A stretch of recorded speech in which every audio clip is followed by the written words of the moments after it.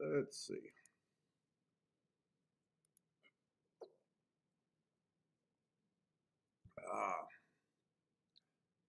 In stream, I think I'm live. Hey, what's up, everybody? Welcome to the Shake Up.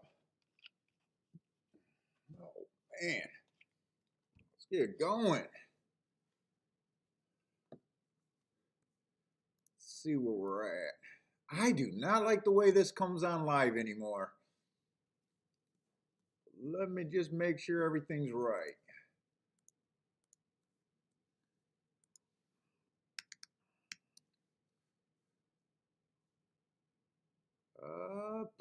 Am I live?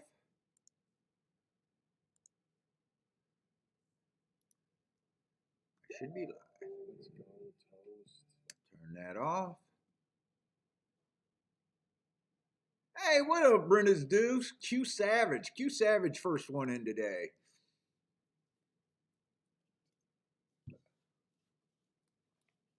Let's see. Yep, looks like we're in. Yeah, I didn't realize Gulfstream was starting a little bit later until right before they went on. Gulfstream's back to the 1 o'clock starting time.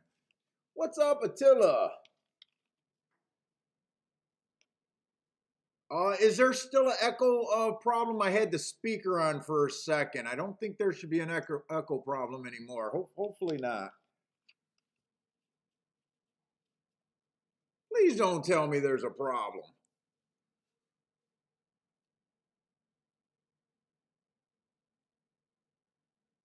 Anyone else got an echo problem or did it go away? Hey, what's up, Boulder? Oh, let me pop this out, by the way.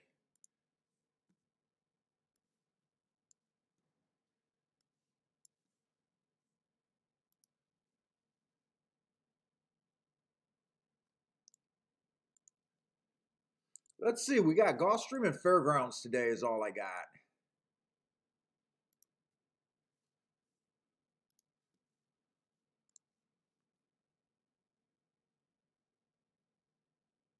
No echo, all good. Hey, what's up, PDT?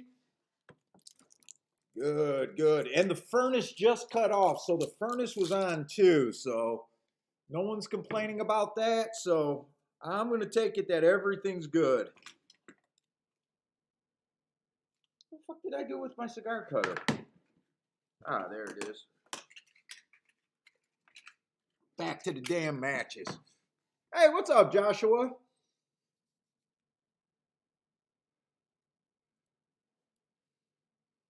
Yeah, yesterday I liked that show yesterday. We did a impromptu test show yesterday. Didn't have everything prepped out, but still had a couple winners. I know I played 3 tickets, won 2 of them. And on the races that we didn't play or that I didn't play, had some long shots that ran second. So I was happy with the show yesterday, especially when you consider there was no prep.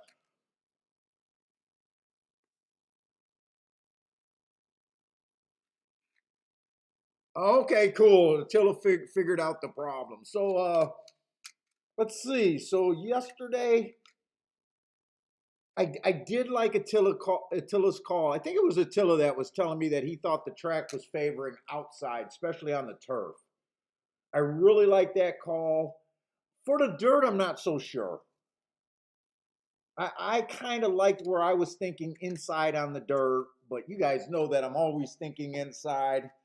So I'm not sure about that one, but I definitely liked it on the turf. So hopefully we can continue what we did yesterday.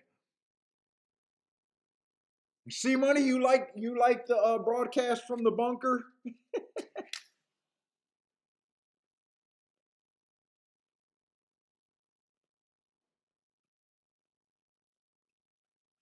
I've been on Twitter losing my mind again.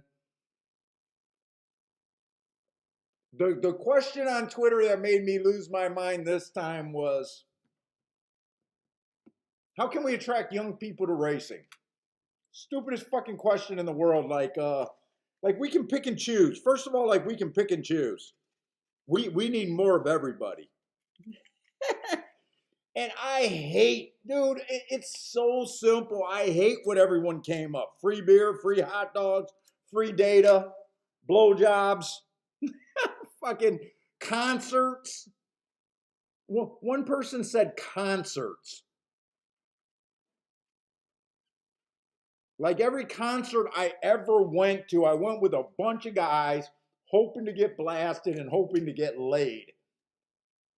I never thought about saying, oh my God, I'm at a concert. I wish someone would give me a pen and a paper and give me something to handicap. Fucking free concerts is going to bring save racing. I lost my shit on that one.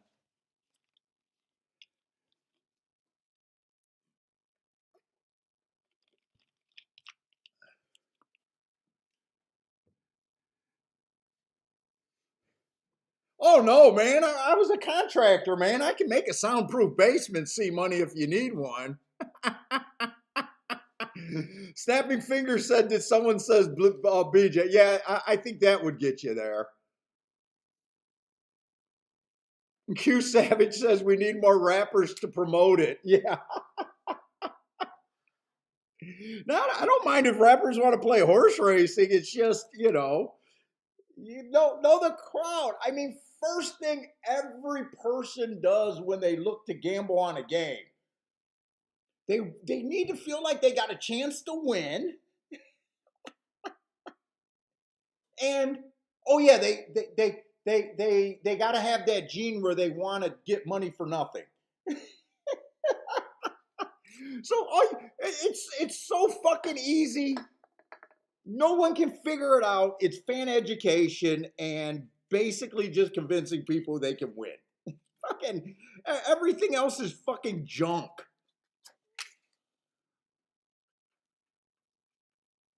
Free umbrellas, free hats. It's the simplest thing in the world. Convince fucking people they can win. If you can't convince people they can win, you don't even have a vice.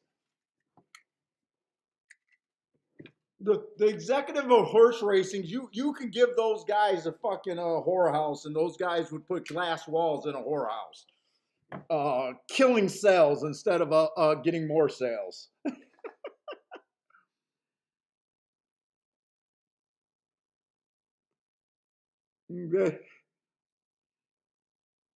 Yeah, JW concerts and horse racing. Dude, isn't everyone going to a horse concert? All they want to do is hook up and get blasted. I think that's pretty much the girls' point of view. Is maybe they don't want to score all the time, but they want to meet cute guys at the very least. They want to flirt and bullshit with, get wasted. And guys definitely when they go to concerts, they want to get blasted and fucking hook up. I fucking I need to figure out the odds on a fucking on this bet right now. I don't think that'll ever be said on a concert on this fucking earth.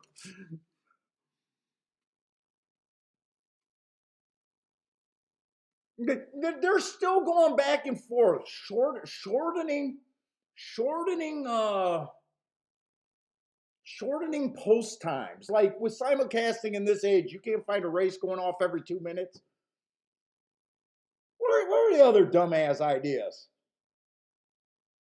Except for the only thing, making people believe they can win, get you a bigger crowd, get you more money in the pool. More money in the pool means the computers can't affect it as much. You don't get the price fucking jobs. If more money in the pool may mean if the owners are if the track owners get less greedy, maybe they can lower takeout and still attract big fields. I mean, making horse racing more popular fixes everything.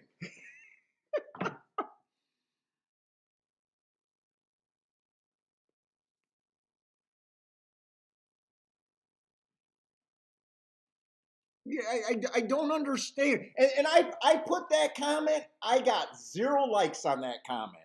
No discussion, no anything. But people putting concepts about, oh yeah, a concert would be a great idea. I would go. Got all sorts of discussion. You can't even take most of your horse players fucking serious.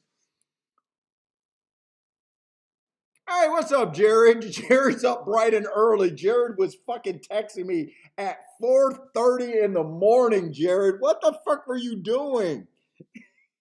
Luckily you did not wake me up because I might have drove to fucking New York if that woke me up. Oh my god, dude.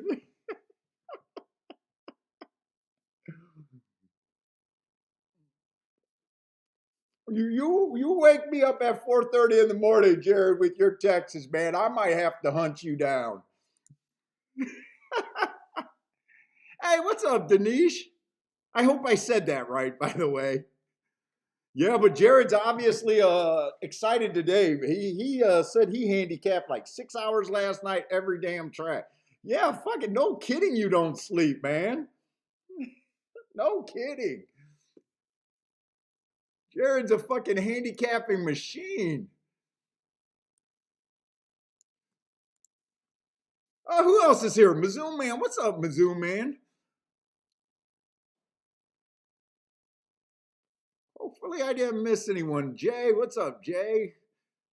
Jay said, just remember silence is golden, duct tape is silver.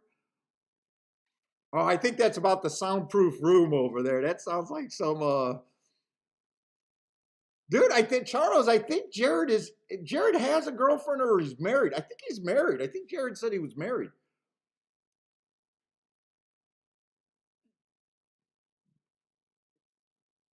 She must lock him in the room to contain his thoughts, man.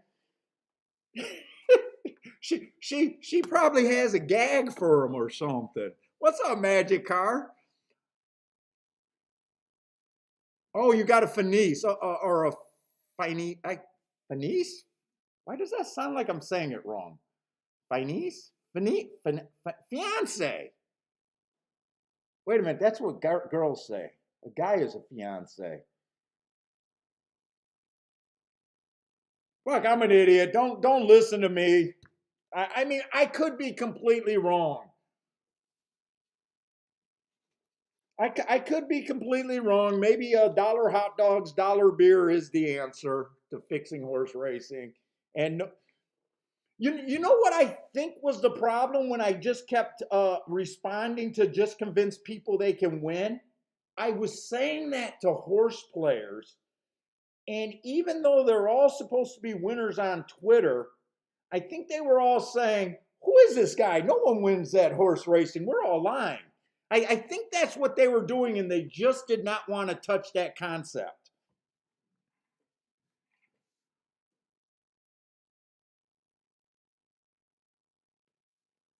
So I was going nuts on Twitter.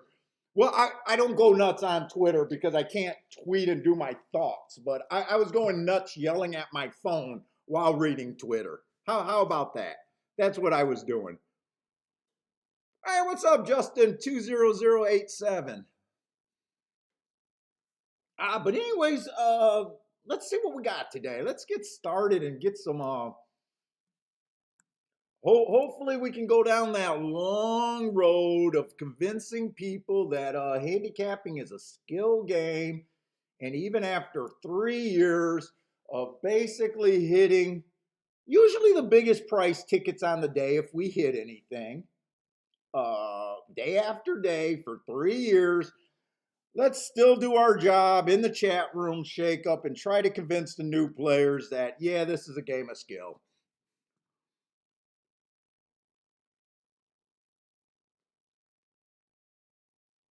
Jay says first race at Gulfstream sucks. Maybe to 3. Everything else looks same to him.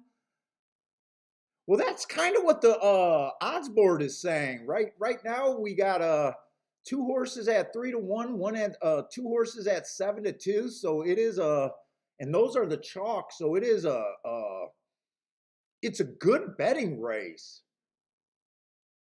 if you can have an opinion here. But that's kind of what the odds board is saying, that no one has too big of an opinion here.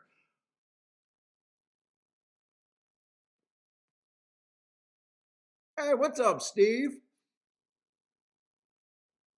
Oh, what are you guys doing? All saying your age? 50. I just turned 50. I'm 50. Zooman's 55. Steve's 49.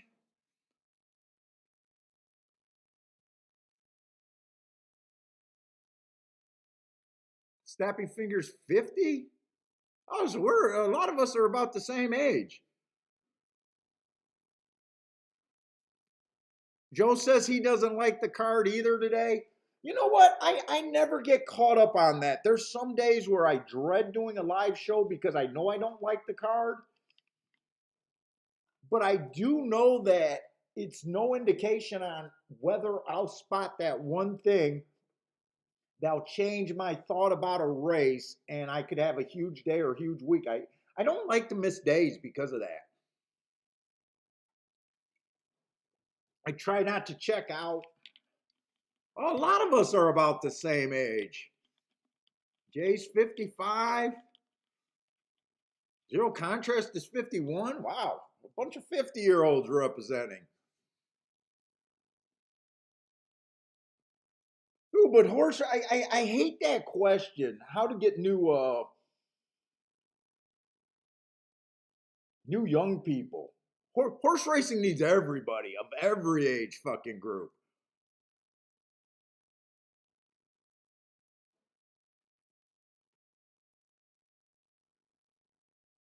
Your message was for law enforcement. I don't get your message. What is Snapping Finger talking about?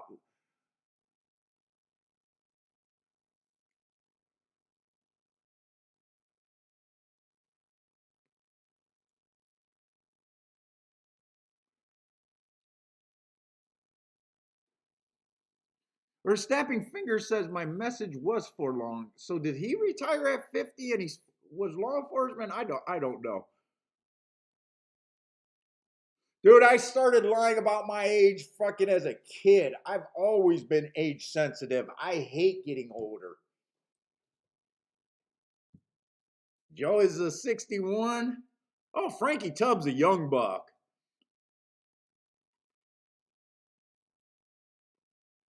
What are some of you young guys? What got you into horse racing? Dude, I always say it. To me, everybody thinks I look. In fact, I'll tell you a story. My wife just went to the store last weekend and she brought home a picture of a fucking horse. Just a horse, not a race horse, just a horse to hang on the wall. And I looked at her and I was like, why does everyone think I like fucking horses? And she's like, oh, but well, you play horse racing and you do horse racing and I don't love horses. It's a game that I can beat and I think people can learn. Like I'm gonna keep saying it. I found a game. I'm a gambler first. I went down trying to count cards. I went down trying to learn poker. I even tried some fucking sleight of hand magic fucking tricks trying to learn how to cheat. I like poker because to me it's a game that made sense to me and I do extremely. Did I say poker? I suck at poker. I like horse racing because I think it's a beatable game. Yet my wife is still buying me pictures of fucking horses to hang on the wall.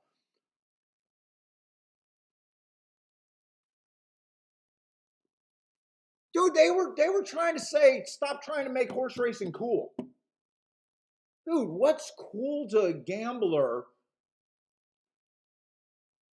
is the thought of a gambler doing what most people can't do, living on his wits, making money and bucking the odds. You got to convince people they can win. That's it. Oh, Snapping Fingers was a patrolman and a detective. Nice.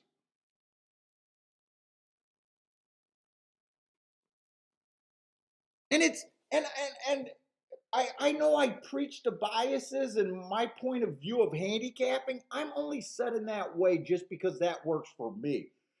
But I think the people that get the best out of this show are the people that really listen and watch. And that's why I don't believe I have that big of a credibility issues.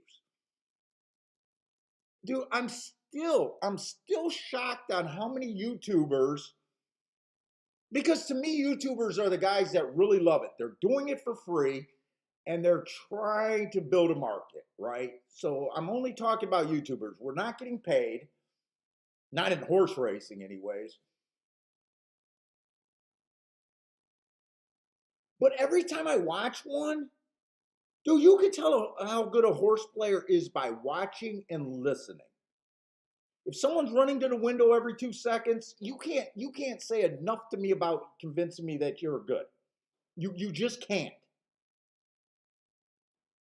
So as soon as I see a YouTuber that just goes every fucking race, they come. There's not much value in their bets. You can almost see it. They're betting every race. They're forcing things. They automatically lose credibility to me. The other people that lose credibility to me are the guys that sit back and say, "I love jockeys or trainers," because all I hear is, "Oh, so you're finding edges of on what people are doing their first day at the track." I'm not convinced. Or someone that sits back and they go, "I'm a buyer player. I love the buyer numbers." And in my head, as a handicapper that looking for angles and things to exploit, this is all I think. So you got the most popular speed figure in the most popular racing publication that takes 2 minutes to learn to use the theory, and you think you have an edge. So to me, when you listen to a horse player or watch how they do, you should be able to pick. That should tell you a lot about them. And that's why I got no problem saying, hey, go check out everyone's show.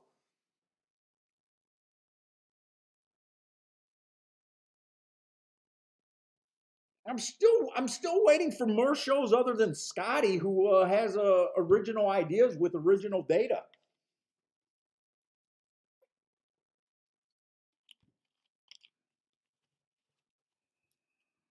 But anyways, I'm done. I'm done.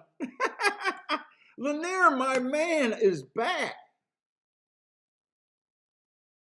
I'm hoping that's why you haven't been hanging out, Lanier, is because the internet, and not because you had a little lax in health. I haven't heard anything, so I'm hoping it's just the internet thing.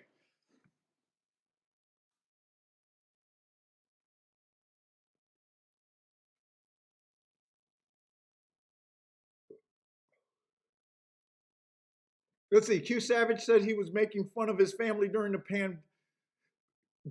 Oh, baseball and basketball. Oh God, during the pandemic, all sports people had to go nuts. What's up, Airhand?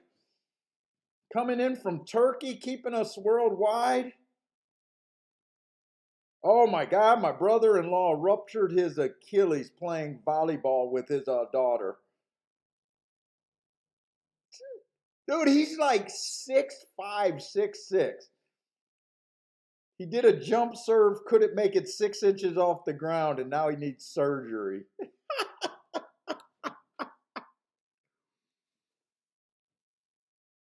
Hey, Scott White, what's up, man?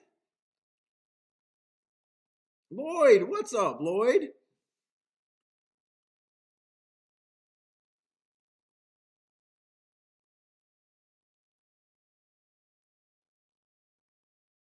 Partez, what's up, man? You know what, Partez? I do not get away from the races, even when I try to get away. So this weekend, Saturday and Sunday, because those guys did some secret pick sixes and didn't want to call me, I needed the time off, but I still watched every damn race. So I don't get away. Luckily, this is something I love. Uh, so when I'm not playing, I'm doing my marks. I'm doing my notes for my marks. my life is this. Luckily, it's my work and what I do for pleasure, so I got the best of. I'm basically blessed.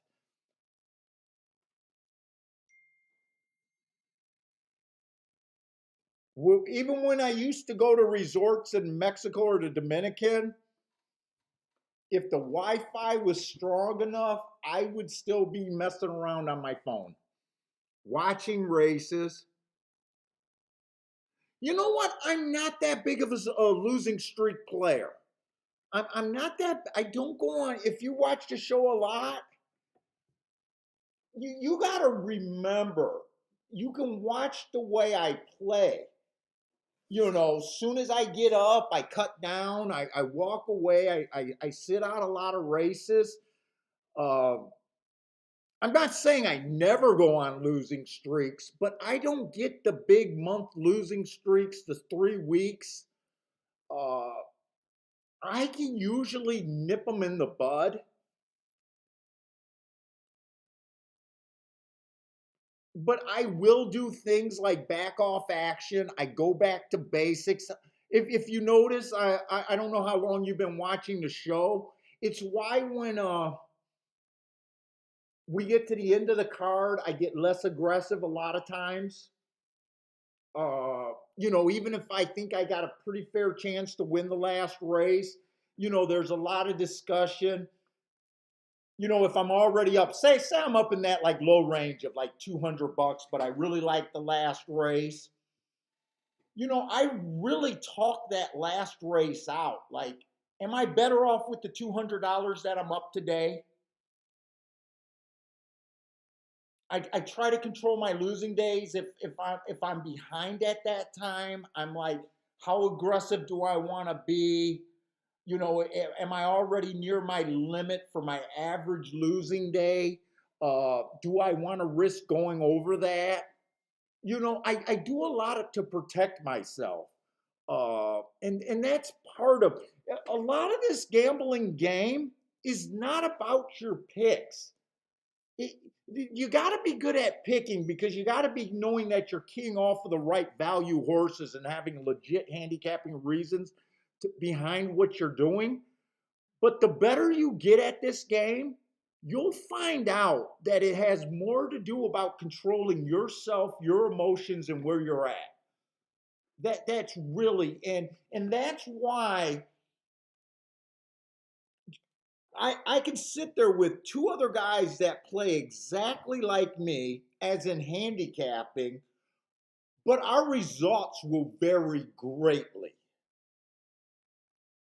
And could, because of the way we carry ourselves and the way we control and the way we think. You're trying to think 2 steps ahead. I'm down $500 today. That's like my max comfortable losing day. Is it worth me putting another $200 in a race that, yeah, I could get it all back? Or is it something that's going to put me up a couple thousand? Is it something that's just going to cut into that $500? And really thinking, is it worth adding to that losing day if it really checks out? So a lot of the things is just experience, and really when you get really good at this game, it's a lot about controlling yourself and just knowing your spots. So many that it's almost why I'm so hard on some of these shows and Twitter and the marketing of racing to begin with. Everything at the start of racing is about picking winners. Everyone want to tout winners. They want to. We all want to do it. We want to tout winners. We want to give out winners. No one wants to take responsibilities for their losers. They want to jump up and say, I gave you that winner no matter what the price is, even though there's no thought about, yeah, but what about the last 5 days where you gave me crap? You know what I'm saying? And the focus should not really be about winners. It should be about expected value bets, getting the best of the bets, making good bets that you can live with, right or wrong. And you'll be better thinking about the game that way than just I need a winner. I need a winner. Is this guy giving out winner? Is that guy giving out winner? Oh my God, she gave out winners 2 days ago. She's hot. You're always going to be behind, and you're never going to get better chasing the game like that, in my opinion. Jay saying that, and I believe that a lot of your losing streaks end up being self inflicted, cutting corners. Not the. I remember reading an old book. I think it was Bayer. He was basically talking about you get yourself in a desperate state, you go back to basics, and basics is just whatever your handicapping is.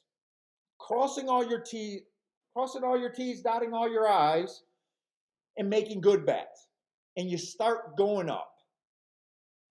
And then all of a sudden, you start getting too much success. You start getting sloppy. I think he said you get in this God complex. You're the God of handicapping. And you start getting conceited, sloppy, and all this. And all of a sudden, you start losing. And a lot of times, the difference between being a winning player and a losing player for the year is catching those skids down and recognizing that losing skid before it gets here. If you can recognize it here and go back to basics sooner, you'll do better than all of a sudden always going down to rock bottom. And a lot of decent, you hear a lot of handicappers say, I'm a good handicapper, bad better, or I'm a good handicapper, but luck is bad. Look, this game is very easy to know how good you are. It's very easy. If you've never had a winning season, if you never beat a meet, you can't beat a year. If you never had that kind of success, you are learning. You're not as good as you think. No matter how many years you got in the game, you're just not. It's impossible to be great and never have a winning meet, a winning year. It's just impossible.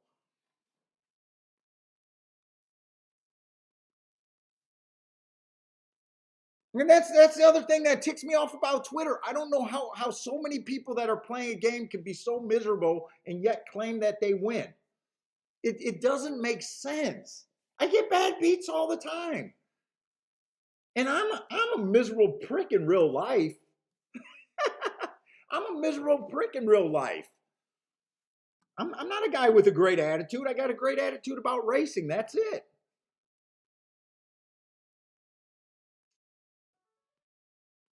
Let's see. I'm sorry I went on all sorts of things, but actually I like that kind of shit. We got a starter allowance 20,000, so these races can come up super tough. We got 4 minutes. This race, I kind of disrespected it by because this was a good bet. This is a good betting race. This is just the odds alone. We got a pretty solid field. Let's see. It is on the Tapeta, so I do believe that routers and stalkers and closers have an advantage. So I'm gonna have to go quick here because I wasted so much time. We want to find the speed, and hopefully there's enough that we can throw them out.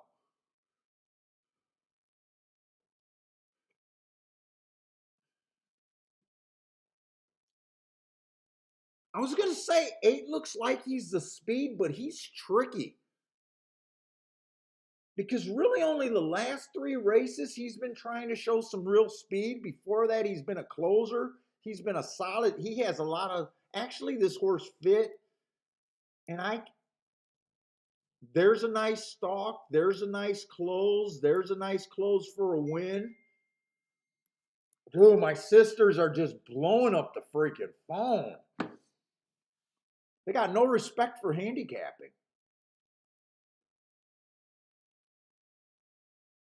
So I don't think I could throw 8 out. 8 got some really good marks.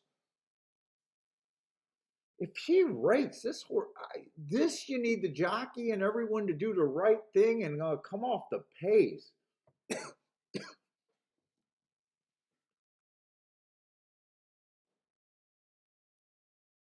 Let's see, 7 got some nice closes.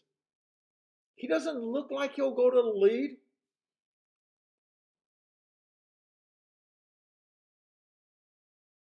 I don't think there's any way the 5 goes to the lead.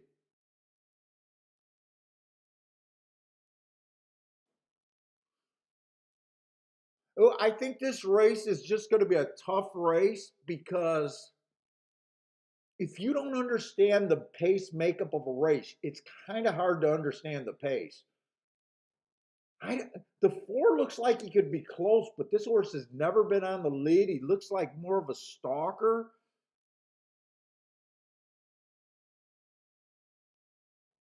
The 3's been on the lead once.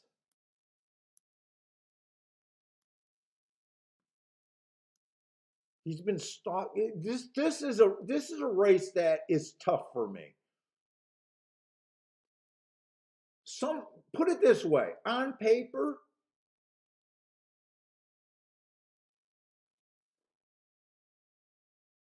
it looks like no one wants the lead that you can count on. That you can't count on anyone going for the lead 100%. Like in your head, like, yeah, I'm pretty sure I can guarantee that he's going to be on the lead at the first quarter.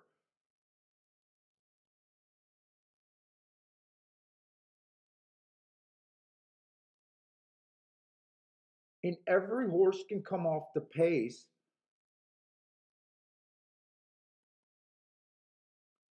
I don't see where I have an advantage here. I don't see where an advantage is. I mean, the jockeys are looking at this too, and they're getting instructions, and I'm sure someone's going to look at this field.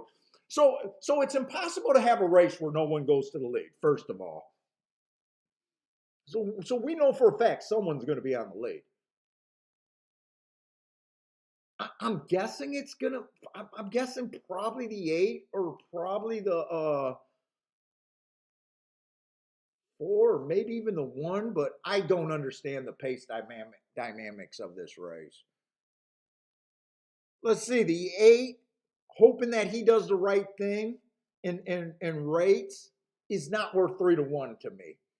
It's not worth 3-1. Worrying about if the 7 gets enough pace at 5-2 in a race that I can't even recognize the speed does not sound right to me.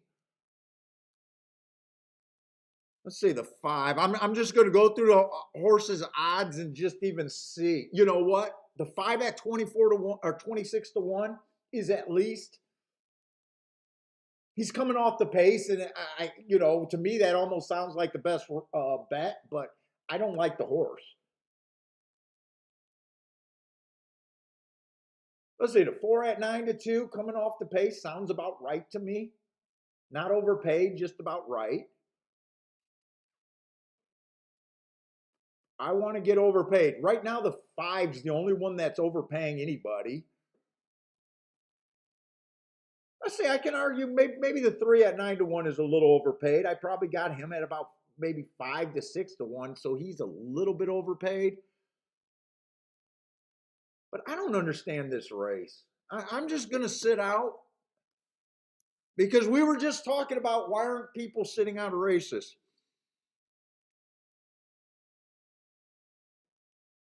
Let's see. Lloyd says it's another throw the dart race or go with Lanier. He's got half the field. I do notice Lanier's been putting more and more horses in his picks.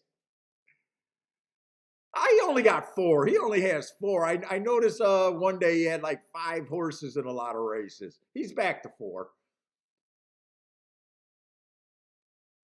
Now, if I was betting Lanier's picks, how would I bet Lanier's picks? Let's just do this as a little example. How would I look at Lanier's picks? And I don't know why he comes up with these picks. He just does. Let's see. He has the 1 at 2-1. He has the 3 at 9-1. He has a 2 at 5-1. And he has 7 at 3-1. If I was buying Lanier's picks, I would take his 2 longest shots, wheel them first and second in that exacta.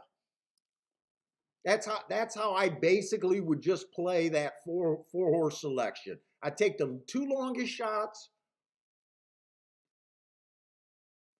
play them first and second.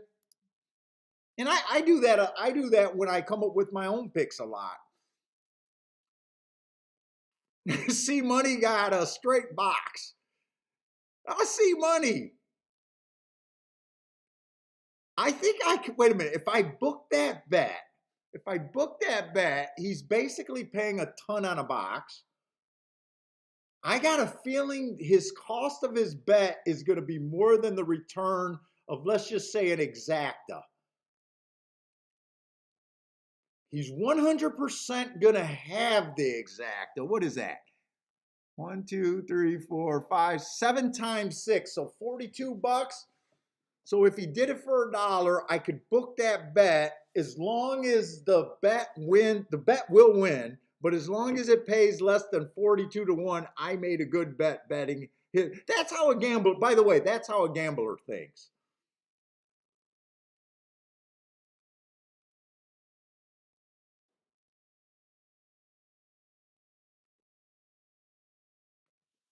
Let's see. So 1 did go to the lead, so I like the 8 sitting off a little bit. 24 and 3 does not sound like the fastest pace, but I do think it's still a pace that they could stalk into. Oh yeah, Lloyd, you're right. Lanier does have an order of importance, but I would still play to the biggest hit of his ticket. I would still play to the biggest hit of his ticket.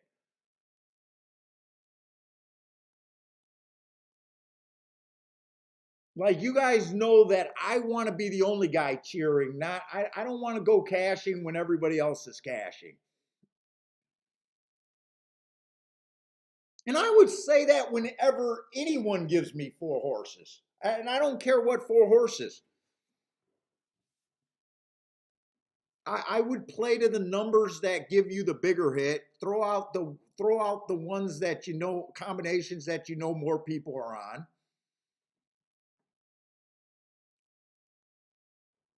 This Gulfstream first race ended up being a pretty nice ticket. 5 to 1 over 3 to 1. 4 did win that race.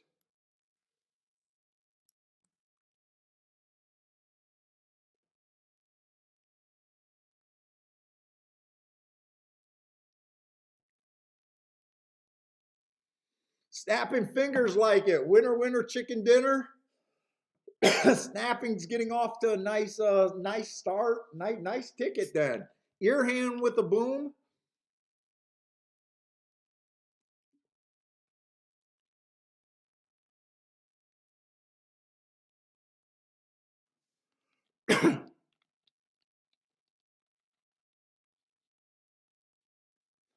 Let's see. Could I have booked C Money's bet there? Could I have booked his exacta?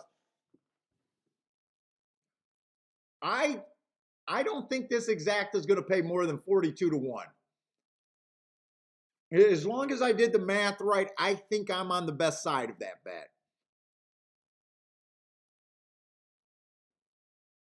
Although I know C Money was just pulling our legs on that.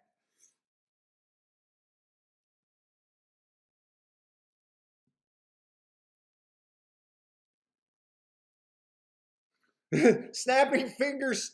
Oh, snapping fingers. You ended up with the winner in the last race. I don't know if you played any more after the show, but you started with hopefully your first play of the day today. Yesterday you said you needed that winner in the last race. And now you started off with the winner in the first race. So nice job.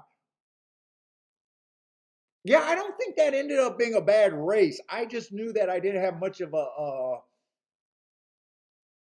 much of an angle there.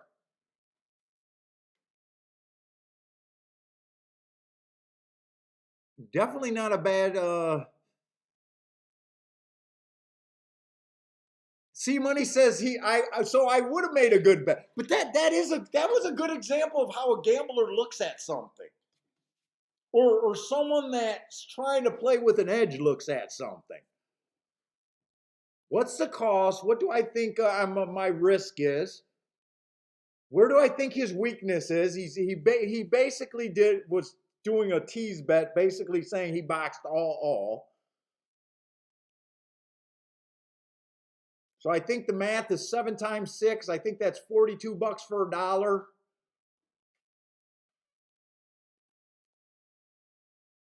If you did the Phantom, the pretend book it, for every time he wanted to do it, I would have made 12 bucks. What's up, Ryan?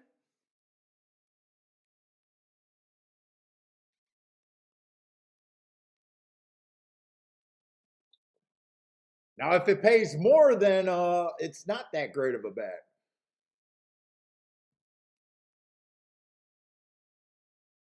Oh, Jared's saying only $28 for the so that would have been a good Phantom bet right there.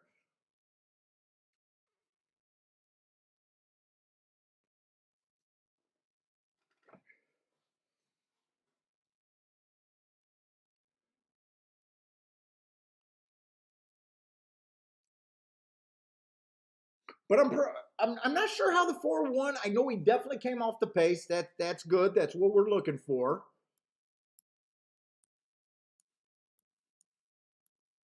Want to get these tic-tac-toe boards. I'm just not sure if he stalked or closed.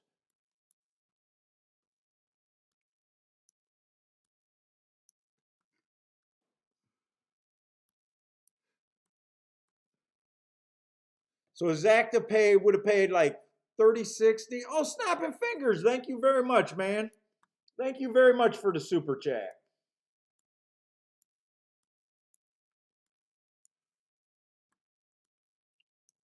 I'm so lame on the thank you. I watched this boxing guy do his live stream, and I love whenever someone gives him a super chat.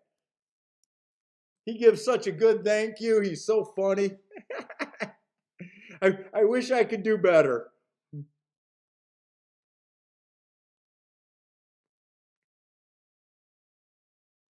Let's see. So that exacta would have paid 30, say 31. So yeah, I would have made a little bit.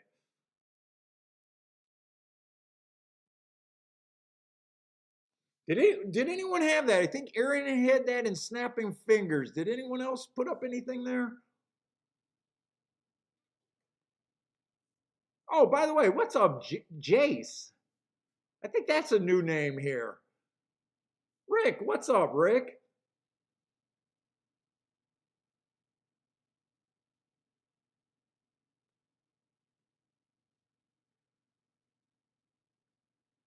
Oh, Jace is a new. Jace looks like a new name, but he knows that I don't like route to sprint, so maybe he's one of the quiet guys. Well, good hearing from you. And if I talked to you before, I'm sorry.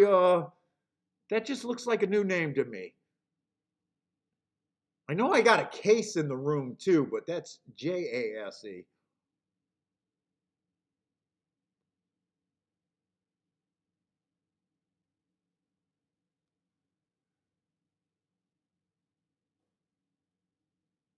Oh no, I did not. I did not finish all the cookies. I had one this morning and one late last night, man. Did another 3 mile walk for the cigars. Oh, and I fell twice on the ice. First time I fell this year, and I did it twice. The first time I fell pretty hard too. We had a big thaw, and then it was actually really bad on all the sidewalks today.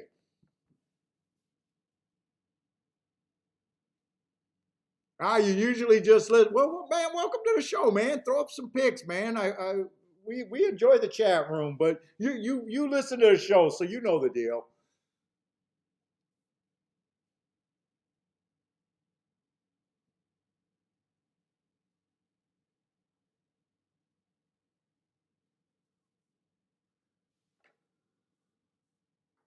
Let's say 4 looks like he's stalked, by the way. He looks like he was only 1 or 2 lengths behind. Uh, at least at the half. I was not paying attention, so I don't know at the first call where he was.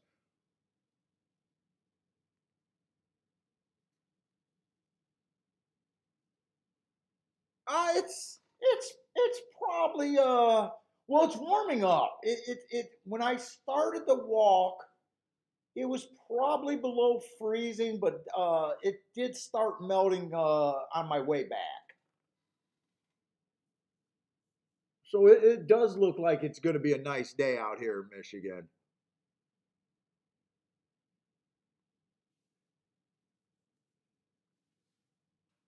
Yeah, four looks like he was always up there. Looks like he might have been one or two lengths off the lead at the first call, but definitely didn't come from the clouds. And you know what? I really wish I would have seen the fractions that rate. Well, I did see, dude, I think I said the first fractions, but I honestly don't remember what they were. I think it was like 24 and 1 at the first call. I honestly don't remember what they were.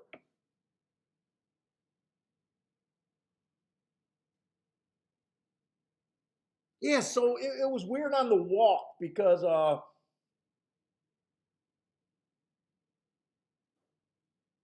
it was a lot of that black ice. Like it was like super thin layers, and it was really hard to see. And dude, I took a spill. I landed on my side. Let's see. I do want to circle that forward. I just want to look at him and see what he was. So he did earn a heart 3 races ago. He definitely looked like a stalker.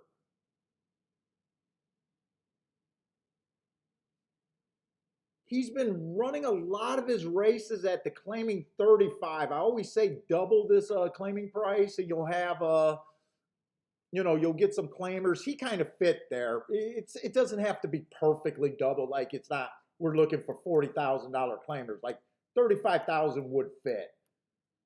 Like we're expecting to see better than like 20,000s and 25,000 and 16. 35 is close to that 40. Where this 5, he looked well overmatched.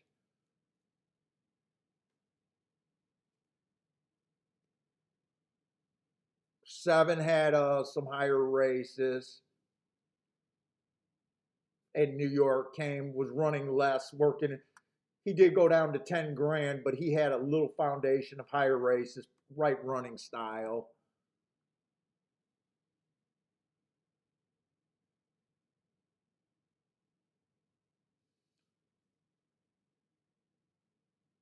8 had a few lower. So I'm just looking at the race. The race, I'm definitely okay with the way that race was won, who the winner was. In a way, he was probably the class of the race. I could see class handicappers hitting that horse,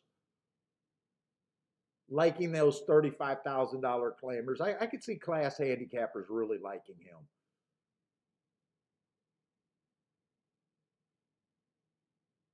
Because the one mostly looks like a $20,000 claimer, at least his last 4 or 5 races. 2 was a $20,000 claimer, 2 lifetime kind of horse, even a little bit less. So he made sense on the claiming. 3 was lower, $16,000 claimer. So I could see class handicappers being able to hit that horse. And they got rewarded as a class handicapper on a 5-1. That makes sense to me. Defund the salt and sand. You know what? So it's funny. So I live in a neighborhood where we don't have sidewalks. So the street's perfect, but I got to walk through the sub, go to the main street, and the assholes on the main street, none of them shovel their snow, and I've been bitching all fucking year. None of them shoveled their snow, and the sidewalks were treacherous with the ice. Not the streets. The sidewalks were terrible. They looked clear. They were just a skating rink. And me and Bentley basically, after I fell, we just went and walked on the side of the road near all the traffic on the, where you pull over. Because it was so much easier just to walk on the gravel. You couldn't even walk on the grass because the grass was lower than the sidewalks. And even the grass had a lot of ice on it. No, it was I wish I had a video of me falling. If my neighbors seen it, that would have been pretty funny. They probably laughed their ass off. All right, oh no, I'm in the second race. Second race is going to be a turf race. Now they did close on the turf yesterday. I think it was Attila. Attila was saying it was a closing day. I was leaning towards that horse was just special since he did it twice. There might be a case if Attila was right about the call, maybe speed's not going to be as deadly today on the turf sprint. I go back to how the track always or usually plays, and I just know you more often than not, you want to be on the lead or within 3 lengths of the lead at the first call. So if they close from the clouds, I'm going to label yesterday's turf sprint that it was a closing day, change my attitude completely. But I am going to start this race out acting like if I play it, that I'm still looking for on the lead or within 3 lengths of the lead by the first call. So I'm still going to play to where I just tend to think that it's playing more often than not. But I've been warned.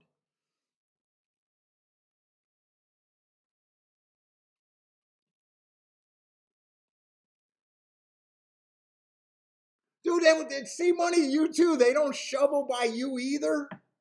Dude, I'm an old man. I bitched. And what's funny is, so we've been going and walking to get my cigars, and I've been bitching about this one guy because he shovels his fucking driveway. His driveway is pristine, but I'm always fucking on that ice. And I met him the day he came out and talked to me. He was probably every bit of 80 years old. And he goes, wow, the sidewalks are really slippery. And I just looked at him like, no shit. But I did enjoy talking to him.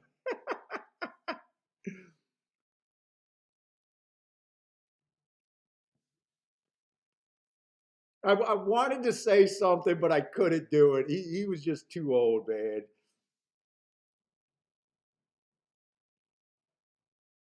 So this is a $16,000 race too, by the way. So the one horse is kind of what I'm looking for. At Woodbine 4 races ago, he got a stalking closing day. To me, that's a really good race. That's second by 3, running against what I thought was a bias.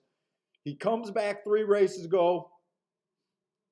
Went, wait a minute, 4 races ago, he ran 6 by 3, but still a good race. I like that race against the bias. He improved his speed figure next race out by a lot, but he went too fast to win. To me, my notes were perfect. I was able to excuse that. I gave him an asterisk, and this is where your talent as a handicapper at. Even though I don't like speed figures, I love being able to predict these giant things. It didn't work out. He didn't win the race off of that good race, but to me, that 92 speed figure made sense. He ran second, but he went too fast to win. So I like that. To me, that's successful handicapping. If I would have liked him that day, he comes back. He gets another.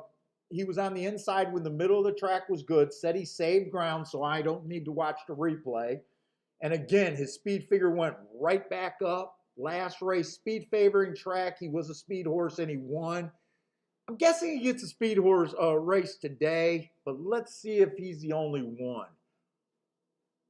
Even money, I'm not interested in a bet, even though I like his chances. The 2 horse just looks like a lot of times he's just outside of that range at the first call of being within 3. To me, I don't like him. I think he's going to be a little bit far back. unless the track changed and I just don't know it. Same story with the 3 horse. I'm not crazy about the 3's running style here.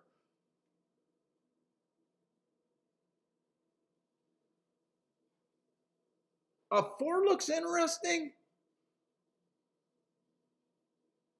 He just came off a year layoff, came right back off of that year layoff. Matt strides with the fastest winner. Ended up being a 2x4. I like that race. His last race was a 1 race sample where he won. I got no problem with that race other than I can't rate a 1 race sample. 9-5's not the price that I'm interested in playing. He could win, but I'm not that interested. The press style horse, when they first come over press style, he just looks overmatched to me. Running style looks like he's front speed, but coming from press style, those horses haven't been tearing it up.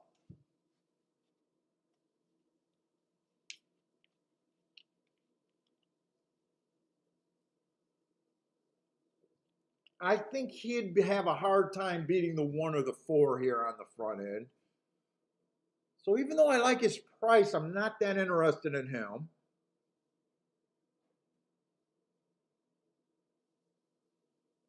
And here's the tempting horse. I think he's a notch below the 1 and the 4, but he has the right running style. I was almost not going to play this race, but I think I'm going to be forced to play this race because I think the 6 has a better chance than a 17-1 shot.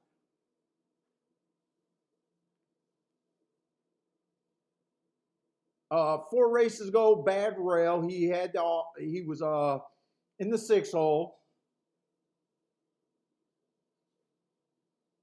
I like that race. 3 races ago,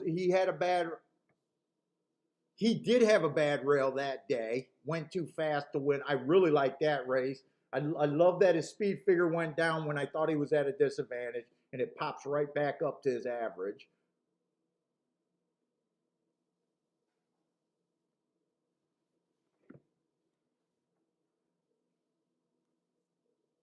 So I do like the 1 and the 4.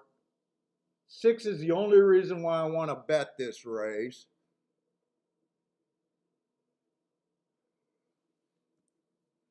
Probably going to do a win bet on the 6. Let me see the exactas. I think I can still do exactas. 1-6 is paying 23-1. 4-6 is paying 34-1.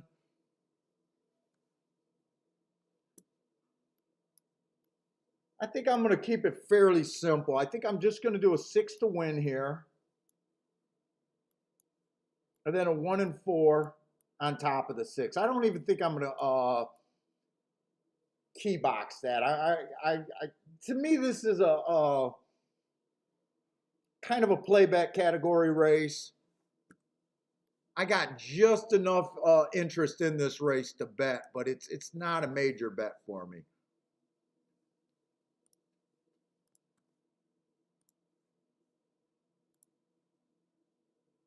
Let's see, so 6 to win. Then I want the exacta 1 and 4 on top of the 6.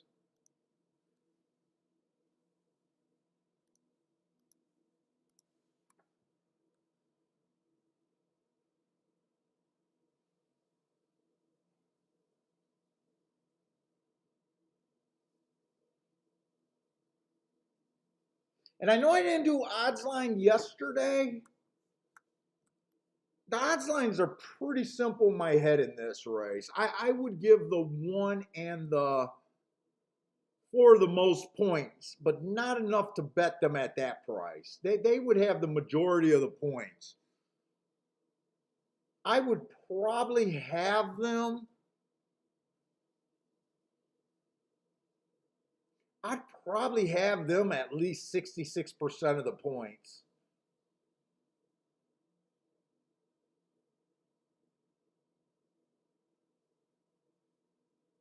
I probably can't get to the 3 at all. I would probably give 3 the least amount of points. the 3 and the 5, and 6 and 2 would kind of be close third and fourth choices.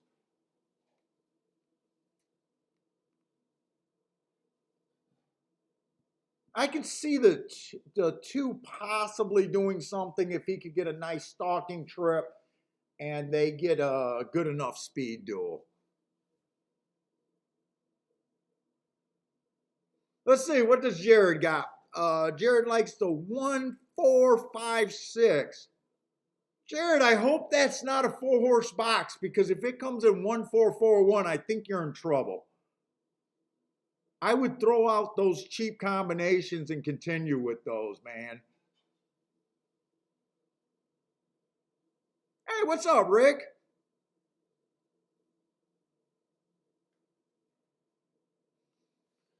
I think you could have a speed duel with the 1, the 4, and the 6, but usually on this turf course has been so speed favoring that even when you get the speed duel, a lot of times speed just keeps running.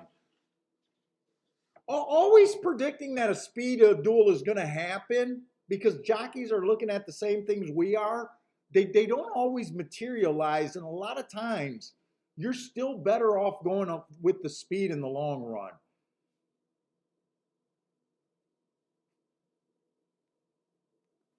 We only got 58 people watching. Stop it. Come on, this show needs to freaking grow. I know you guys aren't promoting the show because you guys like the freaking handicapping and you guys are smart. That you don't want everyone else in the world to get better. I need more haters to promote my show. I need more guys that hate my style to promote the show. I know you guys aren't going to do it. You guys are too smart to promote.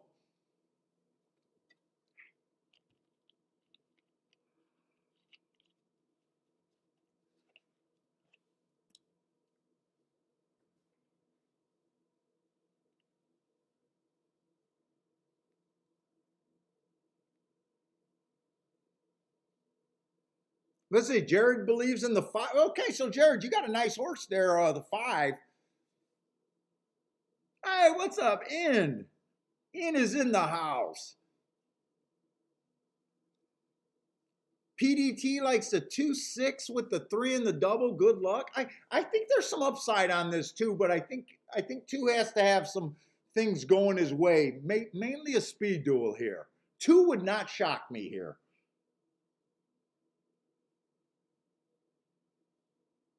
Hey, what's up, Grandma?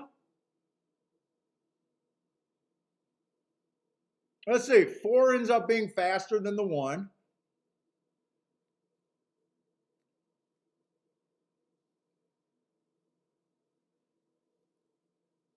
Wow, I'm surprised the 6 is so far back. I'm surprised the 6 couldn't keep up. That's the biggest surprise to me. I don't trust this clock, this 23 and 3. I am not trusting that timer right now. 5, Jared's 5 is in really good position.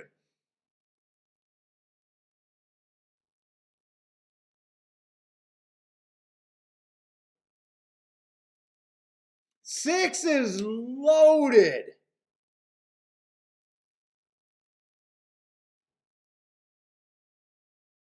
You know what? Not in. Attila might have had a great call. That 3 ran a really nice closing race. I think the 4. Ooh, when did this 4 go up to 4-1?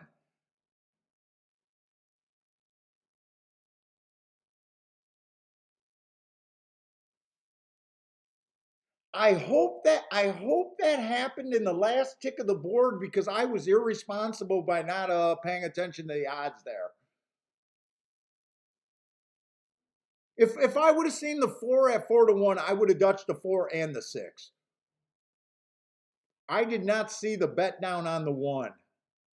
The last I seen the odds on the 4, he was 2-1. And I basically thought the 1 and the 4 both had about a 33% chance to win the race, making fair value at 2 to 1. I got a feeling that happened in the gate. I got a feeling that happened at a time where I could not have bet that. That's at least what I want to believe.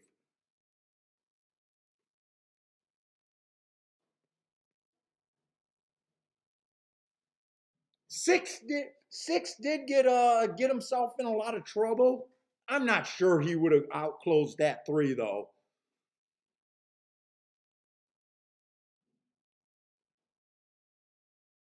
Lloyd had the winner, then canceled it. Hey Lloyd, did you see him go up to 4 to 1, or was that in the gate?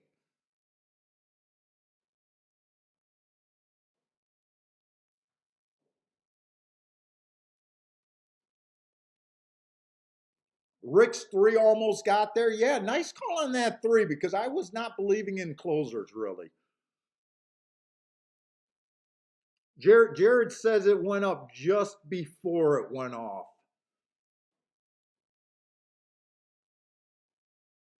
You know, we complain about guys complain about the computer guys. I wanna believe that was the computer guys getting killed right there on that one. By the way, I want to believe that that was the computer boys getting killed right there.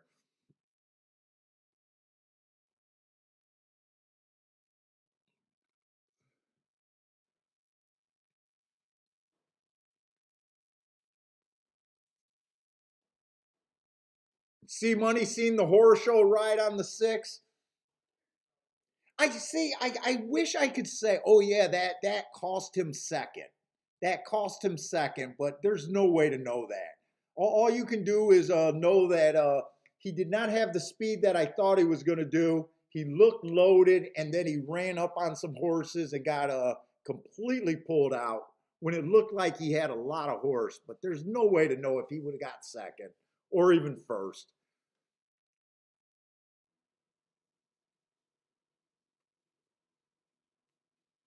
Oh, Lloyd said it was slowly climbing up the last 2. Sometimes I check out, and it's not a smart thing to do. Because I said I would have had him in the 1 at about a 33% chance. So 4 to 1, when you think a horse should be 2 to 1, is definitely an overlay.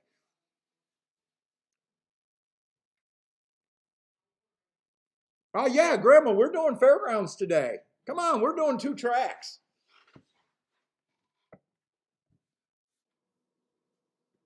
And Jared handicapped everything under the sun today.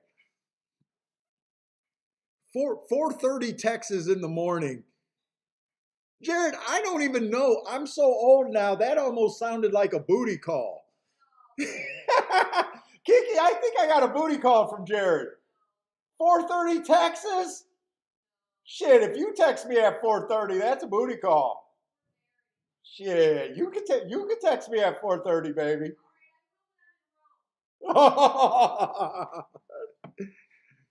You better not be with some surly Italian boy.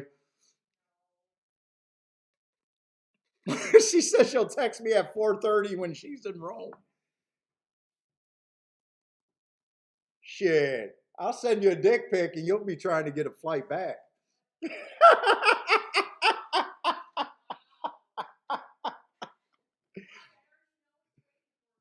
I hope her mom heard that.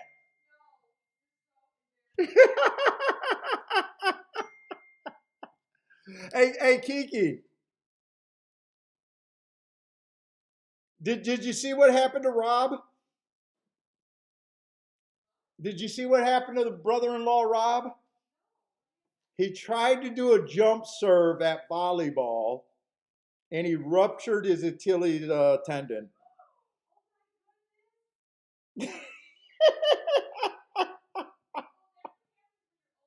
I know. Ah,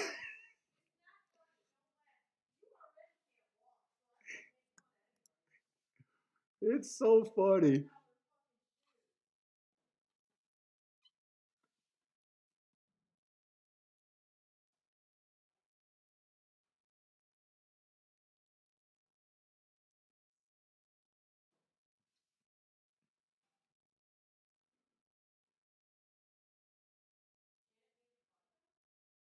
No, I mean that's his wife. She's concerned. She needs that boy to work.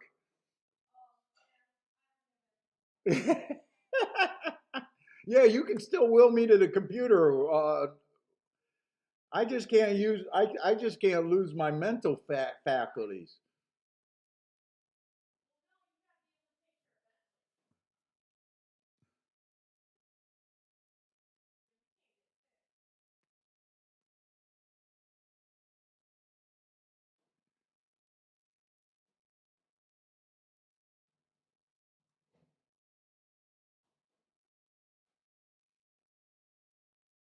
Oh, I don't like peanut butter cookies. Don't say peanut butter cookies. I'm not a big fan of the peanut butter cookies.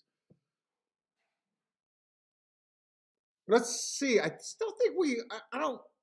Gulfstream did start later, so I gotta make sure Fairgrounds is not gonna sneak up on us.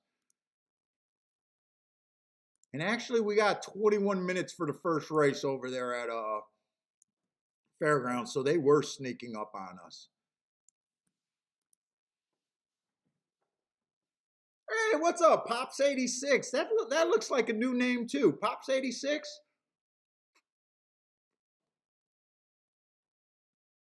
If that's a new name, welcome to the show, man.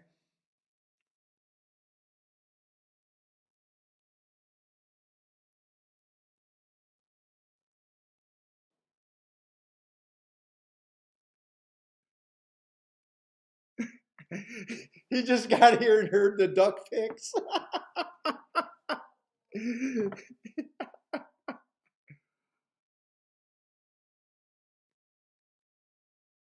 Yeah, guys, if you guys are new to the show, welcome to the show, man. I'm seeing some newer names. I don't know if you guys are just the quiet ones or some of the new people, but I've been doing this show for about 3 years now, probably. Thursdays and Fridays. Yesterday we did an impromptu show. Uh, I mostly do golf streams. Sometimes I have a second track. I'm a big bias track profile guy. A lot of my stuff is just original handicapping from my own database. I will sit out of races. I won't have an opinion every race. Uh, if you're new to horse racing completely, I try to set the parameters of what you want to look for in a good handicapper or being a reasonable expectation of winning. I only expect to hit roughly 20% of my bets. To me, it's easier. If you want to improve in this game, it's not looking for more winners, it's improving your average mutual. Uh, Chalk days, I hope to survive and just not get beat up that bad. I do my marks the night before, morning of, but I don't look for winners before that. I got to have an odds board. I got to look for bets that I think have a positive expectations. So it does me no good of falling in love with horses the night before. So that's definitely different from most shows you will watch in the horse racing world. What's up, Chester?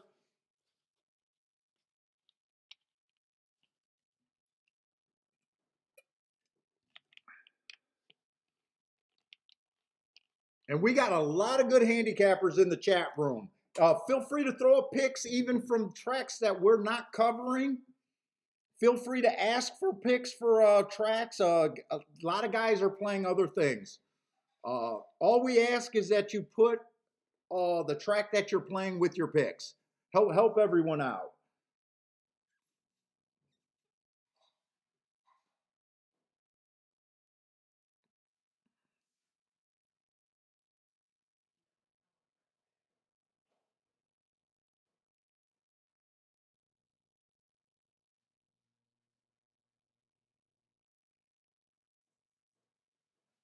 Let's see, we do got a third race. Optional claiming 62. I guess I'll do Gulfstream first.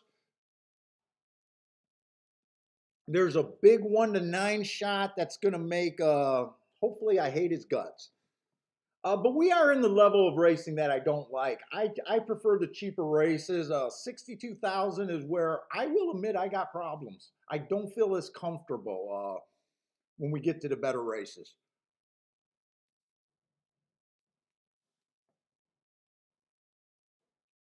Let's see, but we do got a dirt race. So yesterday we did very good on the dirt. I thought there was an inside bias. It could have been a stalking closing bias also. No winner went wire to wire. Uh, Usually at Gulfstream on the dirt, we want speed and stalkers. My stalking definition is horses that can be 1 to 4 lengths off the lead.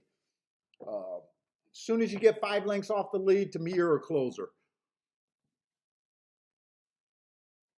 So if you're in second by 5 lengths and you end up winning, I know that on TVG, a lot of times they'll say speed held up there. Uh, but to me, that was a closing race. Uh, so I just try to set up my definition so you guys know what I'm talking about, kind of deal.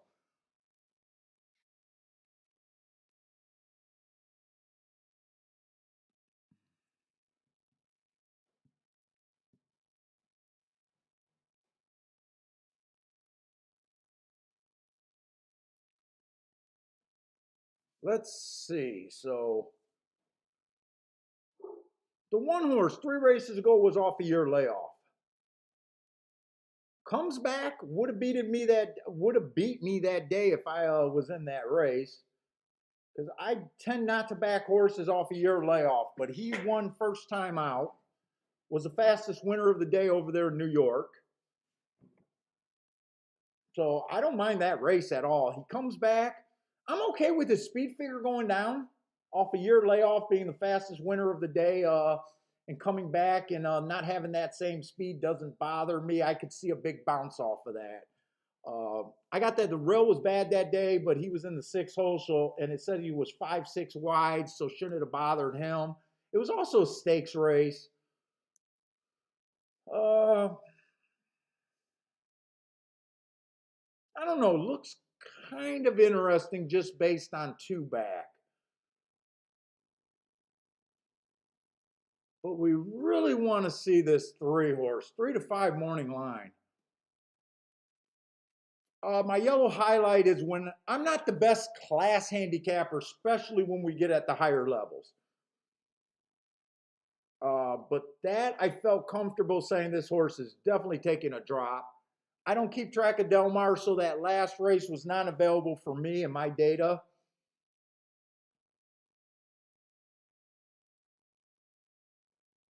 But that's a Breeder Cup turf. I mean, we know that that's a big class drop.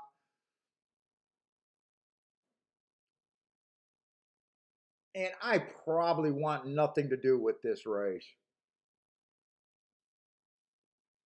He does have the inside, which I think is a good spot to be. He does let horses get in front of him. I don't know. I'm not feeling like you want to be 5 lengths off at Gulfstream. He's tricky because I see a race where he goes wire to wire and another race where he does a deep close, another race where he stalks. He's capable of doing everything.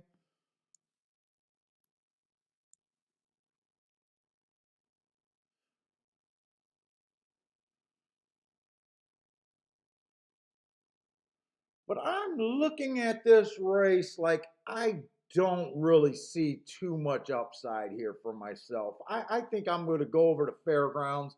This race just is not that attractive to me. If I play this race, I definitely got to beat the 3. I don't try to find value with the 3 and using. There's only 4 possibilities with the 3 to run second. My guess is they're all under $10.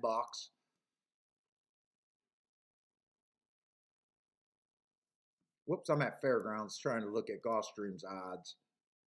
Yeah, if the 3 wins, 3-1 is paying $2. You're not making value. 3-4 is paying $11. I don't want 2 things to happen to get 11 to 1. 3-5 is paying $3. I mean, rush to the window if that's what you love, I guess. This and 3-6 is paying $18, but That's the only one that looks kind of in the okay range, but man, this race is not for me. I go to fairgrounds. I got no problem sitting out this race.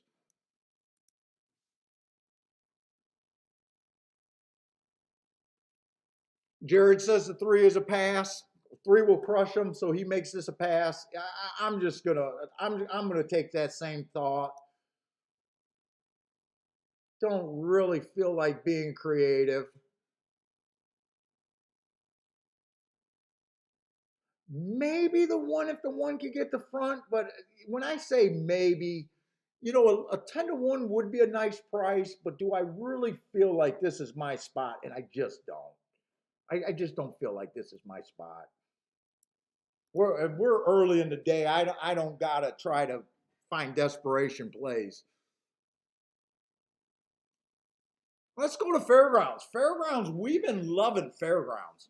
Fairgrounds, this dirt has been crazy inside.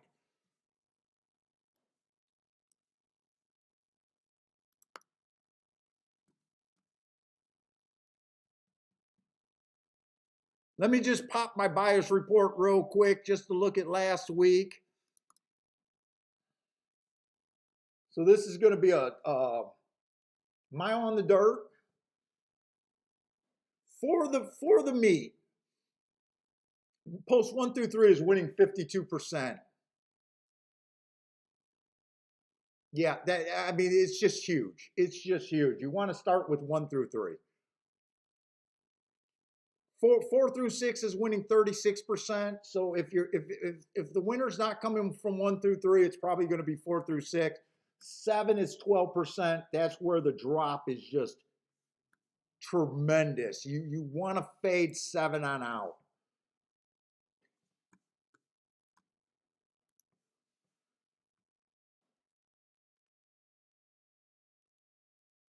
Let's see. So we do got a maiden claiming 10,000. 2 races go on this one. I got that it was an early pressing day. So I gave him an asterisk. He was slow that day, but I gave him an asterisk. He also got in trouble. Slow veered out in the start. I don't think I got to watch that replay because there's enough there for me to already trust the asterisk.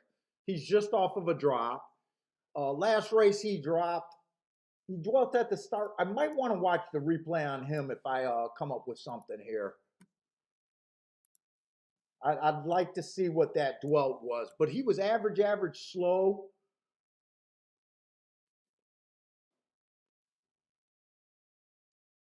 In a slow looking race too, but we'll see. Oh, the 2's coming out of that same last race. He was average that race. I'm definitely going to want to watch that replay because 2's the favorite, but 1 might have had enough trouble in that dwelt start.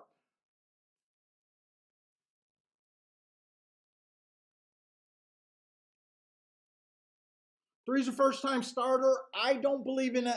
I don't handicap first timers. The only time I catch first timers is when I think they're on a basically a golden rail. And it's a blind faith kind of bet that I believe in the bias more so than anything. Uh, let's say 4 looks a little interesting. I like that race 4 races ago where he went too fast to win. I like that race 2 races ago where he went too fast to win. He ran on February 12th, the same race as the 1 and the 2. He had the lead. 6 to 1. I might be interested in this race over here. He looks fast enough to keep the outside horses on the outside. The 6 ran on February 12th. I see this February 12th race coming up all over. I want to watch the replays.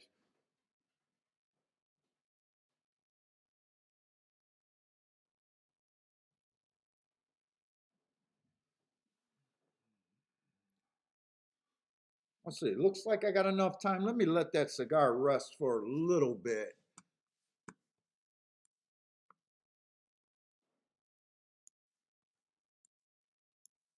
Let me go over to fairgrounds. So I wanted to watch the replay on the 1 first.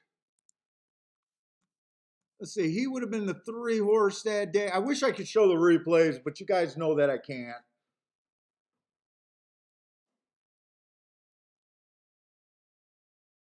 So I'm just watching a replay on the 1. I really want to see. If you guys watched the replay with me, he broke a day late. An absolute day late.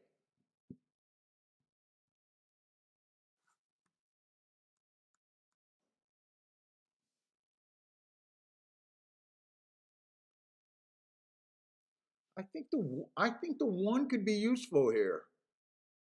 He's making an eye-catching move too. He's making an eye-catching move.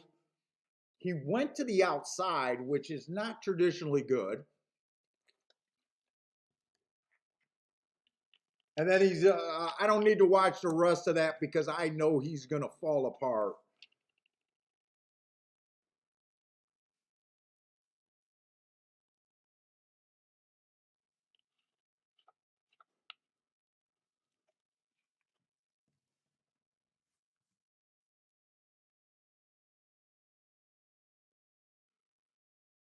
This was that 4 on the lead.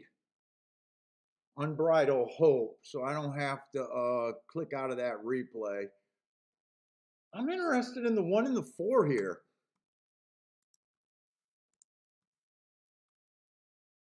5-1 and 6-1.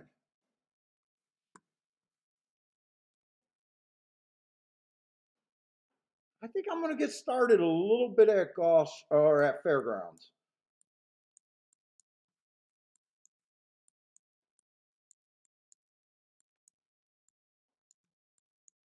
I think I'm going to use the first time starter just because he got the inside. I think I'm basically going to construct this bet like the inside, but just key off of the 1 and 4. I do want to check those exactas, but I'm pretty sure all my exactas are going to be pretty decent. Shit, the only other horse I might include in this race would be that 5. And he's a big raise. The 5's exactas are paying big with him running. I'm going to include the 5.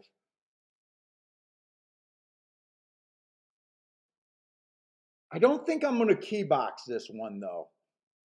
I don't think I'm going to key box it. If 2 wins the key box on top of the 1 and the 4, those are 17 and 11.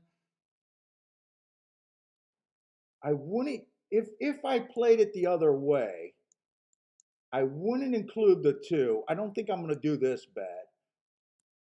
But I still would want 1 and 4, 5 and 3, and leave the 2 off. That would be good ticket to me. This would be a good ticket to me. I want the 1 and the 4 to win.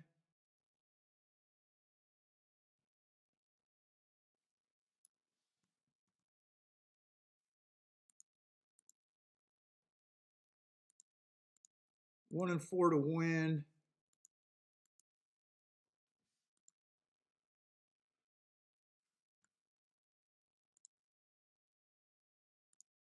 Want the exacta 1 and 4 with basically 1 through 5. Whoop, whoop. That didn't take. Do those straight. I'm going to cross this off. I'm not going to do this one. I might regret not doing that ticket. But I want to play this one decent, and I just don't want to make it way more expensive than I have to. 3's a first-time starter. If he wins, I can't be mad. 5, I really don't think the 5 can outbreak the 4. So I think the 4 still should have a better chance. So that's all I'm doing there. And it looks like Gulfstream and Fairgrounds are going to be competing, so hopefully they separate.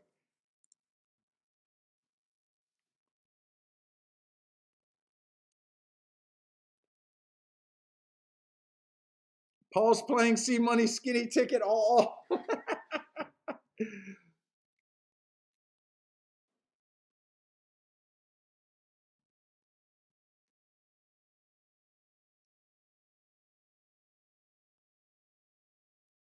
listen, Gulfstream is heading in the gate. I got no play at Gulfstream. I thought the one was interesting, but not enough where I was going to dig in my pocket. I'm just going to assume that they're right about the three and there's just no value here.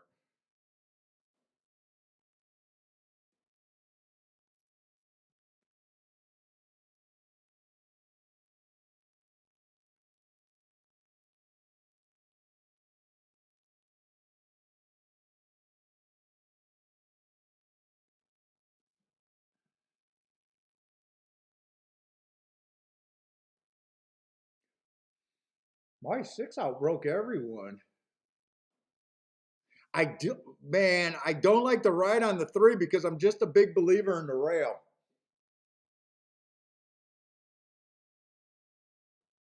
But three probably has a class where he just looks like he's supposed to win this race no matter what. Five got some good energy. Five got really good energy. If this three's caught sleeping, one did not get the lead like I thought he might have. So one's chance went way down as soon as he can't get the lead. Who's a five? I don't remember who the five was there. Five really gave that a good go, but that three was just too much. Three was just too much. Dude, good handicapping leads you to races where you can just sit out. We want to stop leaks. You want to stop leaks too. Yeah, I know this 10-1 looks like a good number underneath, but I think that exact, I think we looked at that exact and I think it was paying 3-1. 3-1.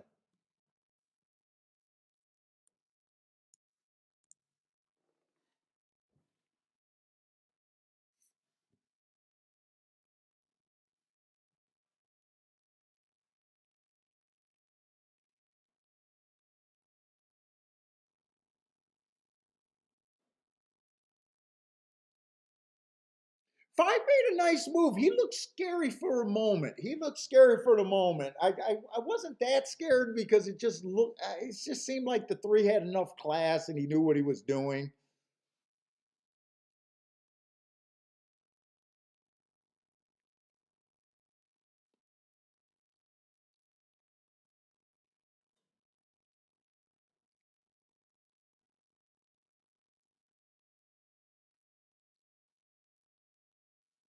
Better if you're at Gulfstream, you better watch out. There's going to be a lot of big lines cashing that race.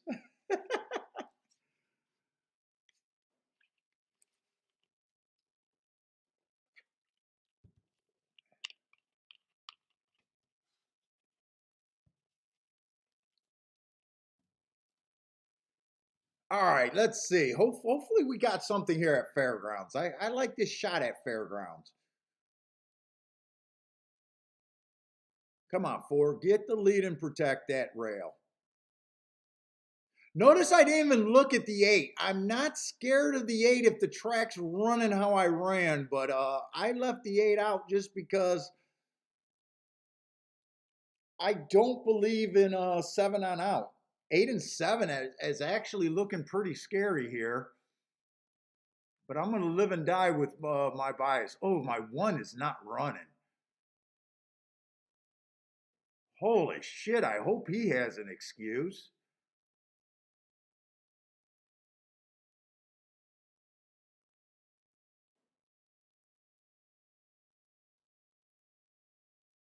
Eight's getting a pretty nice trip on the rail, but I still believe in this four here.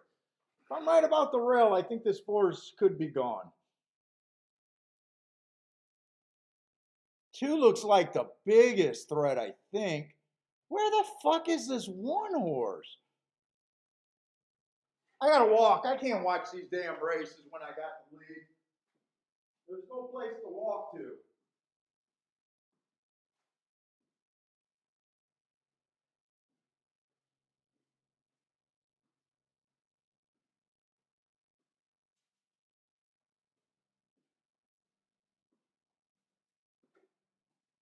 no place to walk to.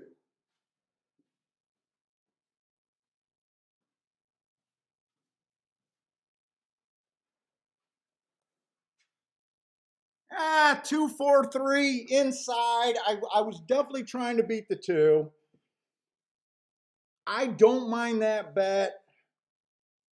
4-4 did not embarrass me. The one embarrassed me.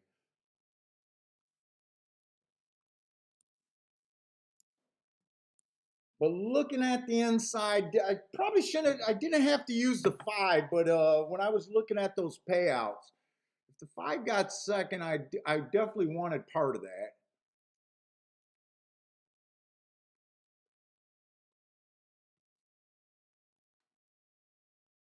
I liked what I was thinking. I liked my bet there. I don't necessarily like the result, even though that I knew that was the most likely result, the two beating me.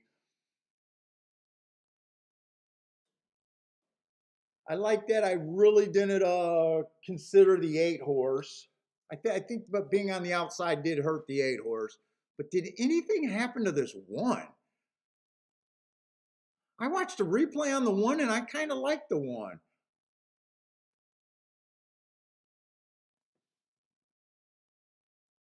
I don't know if anything happened to the one except he was just not feeling like a runner today.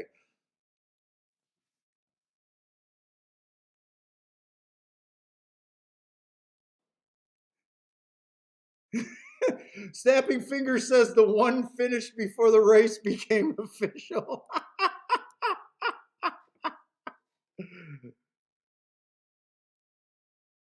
Boulder says the one refused to run. Pop's still on the dick pics.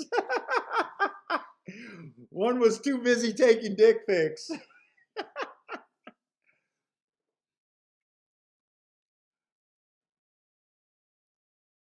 Dude, it's sad because if I don't like the one,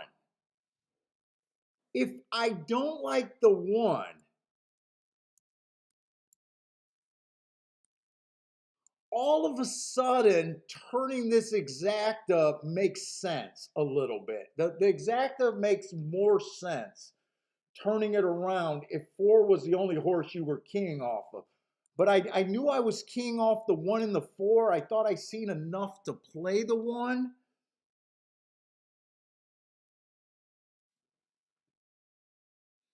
I think the 1-4's exacta was paying 17 to 1 where it was borderline. Let's see what this exacta paid. But I would have had to just not like the one to be able to do that. And actually the 2-4 exacta only paid $16. No, I played that race right.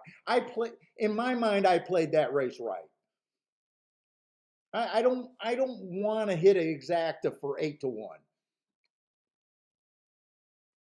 Hey, what's up, William?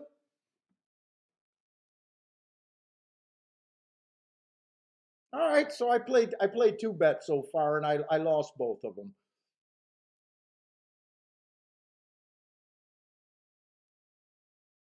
Wait, did I play two bets? Yeah. I did play two bets. I played a bet at Gulfstream. That's right. I had the winner at Gulfstream, but backdoor or tried to pit the exact with the trouble horse. That's right. I played that turf race.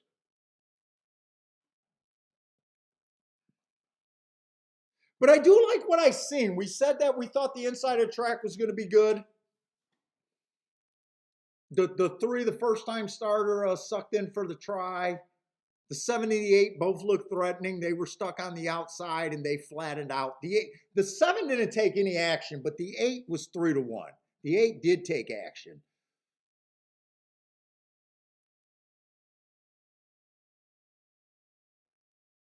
Boy, I hate watching a race when I got the lead. I hate watching when I got the lead.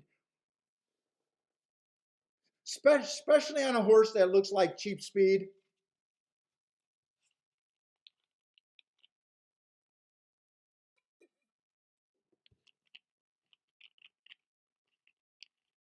I think even here I said that the two looked most threatening on the rail.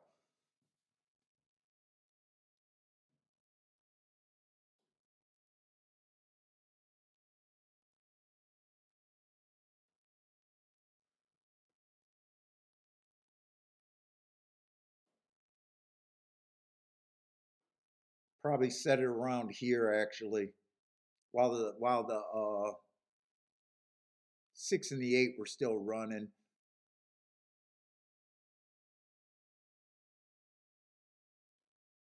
I got 6-1 on the. Yeah, I don't mind that bet. I got 6-1 on the 4. I thought he could be on the lead on the rail by himself.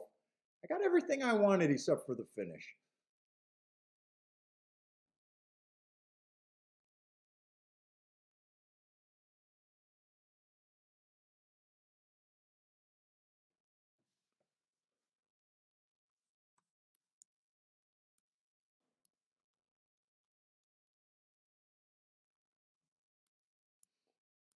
Let's see, golf or fairgrounds. I'm just going to do the tic-tac-toe board for the dirt races. I don't know how interested I am in the turf today.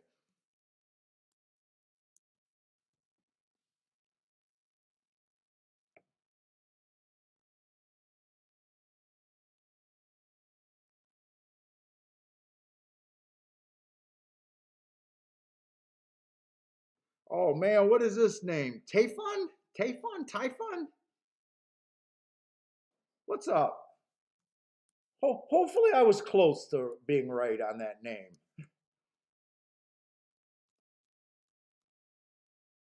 In Gulfstream, we're already going in the 4th race. It seems fast to me today. Hey, what's up, man? Welcome to the show. That's the first time I seen that name. Hopefully I was close to the pronunciation.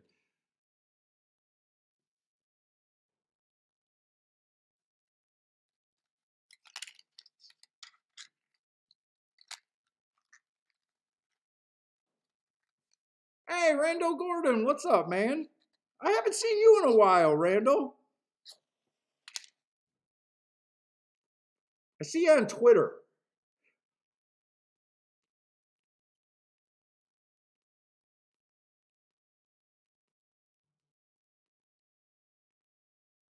Oh, we got a guy from Turkey here, Irhan. I knew we got some more Turkish players.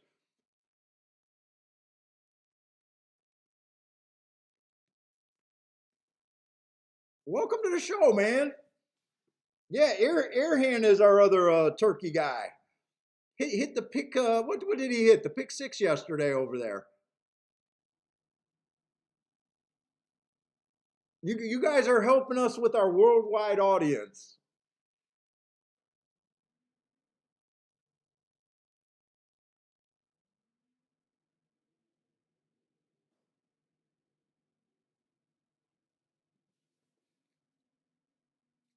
Let's see, and I'm going to try to speed up. I like having a little breather between the races, but while they're going off at the same time, because I do prefer playing doubles, but I got to give myself times. It's harder when I got tracks going off at the same time. Hey, what's up, Dean? Oh, Randall Gordon's been to Turkey. Well, nightlife is crazy. Yeah, Turkey's representing. Hey, what's up, Gregory Ross? All right, let's get started with race 4. We do got another cheap claiming race, so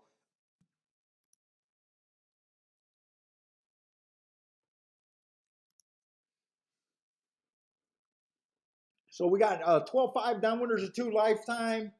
Poly on the routes, and you guys know that I like the poly the Tapeta routes, not necessarily the sprints, but I do like the routes. And I want to find the speed here. I want my perfect situation if I got a Tapeta route race with a lot of speed. Does look like we're going to get the speed this race. This would be a good race probably to tell how good they're coming off the pace.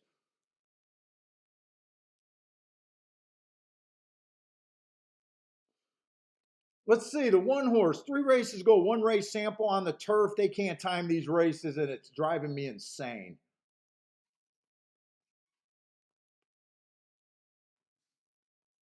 2 races ago, stalking closing day. This horse was a stalker. He went too fast to win. Made a nice middle move, but that looks like a mistimed move for me there. And then last race, he was bumped at the break, clipped heels. I did not see that, but I'm going to say clipping heels is automatically an asterisk.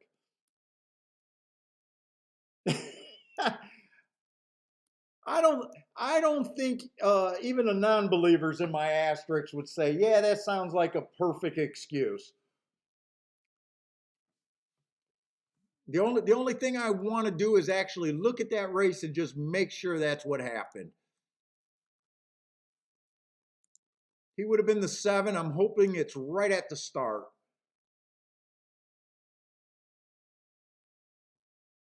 Because before that, he didn't do any running. So let's see. Let's just make sure that was at the start.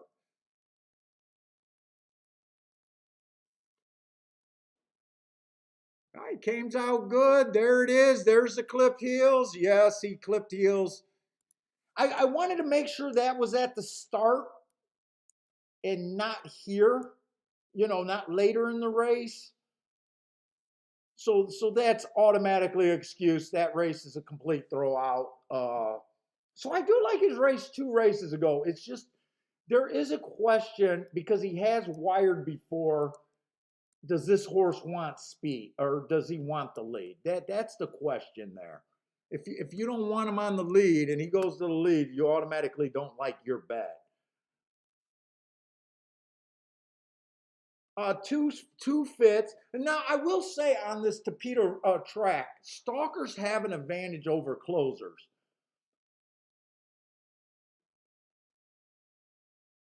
He won his last race on the stalking closing day. He did close, so he ran with the bias. He's stepping up. He's facing winners for the first time. But this is where you're supposed to go after winning a maiden claiming 16,000. It's not out of reach for him to win this race here. 3 got really nice marks. I question his running style. He's on the front end a lot. His marks are great. Dropping in class a little bit, but I'm not trusting short price horses on the lead. I think he's going to be on the lead. Look, if the tracks, when you believe in biases like I do, right? You got a horse that, man, you just know that he's in form. You know that you want to bet him, but when you think that the track's not favorable to his running style, I gotta try to resist a horse like this, especially at a short price. So you can like a horse, but not like a bet on a horse, is what I'm getting to say. And I don't like betting this horse, but I do like the horse.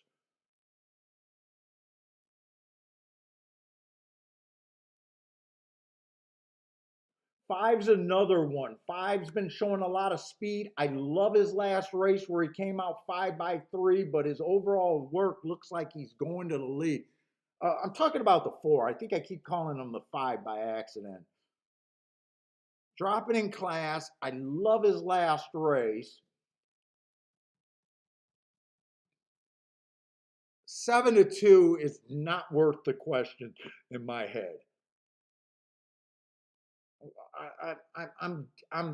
I'm educated guessing that I think he's going to the lead.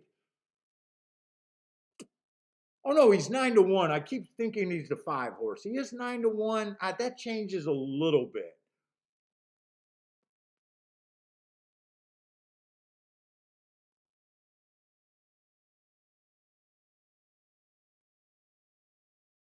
I'm a little interested in the 5. He's been on the lead once, but he's one stalking. I like this race 2 back where he tried to come off the pace. He was a little too far back. I like the middle move. I like the range. I don't know if I might have to make my betting line in this race. I might have to make a betting line.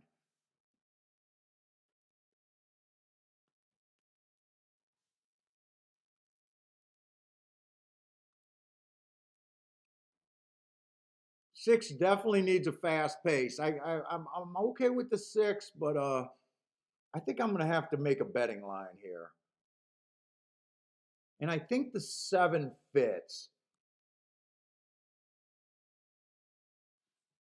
Let me grab my stuff. I got to make a betting line here. I think I'm interested in this race enough for a play here.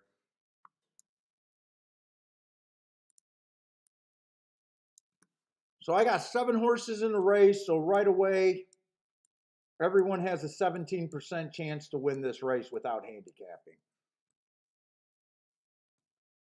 So what is that? Everyone's fair value odds is about a 5-1. I'm going to be hard on the front end horses, even though I like the front end horses. I'm going to be hard on them just because I'm leaning towards they're not going to go wire to wire here. And as a handicapper, I mean, this is what you got to try to do to make get yourself to bigger tickets. I'm going to put them at about 10-1. I'm only going to give them a 10% chance to go wire to wire. But I will say I like the horse, but I know you guys that watch all the time knows why I'm going this way.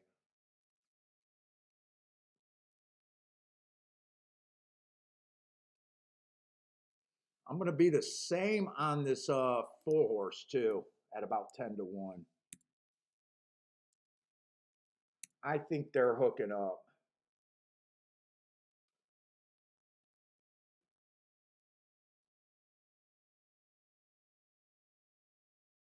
I think there's some better closers than the 3, so I'm also going to put the 3 at about 10-1. Let me grab my calculator to see where I'm at. If you guys never seen this, this is just a simple way of me doing odds. I do my odds, my betting line, my morning line at 120%. I take away from the horses I like and give them, or I take away from the horses I don't like and give points to the horses that I do like. And from there, we got the percentages and they correlates to the odds. I hope I said that right. So I got 90 points. I think I got 4 horses that I didn't do. So that leaves everyone with 22.5. I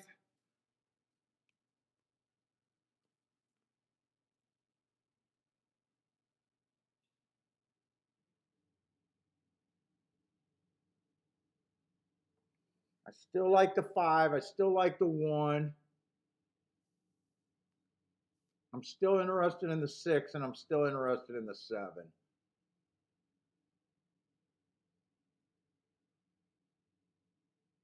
I'm going to put the 6 at about 15%.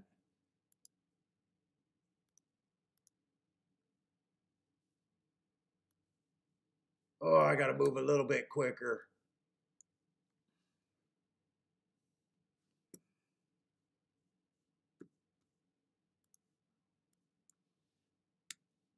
Six to 1.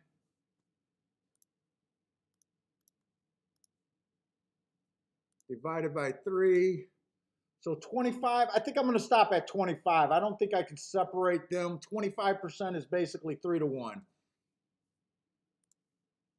So that's just how I'm seeing the race. And then I just believe in finding value uh, for each handicapper in a race. It'll be different. I don't like using the morning lines. So basically, I'm just going to look at all the odds and see which horses I'm getting overpaid and which horses I think I'm getting underpaid on.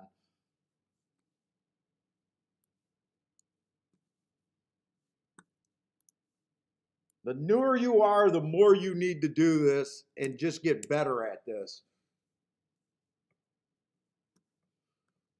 So the 7 at 3-1, I got him at 3-1. I'm getting 15-1. He's definitely a play to me. 6 is just a little overlay. Right now, his price is about right according to the way I'm handicapping. I want to get overpaid by more than 1 point. The 5 is a little overbet in my opinion. The 4 is just barely an overlay. The 3 is definitely getting overbet in my opinion. The 2 is getting overbet. And actually, my choice is pretty easy. Only the 3 and the 7, according to how I see the race, is getting overpaying.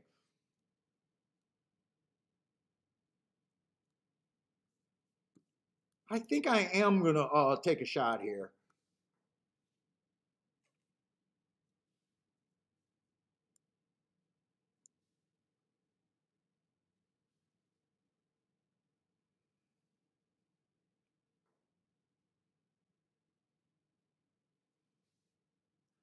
Let's see.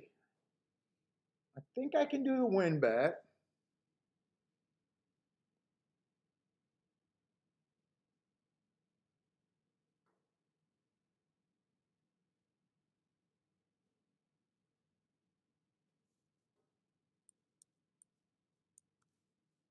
I just wanted to see if that was a Starship horse.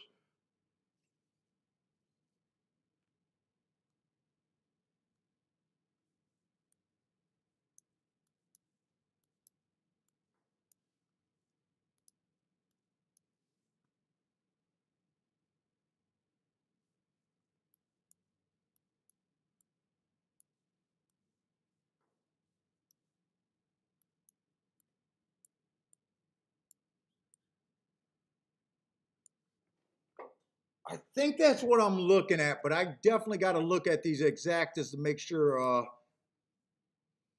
that they're paying. 1 over to 3 is paying. Oh, 1 over to 3 is paying 52 to 1. Oh, and 3. Wait a minute. I actually want the 1-3 boxed a little bit. I was shocked at the payouts there.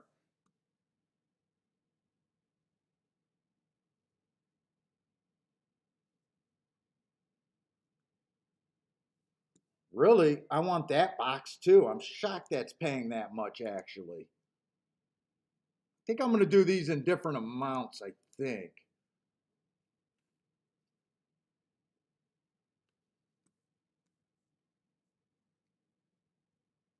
One 5 is paying 90.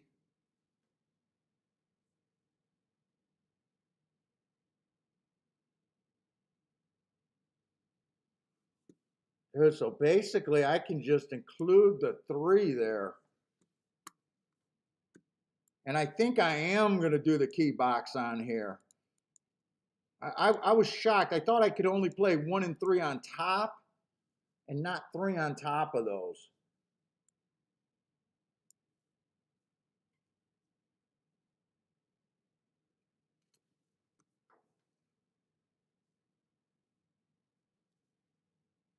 And I am looking at Gulfstream to make sure that's right. Yeah, these exactas are paying crazy to the 1 and the 7. 1 and 7 are kind of dead. But I don't care.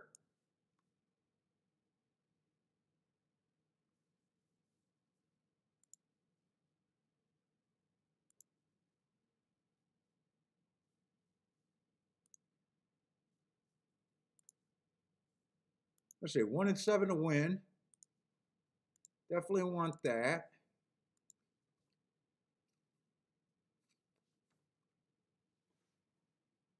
The only thing I'm leaving out is a 2. I don't want to pay for the extra horse. I really don't want to pay for that too.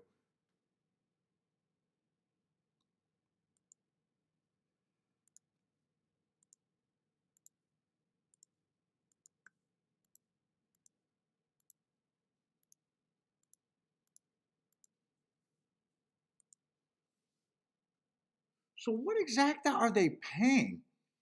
They're hammering the 3-2-2-3. That's the combination they're overplaying. They're playing 3 to the 2 and 3 to the 5 heavy. That's what they're overplaying. So basically all the public's only box, the public is basically, in my opinion, overplaying the 3, the 2, and the 5 in the exacta box. And I think they're overplaying it by a lot.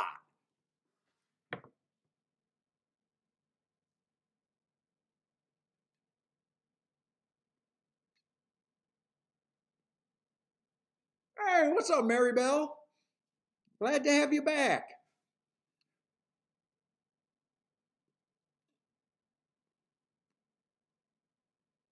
Helping our female viewership over here.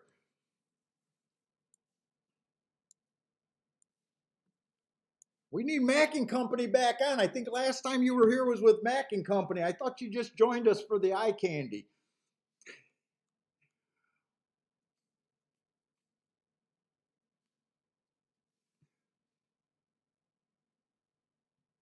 Airhand is warning me, don't leave out the two. I don't want to play the two. I feel like the two step it up in class.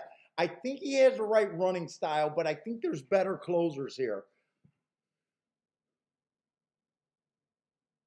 I don't want to pay for the extra horse. I'd be fine if he, look, if the one and the seven get first or second, everything's going to pay at least 50 to 1.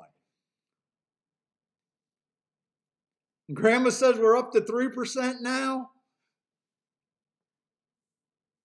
Come on, ladies are smarter than us guy handicappers.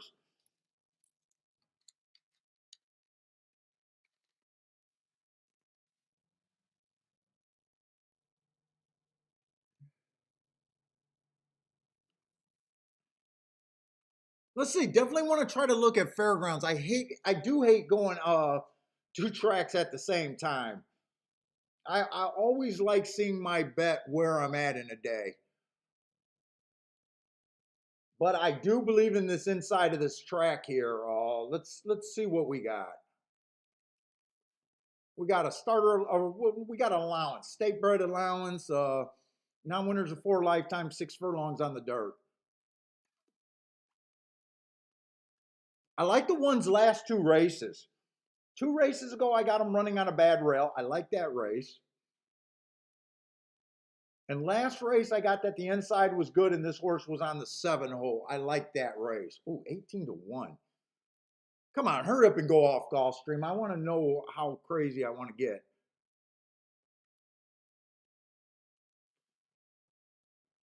Two's going to have the good inside, but doesn't have any real sexy marks to me.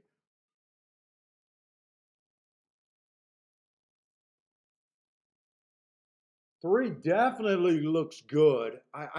Three's going to be the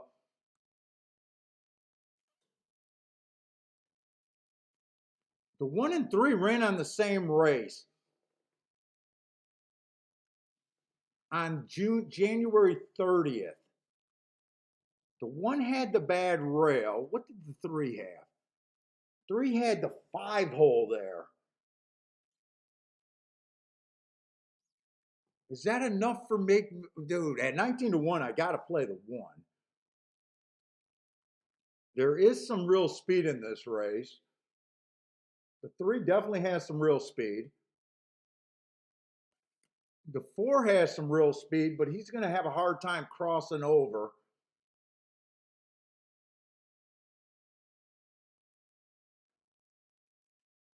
Trying to see the dates to see if they ran in some common races.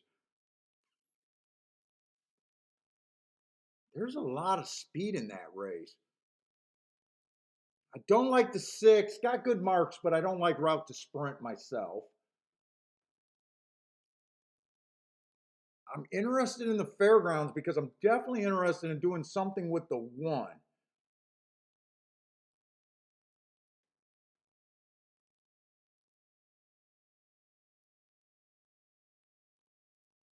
Definitely interested in doing something with the 1. Come on, Gulfstream, go off here. Hey, what's up, Elliot? I used the 6 at Gulfstream. I used the 6 a little bit. I think the reason why I didn't use the 6 more is because when I stopped looking at the odds, I think 6 was basically fair value. I think I had 6 at about 6 to 1, 7 to 1, and he's 7 to 1 right now. I do like the 6.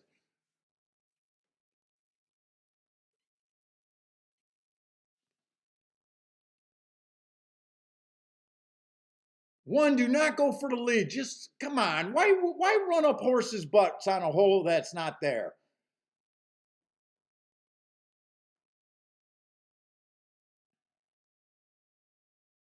I hated what he did there. Four gets the lead over there. Three's rating. Three's doing a nice job rating. I like where my seven's sitting. At least seven is in range. I don't mind where the one's sitting, but the one already lost all his momentum.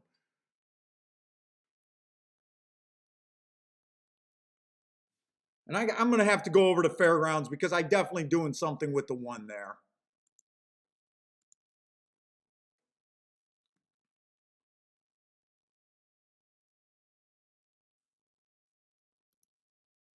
Right now, I'm definitely putting a win bet on the one. I want to play him in some exactas.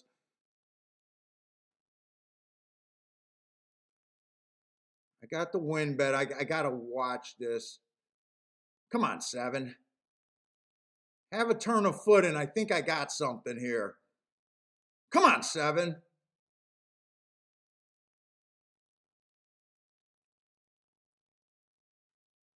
Come on, seven. I need you first. Your seven. I can't tell if seven's coming fast enough. I know I got the five.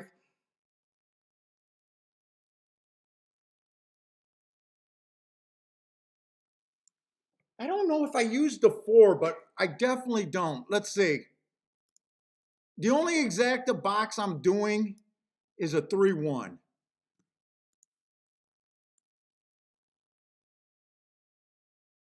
Five was one of my top contenders. I had him at 3-1, but at 5-2, I wasn't interested. I needed the one of my two long shots. I didn't care for the four. They came off the pace.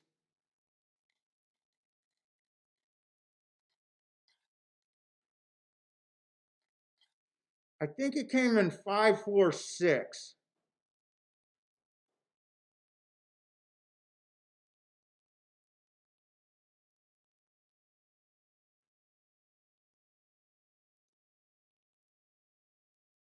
Four ran a good race there. Four ran a really good race.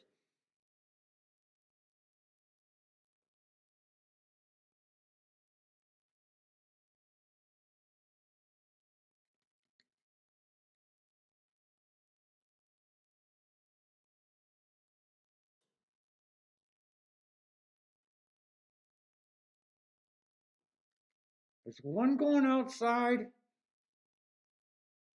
One has a traffic jam. I don't think one's going fast enough right now.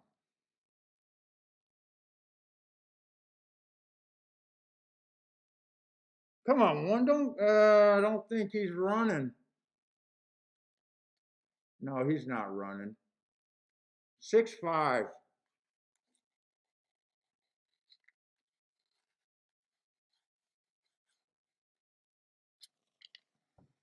6-5.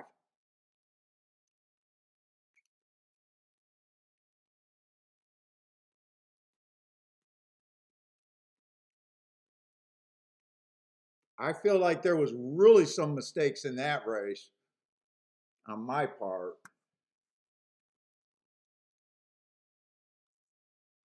Oh, I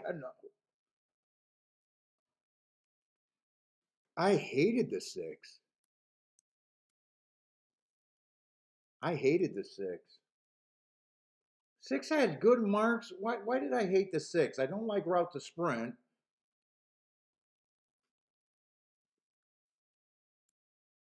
Had some back class. He had some back class at some sprints.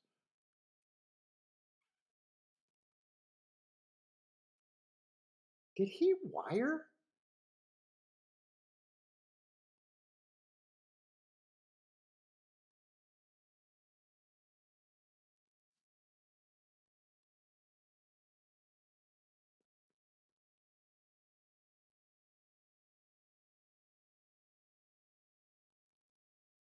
Wow, I really overlooked that. He's coming off of a nice route race.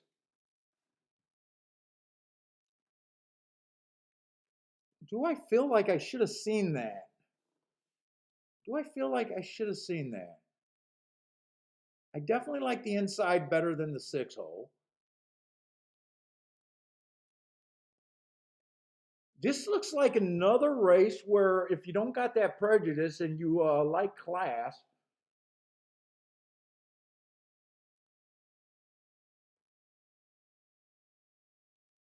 does this race make sense to me?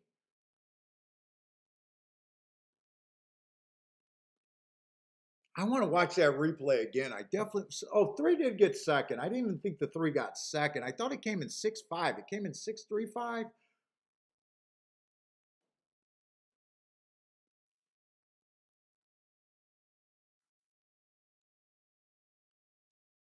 Hmm.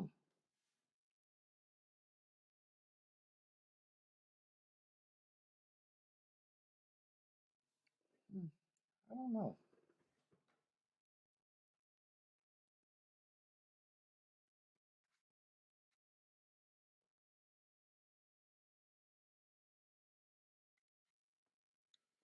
Gulfstream is. I'm fine with Gulfstream. It's the fairgrounds race that's throwing me for a little bit of a loop.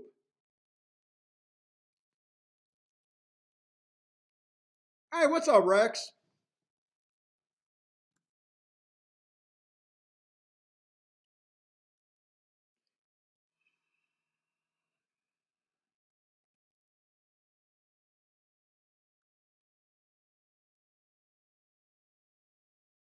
I mean, it's there in black and white that the six definitely was able to win a sprint. He definitely run in some higher class races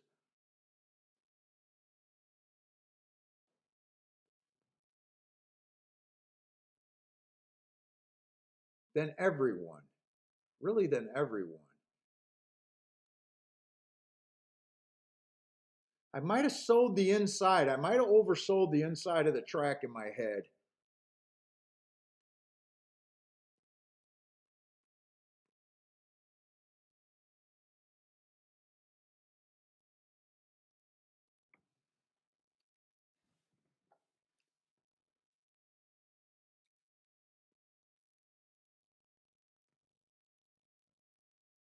If Gulfstream, if the four didn't hold on,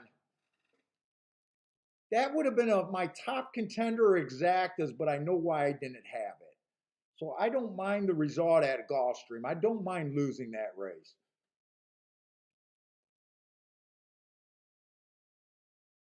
But this fairgrounds race is I'm trying to wonder if I just did a rush job, oversold the inside. I don't feel like the results are that far out of bounds. In fact, the public it basically came in ABBA. The public seen that six. I fell in love with the one. I think I just want to watch that replay.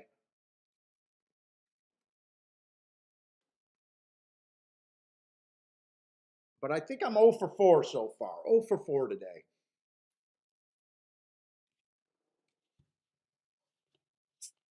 Not too bad. I'm not worried about anything so far. The poly, they're still coming off the pace to me. Fairgrounds, we only seen 2 races. I got a bunch of races at Fairgrounds. Did anything happen to this three? Let's see. I really want to watch that replay. Three did not have the. Oh no, three was up there battling for the lead. Six did go wire to wire. Six was up there.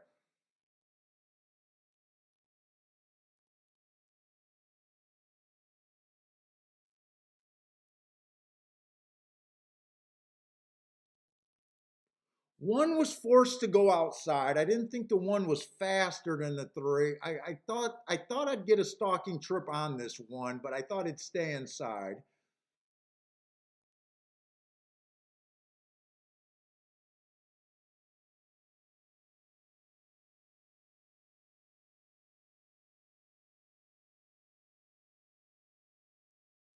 Why did I think the five got second? When did this three get second?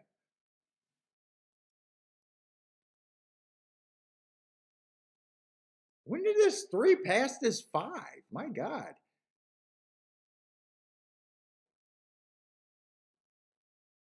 Ah, he did. Okay, I was just completely wrong about the 1. I don't know if I'm completely wrong about the inside. 6 had class over these horses.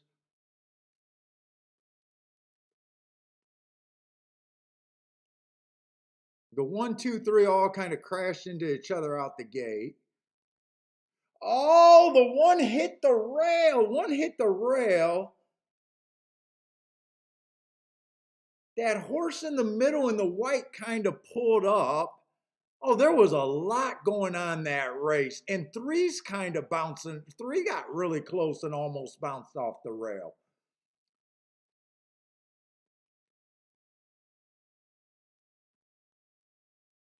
Look, I'm not using that as an excuse why the 1 didn't run better, but the 1 definitely had some trouble. I did miss the 6. I did miss the 6, but of all the horses that got into trouble, 6 got a nice clean trip.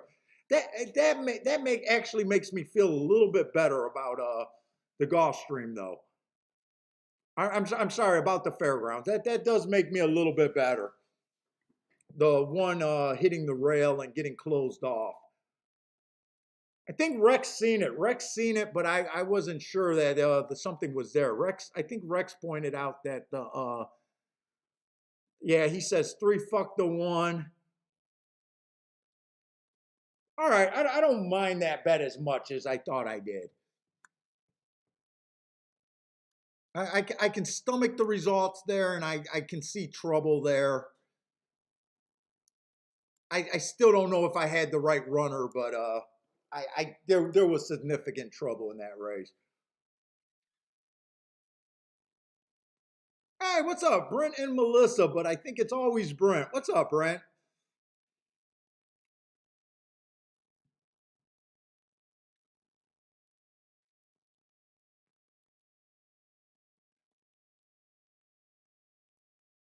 And I ran in some trouble at the 1 horse, but I'm not upset at all at Gulfstream. I know why I didn't bet the 5-6 combination, which would have been a loser. 4 held up pretty damn good. I didn't get the pace of the 4 and the 3 dueling it out. I think if the 4 and the 3 would have dueled it out, it would have came in 5-6. But they did come off the pace again, and that's all I want to see. On a losing day, I want to be right about the bias at the very end. I think 5 stalked there.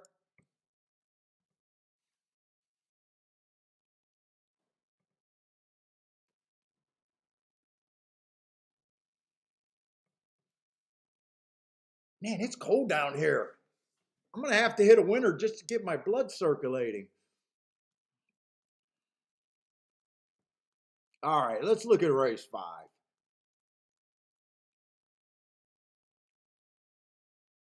7.5 on the turf.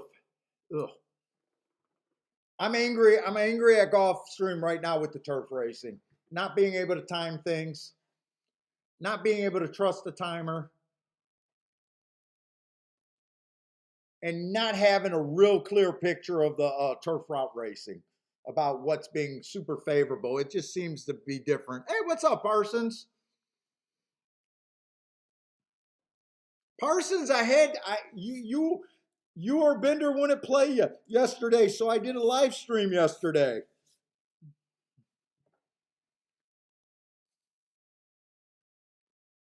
If no one plays with me, I gotta do a stream.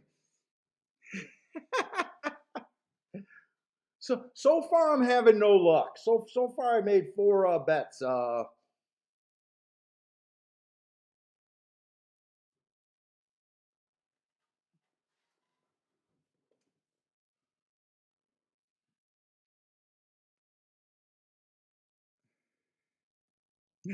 Dean says, is Parson talking about the track or on Twitter or Tinder? Tinder.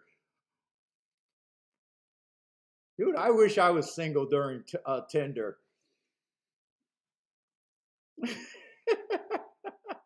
It sounds too easy.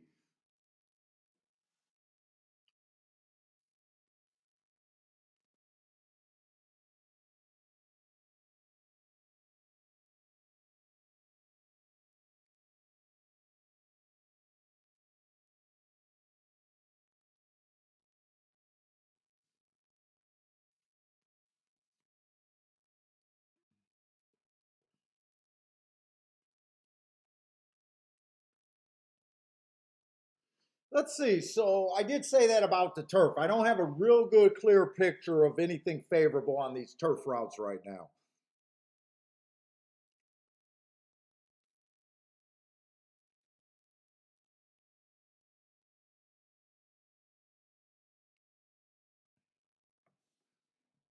Dean says either way, he's striking out on Tinder and fucking the horses.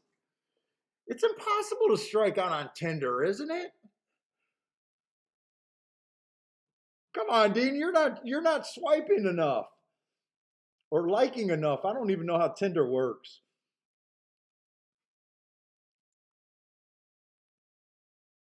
My wife's going on vacation, so I might have to download the Tinder app when she's in Rome.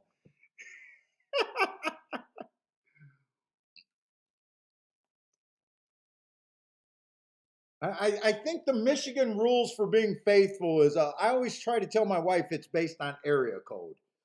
Different area code, it's not cheating.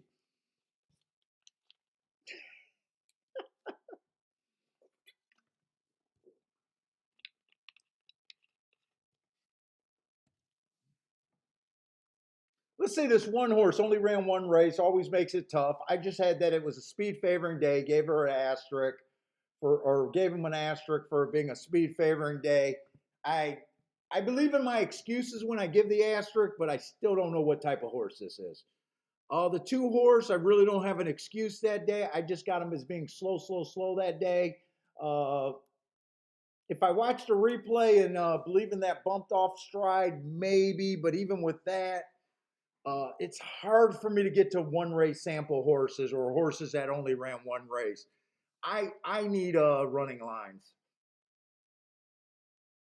Oh, the two I like or the three horse. I like the three horse two races back. Went too fast to win over there at Woodbine, and then he hits a bad rail stalking closing day. I like those two excuses. He might be interesting. Dropping in class here also.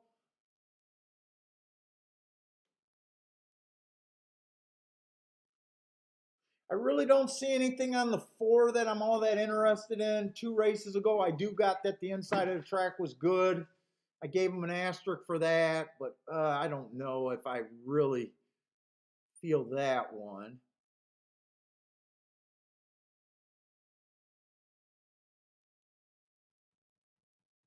Five just looks like a contender in this race.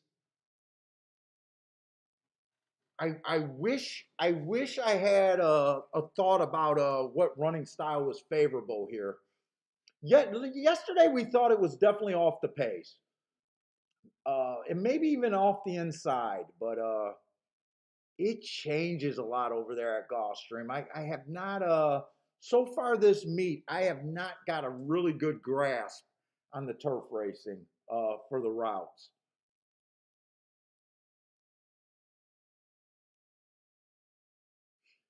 Six horse, I love that race 4 races ago, but man, his last 3 races I really don't care for.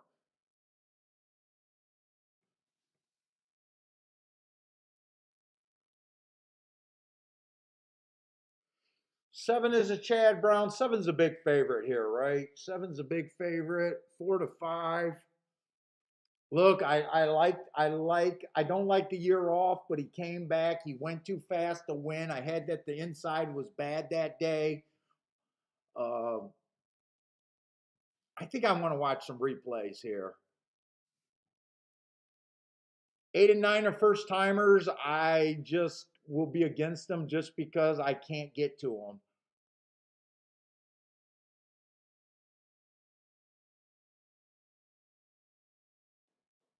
and tends a stretcher, kind of looks like a sprinter stretching out. Kind of hard for me to get the read. I do think there's other speed in this race. Let me just watch. I want to watch a couple replays. I want to see what I think I see on this 7 horse. Because if I like him, I could sit out this race.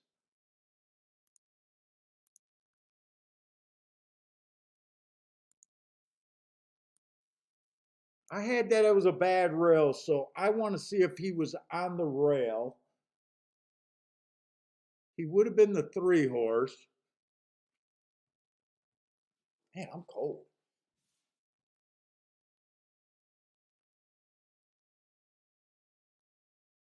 Comes out the gate pretty good. Actually, he's a headstrong. He really wanted to go early, and this was already a fast pace.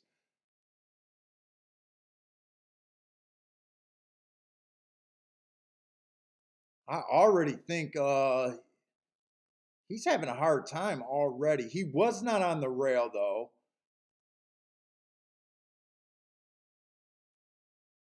That was at Tampa Bay too. We expect some of these horses to come back from Tampa Bay once they come to Gulfstream. I didn't realize that was at Tampa Bay till watching the replay. That race is going to fall completely apart.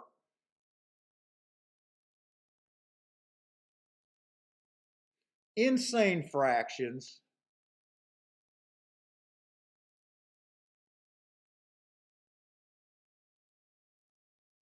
Gulfstream is definitely going to be kinder to his running style.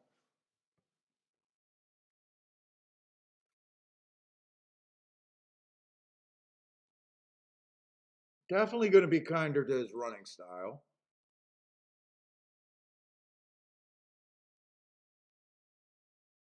He held on pretty good considering how fast that race was. He ends up putting the 5 horse away,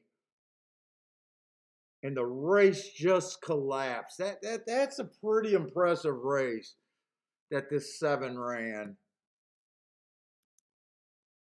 And with that being at Tampa, I think I'm even more impressed with that race, even though I'm not trying to get to even money horse.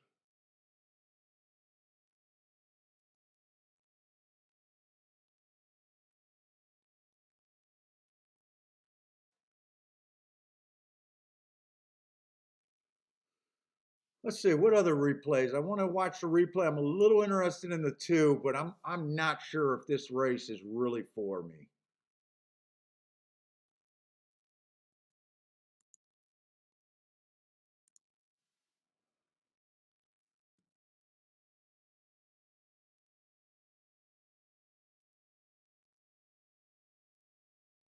No, no, it's not the 2. It's the 3 horse. It's the 3 horse I want to watch the replay of. I got that he ran on a bad rail last time. He in the 1 hole, so I'm pretty convinced he was on a bad rail.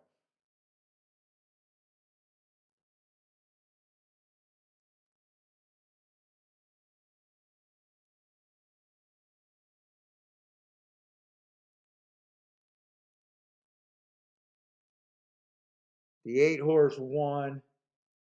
The 9 horse gets third.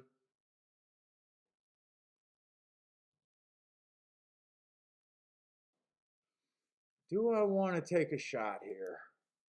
Who else was I a little interested in? The 3 and the 7 could hook up. What did this 5 look coming down the lane? What did this 5 look like? 5's at 7-2, 4-1.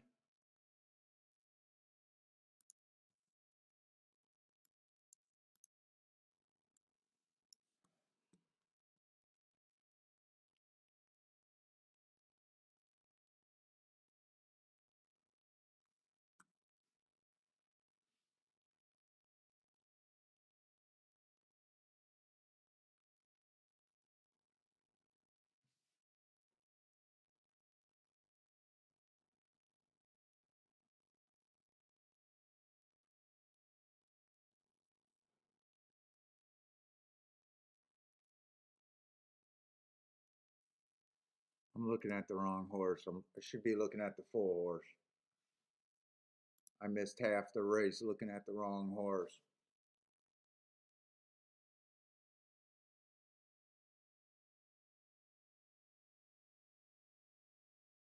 Man, the jockey's rating the hell out of this 5.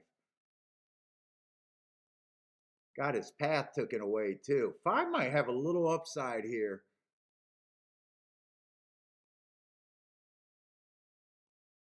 Oh, they went an insane pace that race too. They went insane.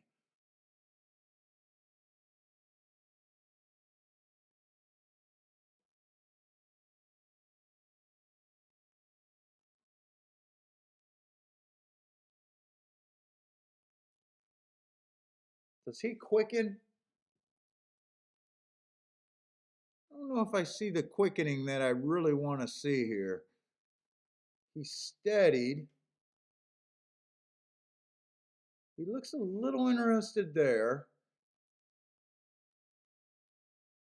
He looks a little interested.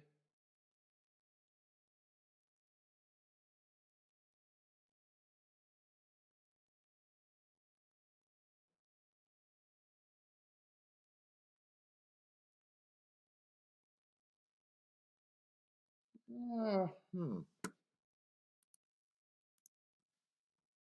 I don't know if 4-1's right, and do I really want to play against this 8 horse or 7 horse?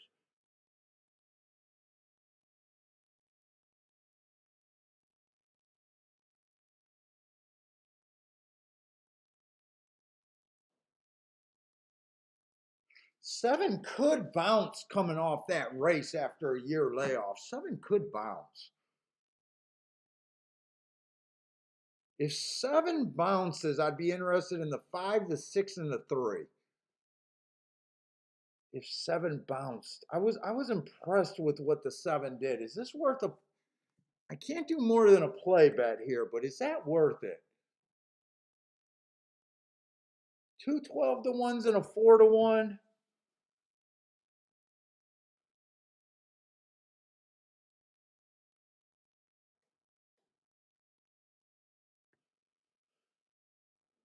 Can we beat this 7 here?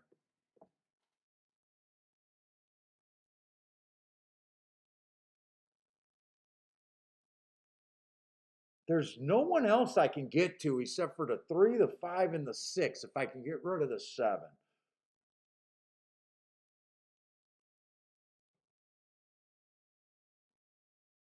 Good. I think at those odds, I almost got to play here.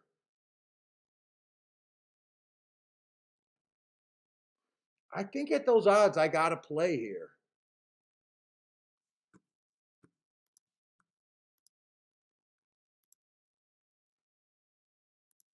I'm going to do win on the 3 and the 6.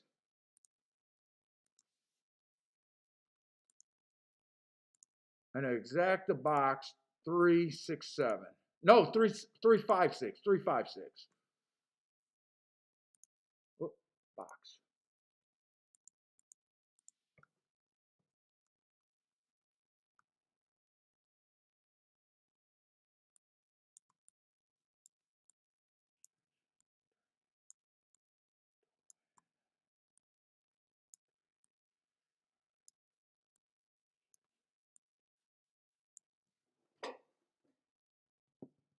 If the 7 wins, I can't bitch. If the 7 wins, I can't bitch. If the 1, 2, 8, 9 wins, I can't get to them. I don't think the 4 can beat me. And I don't think the 10 can win. I think this was worth a play, but I'm trying to convince myself if I like this bet or not. Fairgrounds went off, so Fairgrounds, I got nothing here at the 3rd race. And it looks like I'm going to be happy that I didn't because I'd still be looking inside at Fairgrounds.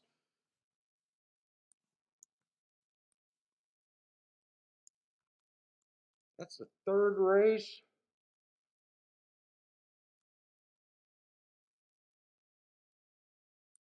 6 was 7 to 5. 6 was coming off a good race. The one didn't look like anything. The two didn't look like too much. The six would have been in the five hole.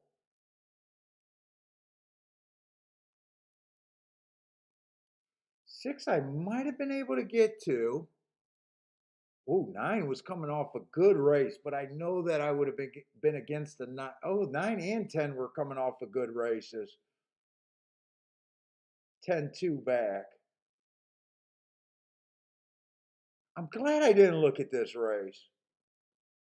Glad I didn't look at that race. Four got the lead. Who was the four at Gulfstream? I think four was the Belmont, New York shipper. Yeah, New York, Saratoga, Belmont. I didn't care for him.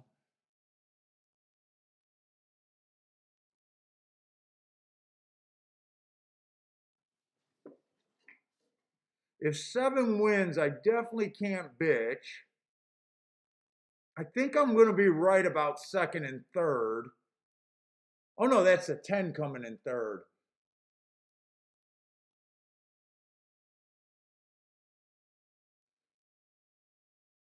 Definitely couldn't have played a 7-5 exacta.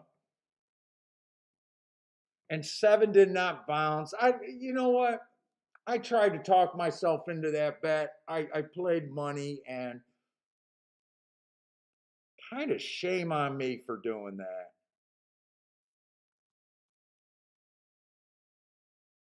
That's the first bet today that I feel like I didn't have to make.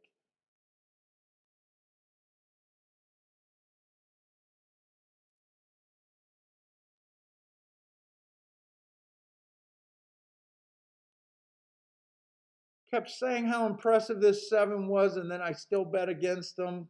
I probably should have bet that race.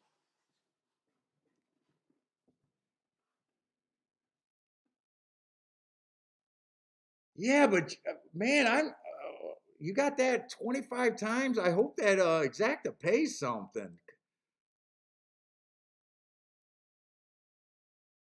Well, it's better than what I did, but I don't like that bet. I don't like the whole bet at all. That's a $5 exacta, 5-1. I don't. Man, I just disagree. Jared, you cannot say boom on that ticket. I'm sorry. I'm not going to let you say boom. You could have it 25 times, but I can't let you say boom on that.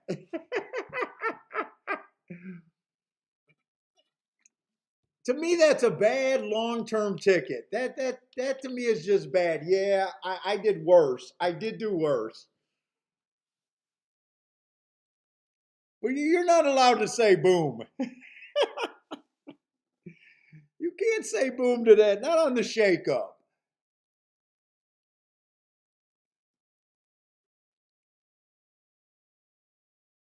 See, money saying not this guy. Yeah, I did worse though. I did do worse. I did quite a bit worse.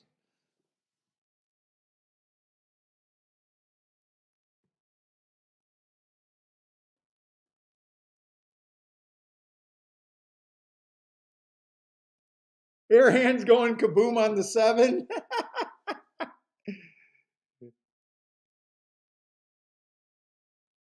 Can the super pay anything?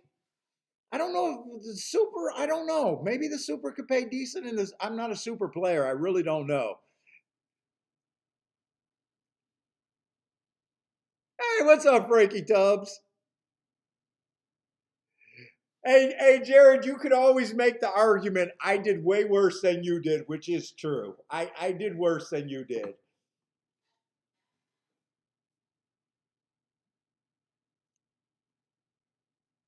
I did do worse than Jared did.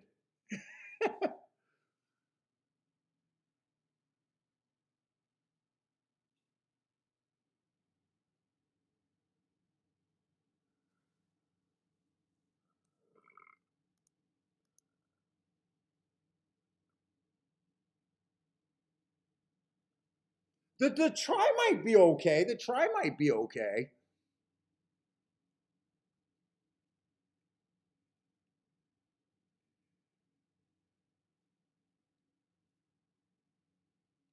Yeah, I made that race. We watched a replay and I kept saying how impressed I was at the 7. I kept saying that's why I hate what I did.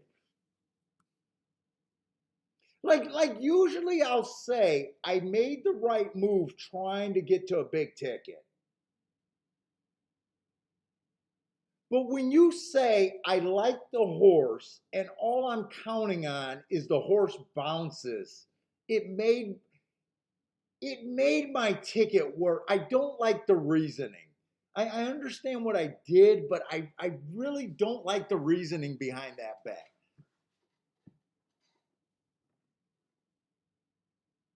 It was bad to say I'm putting in a ticket hoping that a horse bounces. I would have been better off just stopping and not playing the race because then my view was good. I like the 7. I like the 5. I like the 3 and the 6. The 3 and the 6 hit the high 5. The 10 I was against, but he split me for third. I don't really worry about third because I don't play tries or farther. But I really hate the bet now afterwards.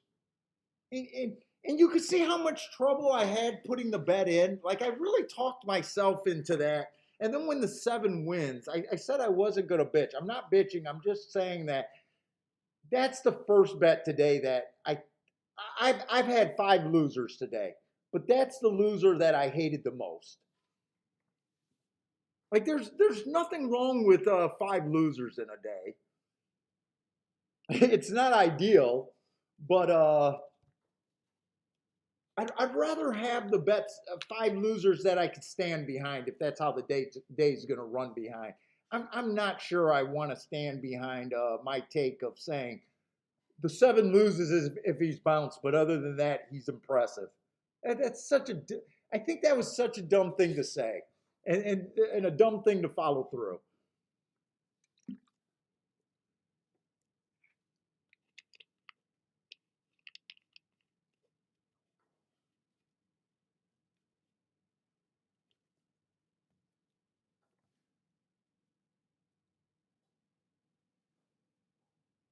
So Elliot is that. That sounds like that's a useful super. If it costs you 60, it costs you 60 cents to hit. $10. I don't play supers, so I really don't know what you need to survive in supers.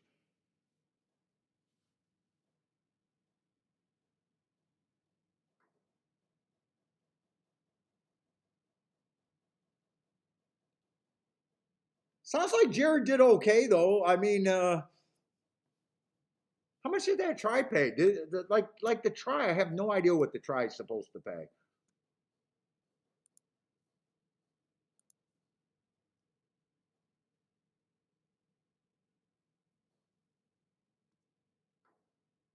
Oh my God, I didn't even realize. Do you guys realize that the pick 3 at Gulfstream paid $6? I'm supposed to be losing on a day like today. The pick 4 paid $38. I'm supposed to be losing on a day like today.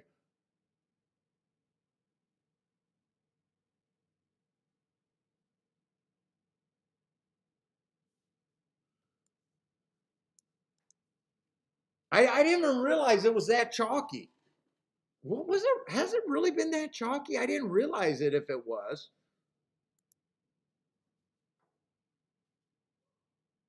Let's see, the winner last race paid 7 to 2 or 5 to 2, so $7. I mean, not terrible. You can do stuff with that if you really like them.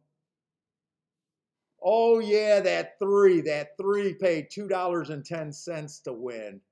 I forgot about that 3. We sat out that race. Oh, that explains that pick 3. That's all I need to see: a $2 horse and a $3 horse being in the pick 3.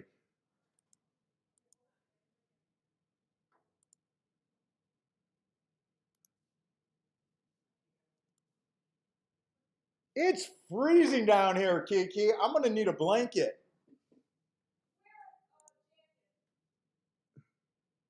Yeah, Airhand, you're right there. That 1 to 9, that horse that paid $2.10.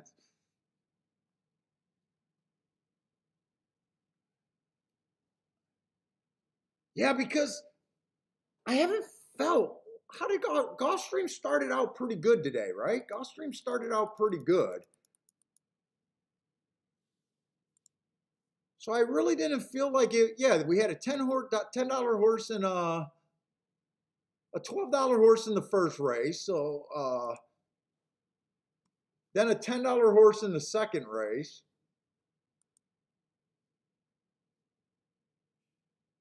So that's why it didn't feel that chalky. And then a 5-2 winner that made sense. So it was just the pick three sequence that was kind of on the brutal side.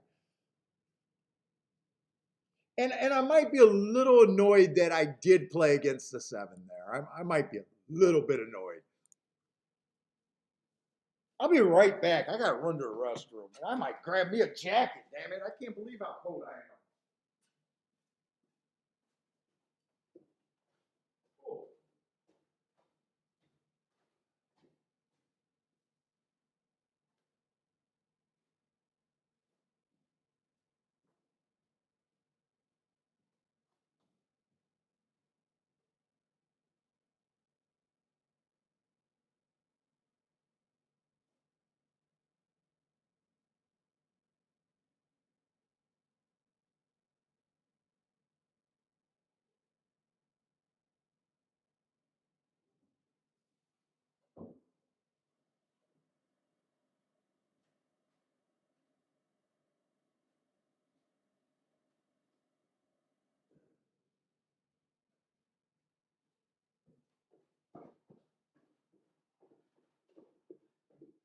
Oh, my knees. Whoa, I had to put on a coat. Fuck that. I'm cold.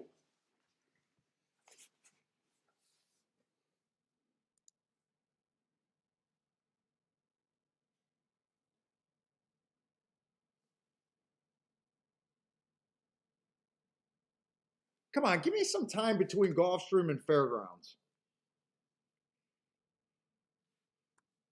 Let me take a glance because I do got 5 losers under my belt. So let me see what I got for the rest at Gulfstream. We're in the 6th race. We got a dirt race. Then we got a poly sprint, Tapeta sprint.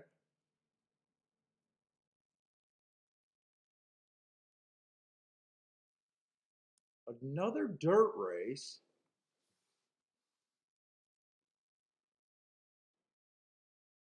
And then a turf race.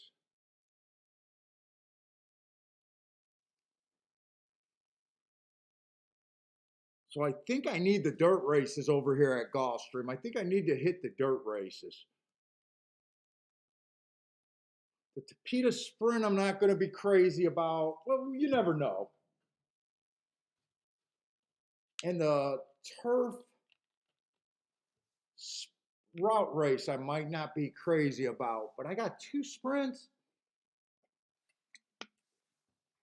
So I think this is a race that I need to hit right here. I think I need to hit this race.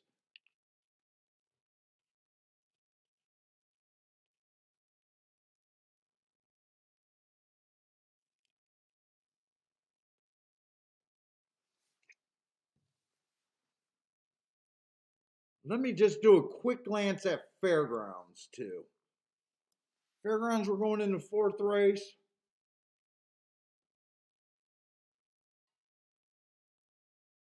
So Fairgrounds has not been like a free pass on the inside so far today. I thought it was going to be after the first race. The second race, I'm okay with that result. There was a lot of trouble in that race. The 6 horse got a clean trip. The third race, the 6 horse from the 5-hole won.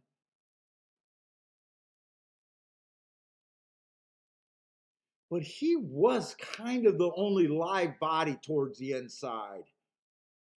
And I had really good marks on the 9 and the 10. I don't think I would have hit that race if I would have looked at that race.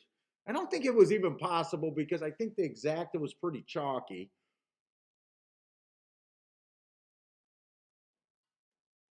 Because the inside horses didn't look that strong. You had a 20 to 1, an 8 to 1.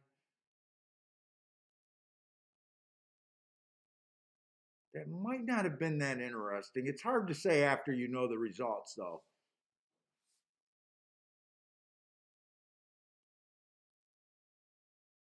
This is going to be a turf route race. And Speed's been doing good this last week over there.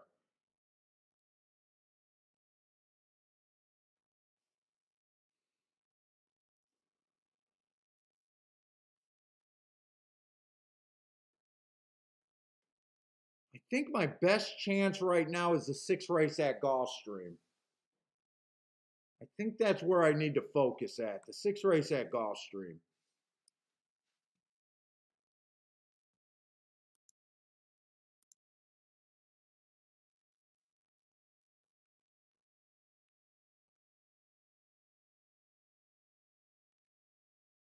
Dude, I was on fire yesterday, Lloyd. There's no hot air when you go 2 out of 3.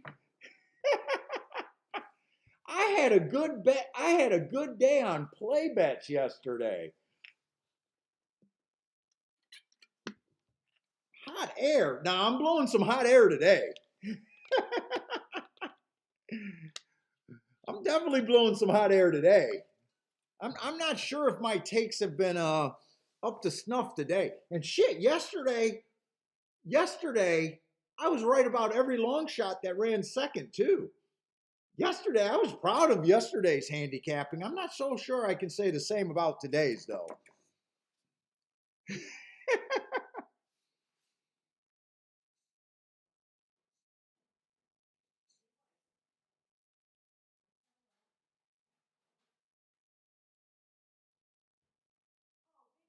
Let's see, we got a mile. Optional claiming 16,000.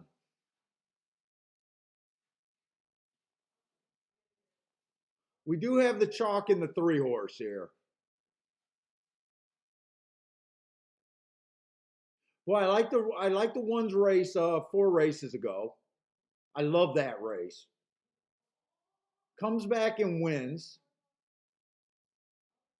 Comes back and wins twice off of that race. And then last race, I got him running on a bad rail. I think the one is still in pretty good form.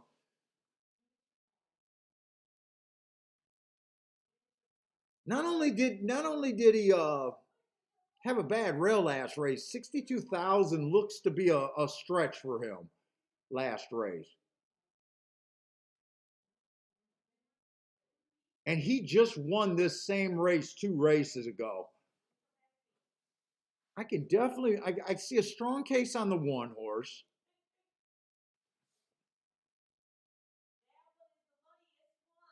Uh-oh. Take him in the shower.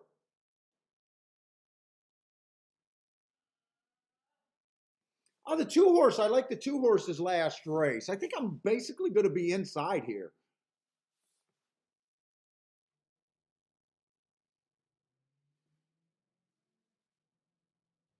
Three horse is annoying, but we can see that the 3 horse got pretty good form.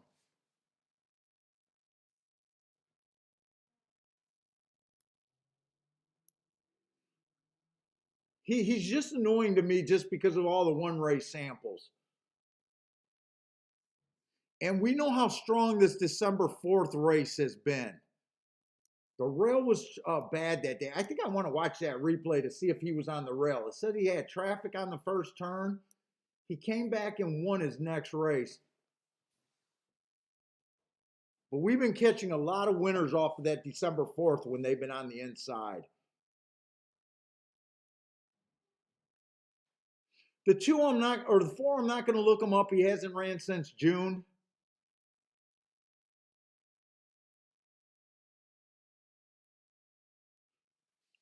The 5 I really don't care for. I think I just like 1, 2, 3 here. 7 looks good, but 7's going to be on the far outside. in the 7 hole. I just know how much they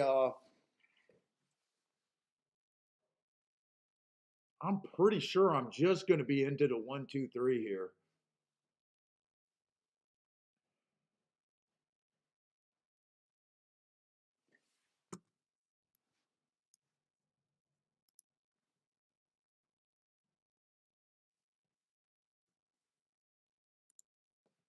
I want to look up that December 4th race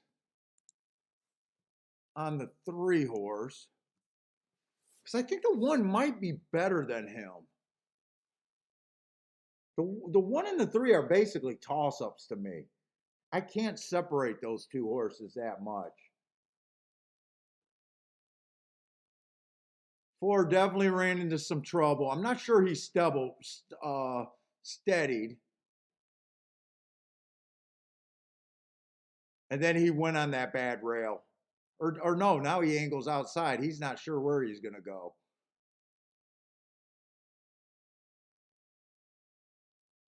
You know what? He ends up getting a wide trip on a day that I thought the rail was terrible. He did get steadied at the first out of the gate and didn't get the run that he wanted to get.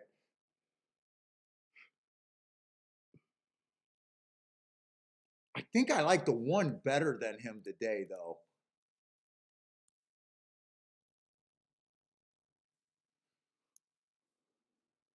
Let me look at a double real quick because I'm pretty sure this first leg is easy. Not easy, but I think I know where I want to play there.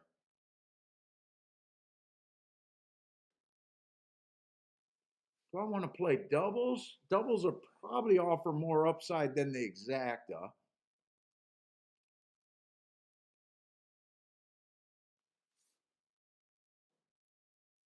Should I like the 3 horse next? It looks like it's going to be chalky next race.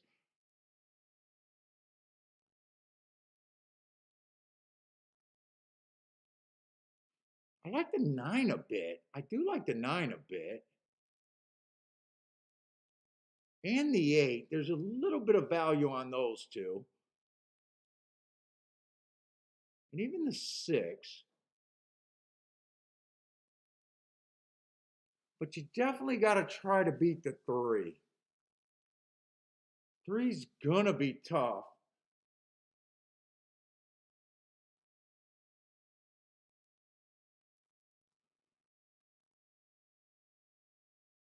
Six, 9, and 8. I might go exactas and doubles here.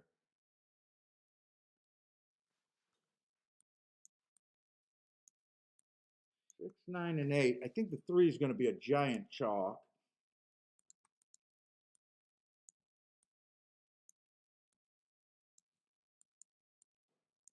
Really got to check these exactas. Or doubles. Exacta, I'm thinking is a 1, 2, 3.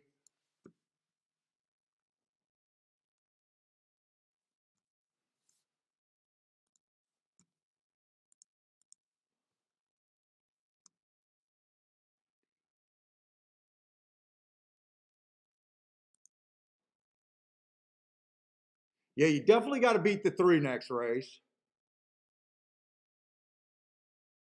Although I can play a 2, 3. I can play the 2, 3. That one's paying $42. I want that in there. 3 to the 6 is paying all right. 3 to the 8 is all right. 3 to the 9 is all right. I'm going to do these doubles. Do I want to do the exacta?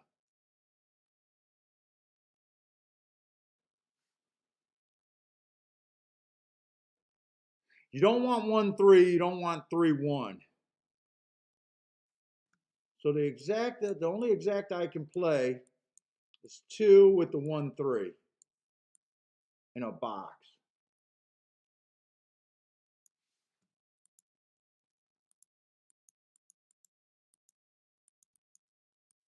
Get rid of that. Let me look at doubles one more time for me.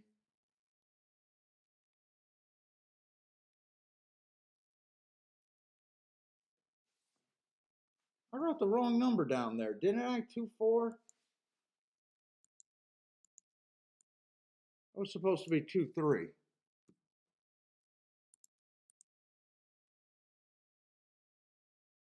Yeah, 2-3, not 2-4.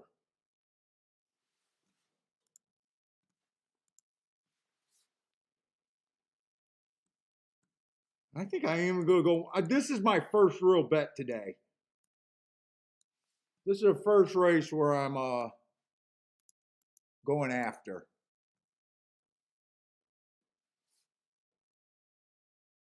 And if I win this race, I'll definitely be up.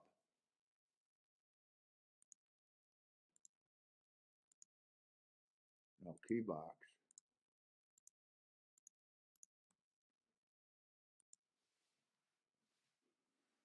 Okay, that's the exacta. Doubles. Do the 2-3 first.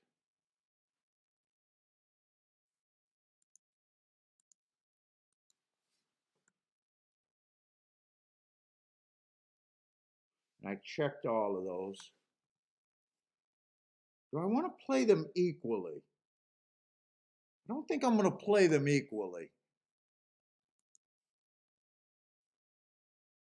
I'm going to play the 2 to the 6-9-8 for a little bit less.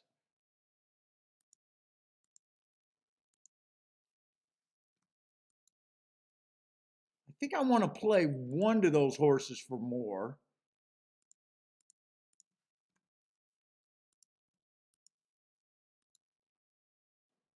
So that means I want to play 3 to those horses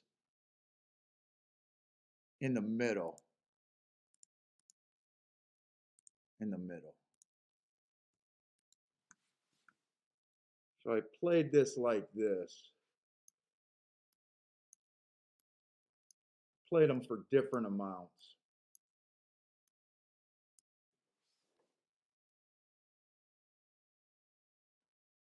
I think I'm happy with that.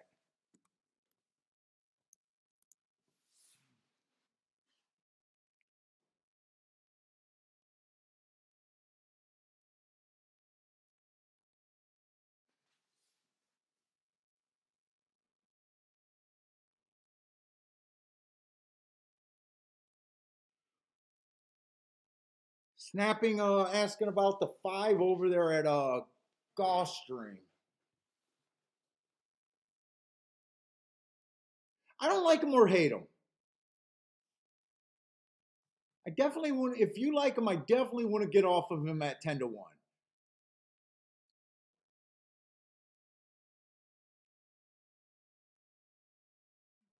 To me, he's just in the race. I don't really have a feeling one way or the other on the 5.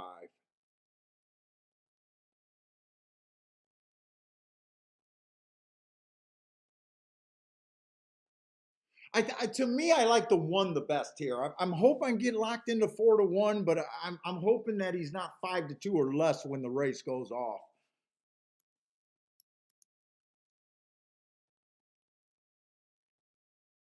And Fairgrounds are loading in the gate. They're going off at the same time. Fairgrounds, I got nothing at Fairgrounds.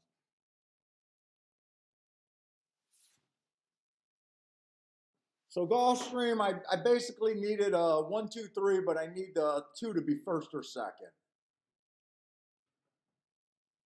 Or I need the 1 or 2 to win and miss the exacta.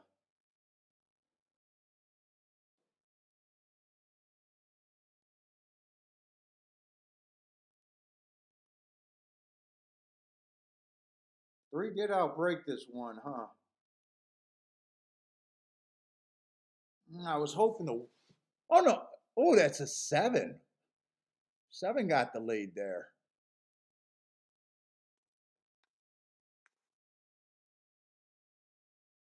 Oh, 2. I was hoping the 2 would not be that far back. I guess give me a fast pace. I do like that the 2's hugging the rail. Come on, just keep this 2 running for me.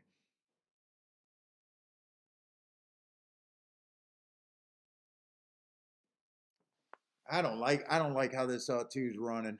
I think I need this one big time.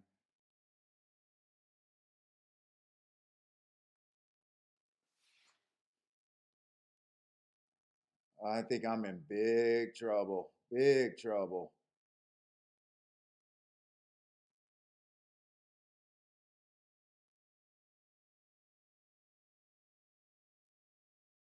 I don't like this at all.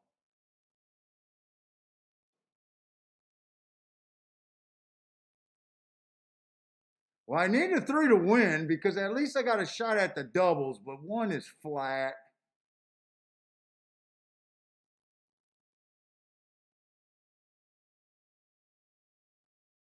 I'm going to be forced to beat the big chalk next race. Ugh. I'm going to be forced to beat the big chalk next race.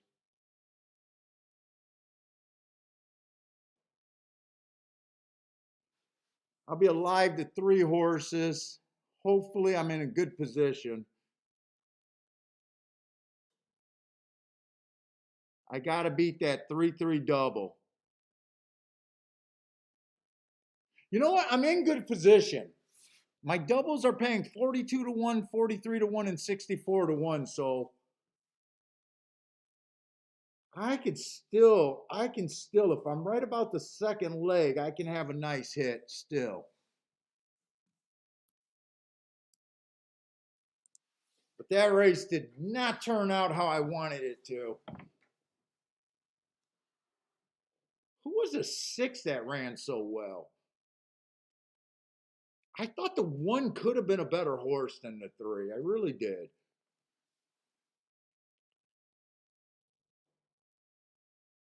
At Gulfstream. I really thought the one could have gave the three a run for his money.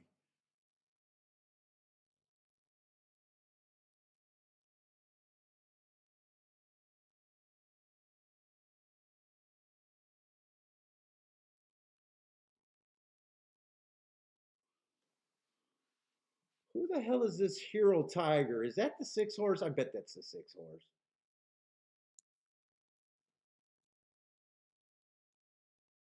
Yeah, that is the six horse.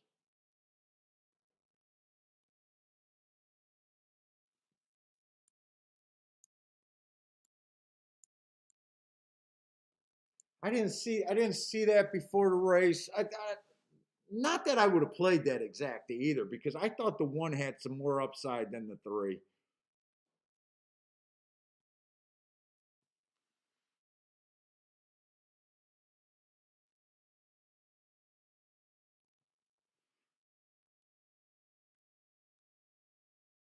I'm better off how I played those doubles, because if I played those doubles, I think I'm better off playing the doubles how I did too. I think I'm better off playing them like that. Yeah, I played the one a little bit heavier than the three, but I'm definitely better off than if I just did a 3x3 and played them all the same. If I'm right about this leg, I can still have a nice day.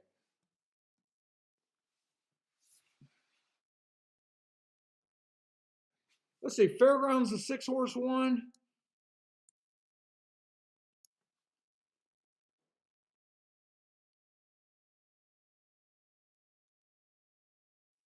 That'd be race 4.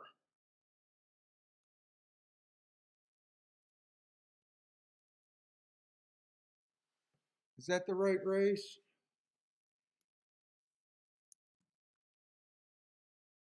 I'm guessing the six horse closed there. Would have been hard for me to have the exacta with the one getting second.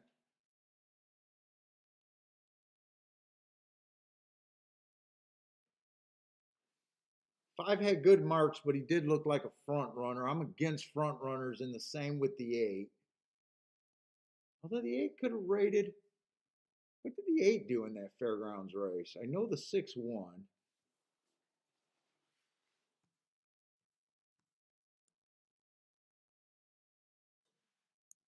Let me see Fairgrounds. I'm just curious what they bet that eight horse down to.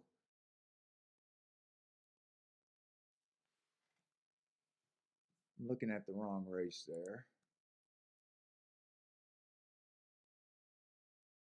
You know what? I don't think I missed anything over there at Fairgrounds. I don't think I could have played that race. 8 would have been a little on my radar. 6 would have been on my radar. I don't think I would have liked the 5 because I think he would have went to the lead. 6 didn't win at a high enough price for me to do a win bet. 8, I couldn't have done a win bet. I couldn't have played that combination. I don't think there was anything that I really could have did at Fairgrounds unless I looked at a double.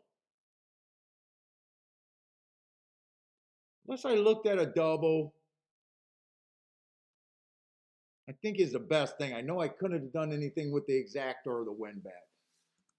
So we'll see about that. Oh, let's see. What are you guys doing?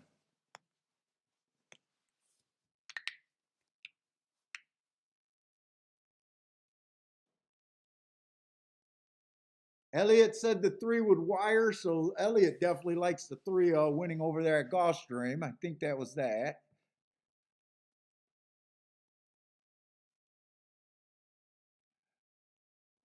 Elliot's on a heater. Looks like you hit another super. You said a $1.20 bet for $7.95.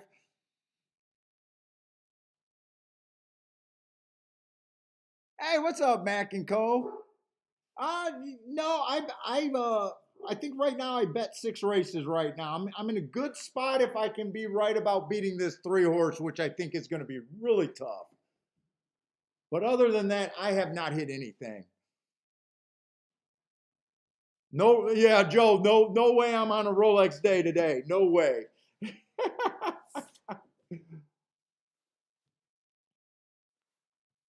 Really, most of my day is weighing on this because I went pretty good after this last race. So all my bets were in the play bet category today, and there was some really light combinations I did. Like Fairgrounds, I think that was this really skinny ticket, and I think I had a Gulfstream that was a super skinny ticket. So this race, this is my most important race closing out this double so far today. What's up, big guy? Huh? What's up? I told you to bring your ball down here. You didn't want to bring your ball. Now you got no toy for me to throw you. I could have been throwing you toys. Look at how much room we got down here. Oh, you think I'm geared up to go for a walk, I bet. Yeah, I'm cold. I don't got that sweet fur coat you got. Yeah, I don't got the fur coat, man. I'm cold down here.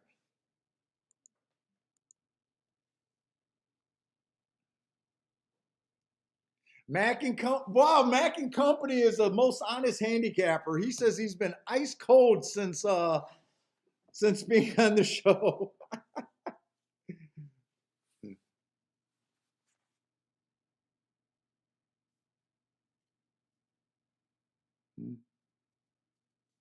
What was that? Like a week or two ago? Week or two ago?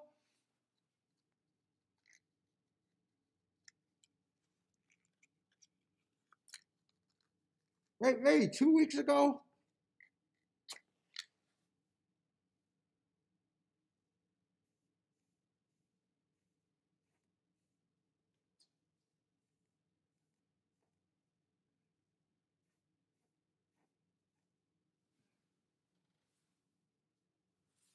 Jared says he got a bomber later today at the fairgrounds, a 20-1 that he likes.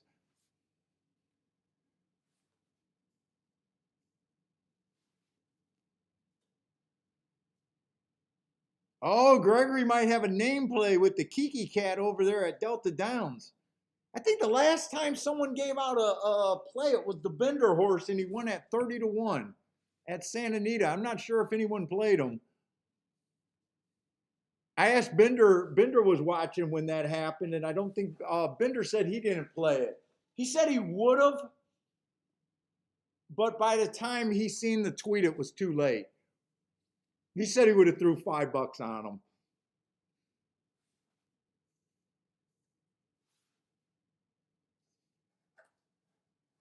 Yeah, you were on 2 weeks ago. I thought it was. I thought last week sounded a little short. 2 weeks ago,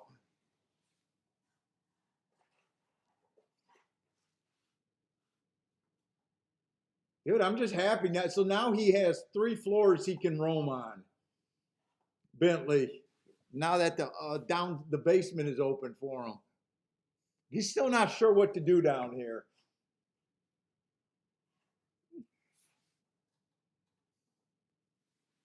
Jared says he got a 20-1 in the for the Fountain of Youth.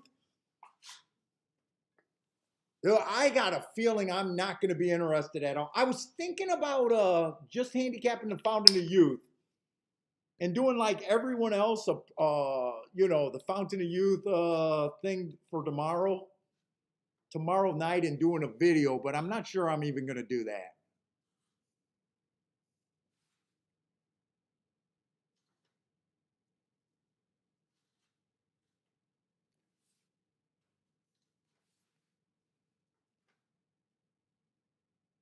Part of what I'm a little shy about. This seems like the first year where it seems like every Saturday it ends up being outside.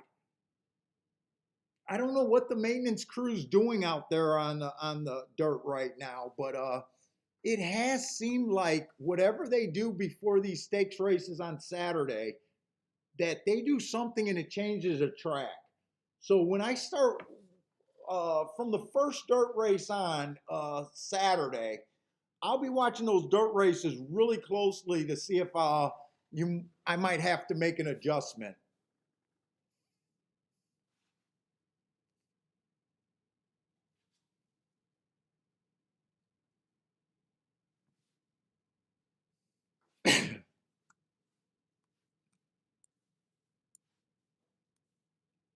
And we know we got a Tapeta race here. I'm nervous about these Tapeta sprint races.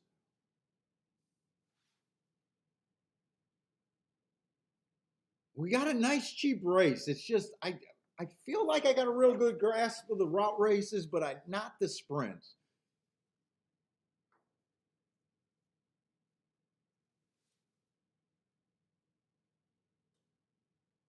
And it looks like there's a lot of speed in this race.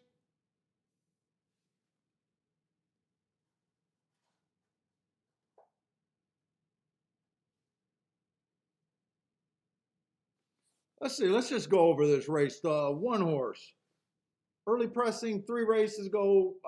Matt Strides with was the fastest winner for the first 2 calls. Finished the race being average. I obviously don't mind that race. 2 races ago, Rail was bad. He was on the outside, went fast early. Kind of fell apart, was trying a little bit higher of the level. That was at Gulfstream. Then he goes to Tampa, tries that turf course. It was a closing day. He was a stalker. It went too fast to win. There's some things to like about him. I'm just not sure where I am. I know what I played here. 2 looks okay stalking. I'm just not completely crazy about his marks. 2 races ago was decent. He was 1 tick slower than the fastest winner, average slow. Last race was a 1 race sample at a higher level. I don't think there's anything wrong with either of those 2 races. You know what? I thought this 3 was going to be super tough to beat. He still might be tough to beat. He got great marks. But when I was looking ahead at the doubles, I did not realize that he was a router. All his good marks are coming from being a router. So I'm a little bit happier with my position right now because I don't like route to sprint. He is dropping in class. He got great marks, but I feel a little bit better about what I'm alive to.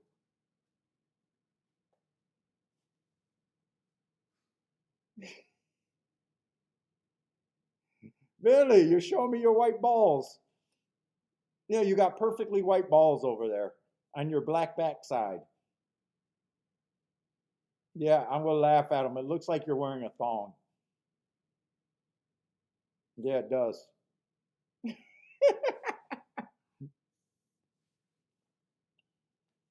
ashamed.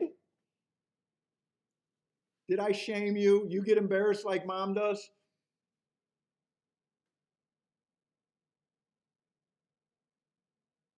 And there's a lot of speed in this race. 5 looks pretty good, except I downgraded him a little bit because he was on a speed favoring track when he won last race. A lot of horses got good form in this race. And when I go fast, doing those doubles, a lot of times I can make some errors. I'm alive to the 6. I'm not sure I love the 6 as much as I did when I made the double bet. I played them mostly because I just trusted the heart. He got a few lower class races. There was some horses dropping. I don't think I liked him as much when I made the bet. I just thought I thought there was a good chance that exacta wasn't really playable, so I wanted to play doubles and I rushed. Oh, Larry B, thank you very much for the super chat. And is that are you a new viewer, by the way? I don't think I seen Larry B. Thank you very much for the super chat. I do appreciate it, man.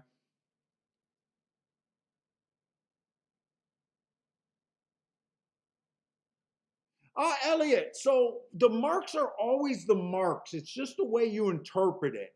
So when I'm interpreting them in my head, yeah, class does play a little bit. I'm not the biggest on class, but I think you got to respect class. Like you don't want to be too far out of bounds. But the marks are just a hard scale mark. So when I say the horse earned a heart, everything with handicapping, you got to make, kind of what Scotty says. You make your own decisions with the information. So there is that. When you get too many hearts in a race, the pace can sometimes be a lot faster. And even though I love heart horses, if there gets to be too many, you can kind of see the meltdown.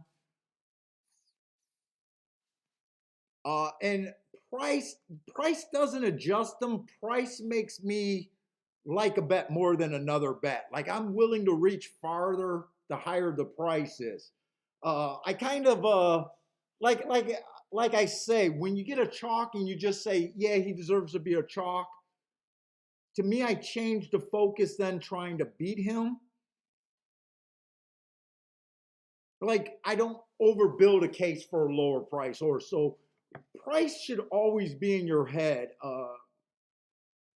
kind of how you're going about it. That probably didn't make a lot of sense. But like the 8 right now, I'm alive to the 8. He's a little short on class last race. He got good marks. The doubles are paying good. I'm alive to that horse. Do I feel like this is a continuation bet? Probably not. I felt like I was like 90% sure that the 1, the 2, or the 3 was going to win last race. And that's more of the reason why I bet this race.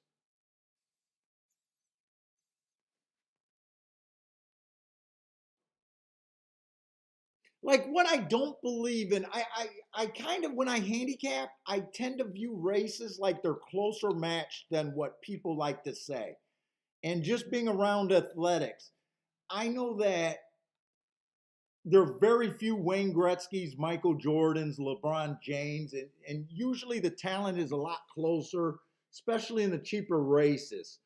So that's why I like the cheaper races and try to find reasons to get to the higher prices, kind of thing. I think the game's more about excuses than trying to find the best horse. I believe in trying to find what you believe is the best betting opportunity.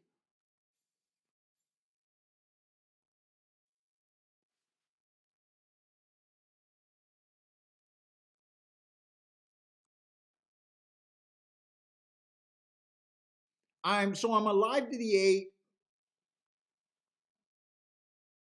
I don't think I'm going to continue that, and I'm alive to the 9 here.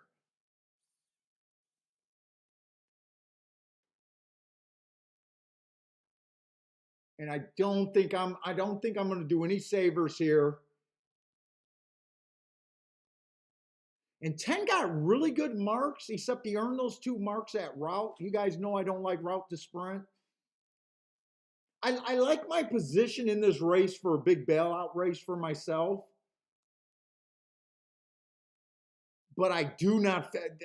If I had a confidence level, if I did that confidence level where a lot of touts do, you know, this is a 1 on a 1 to 10. This would be a 1 on a 1 to 10. I like my position more than anything else.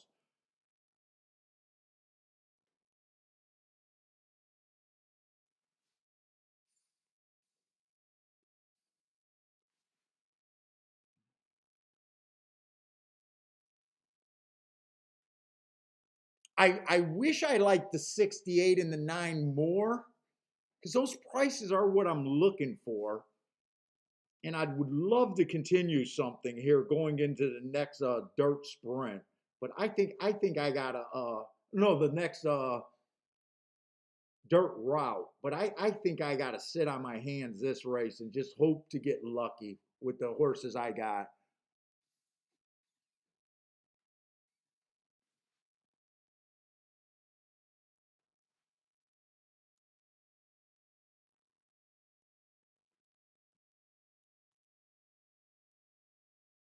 Like really the best marked horses are the 3 and the 10, but they're both route to sprint.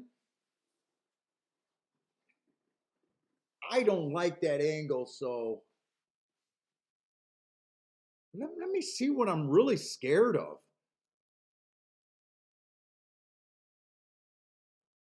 Like the 1 would not shock me here. The 2 wouldn't shock me here. The 3 definitely wouldn't shock me here.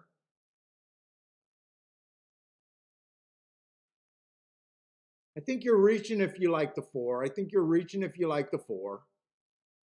The 5 wouldn't shock. The 5 wouldn't. This is just that type of race. Like no, almost anyone would not shock me. The 6, I got the 6. He wouldn't shock me. The 7, I'd say the 7 looks a little light on class in my view here. 7 would kind of shock me here. The 8 wouldn't shock me, the 9 or the 10. So this is a race that even if I didn't play the double, I would have a hard time separating this race. I don't even want to try to do a betting line on this race because it would be hard.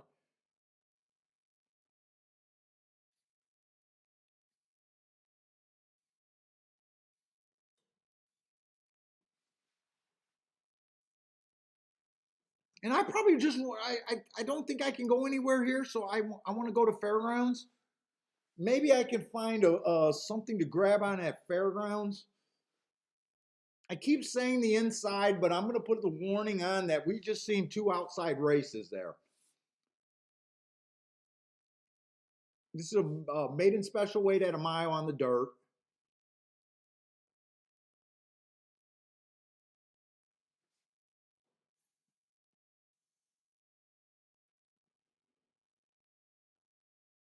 The 1's best race was last race. He was just average, average, average, ran second, didn't get in position at the top of the stretch.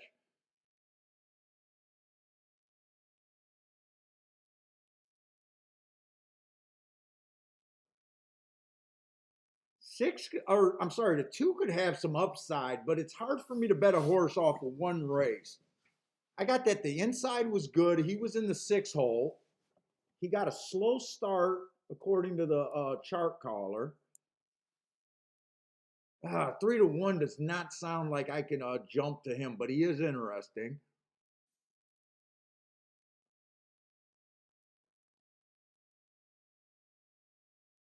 I'd say 4 is kind of the most interesting of the marked horses I see so far, but he's 5-2.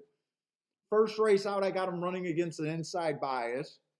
He comes back, runs against an inside track. I like that race. And then last race he had the inside, was fast at the second call. He makes a lot of sense to me. He's probably the horse closest to what I could say is I feel like that's a good opinion in a tough race.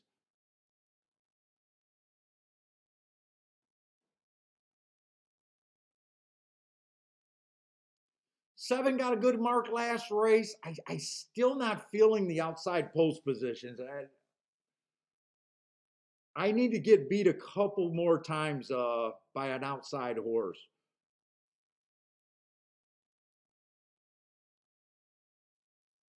I wish they weren't going off so close because I got a lot invested over here at Gulfstream. If I win at Gulfstream, I won't have to do anything else. But I'm interested in checking out a couple exactas over here at Fairgrounds. I'll just write down what I'm thinking, but right now I'm not sure if I'm really going to do anything here.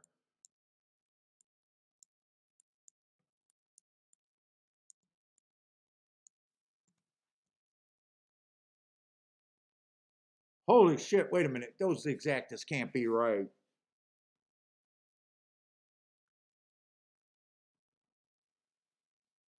Am I in the right race?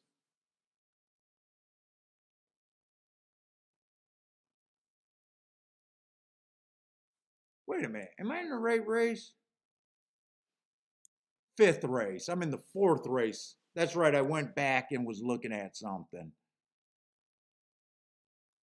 All those exactas with the four on top last race was paying over $200.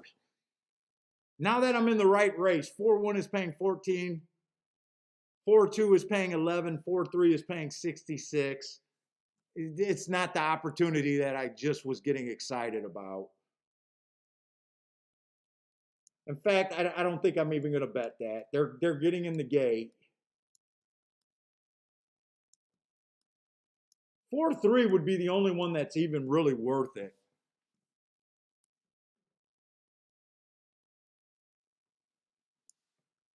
Oh, yeah, everyone's possible at the fairgrounds. It's horse racing.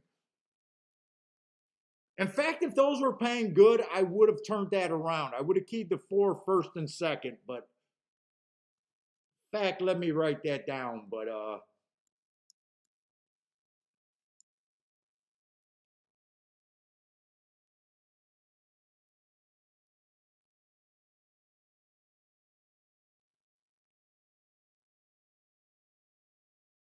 I was going to take one more look at the two, but then I seen that they're already off and running.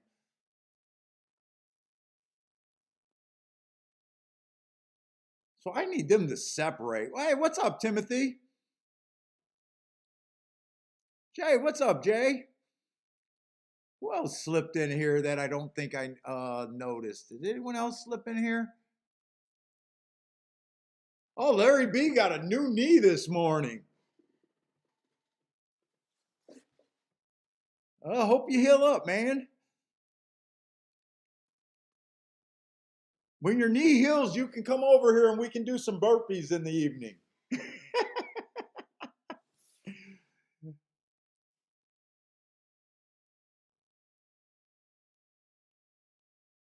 Let's see, seven's no longer a threat. It's just 4 and 8 over there on the lead at Gulfstream. This first time, or this second time out, 2 looks really interested. I think this is going to be a 4-2, or possibly the 2 might, if the 2 can continue this move, he might be a threat.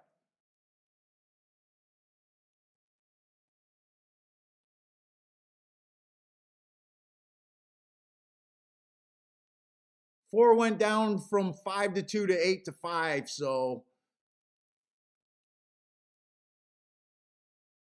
Okay, that race makes sense to me. The last thing I wanted to say, I was going to go back and look at the video here and see what the odds on the 2. 7-2, I wouldn't have been tempted to bet that race. But when that's what I was thinking when I said, well, they're off, so I can't do that. But 2 was the horse that I thought had the upside, and I was going to look at that. But that makes sense, anyways. That was a pretty inside finish there.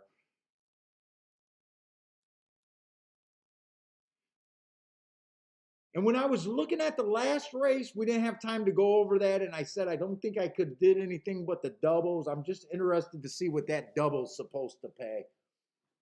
Because I think I could have got to the six, but I think the six was 7-5 in the that won the last race, and the two was 7-2. Probably wasn't going to be that big of a payoff.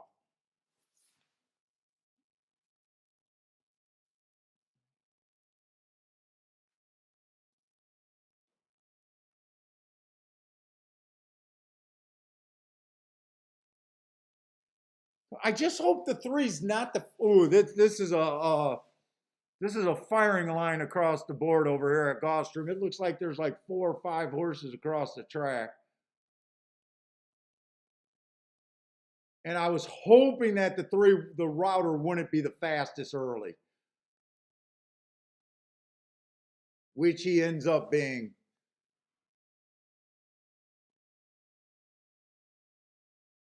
I like where my nine's sitting, but he looks pretty chilly, but he's letting this three get a little too far in front of him for my liking.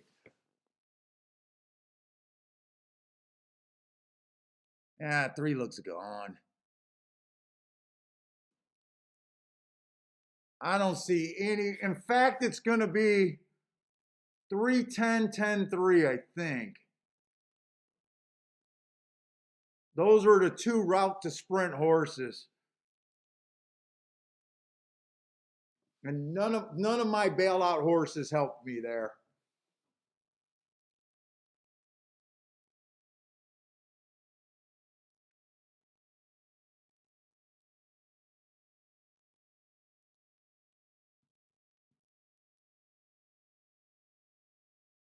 Three ten two, I think that race came in. And I think that was basically chalk with the second choice.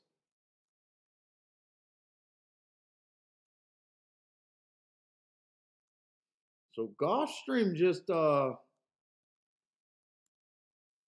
definitely ending up to be chalky today. Definitely ending up to be chalking. Hey, what's up, Gregory?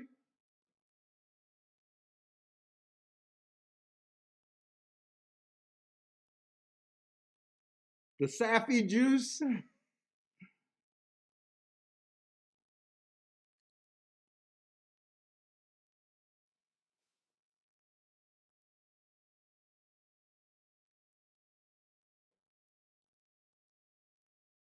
Garth, yeah, Garth. That's why I couldn't have used the three in the double. No, I did say that I did not realize the three was route to sprint, but when I was playing a double, I definitely thought three was the horse to beat.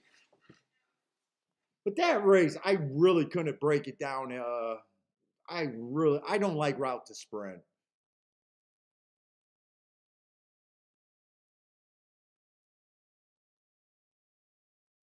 I like the position I was in, but like I said, I was at a confidence of one.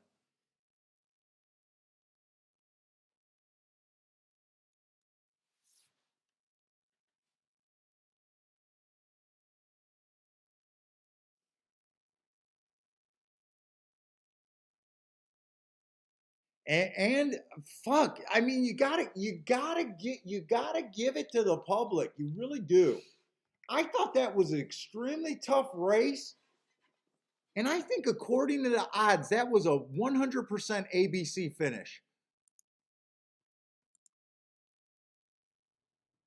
Three was first choice, 10 was second choice, and two was third choice. Yeah, that's a pure ABC finish. In fact, seven was fourth choice at 6-1. That's a ABCD. You gotta give it. You gotta give credit to the public. I mean, they just don't get fooled.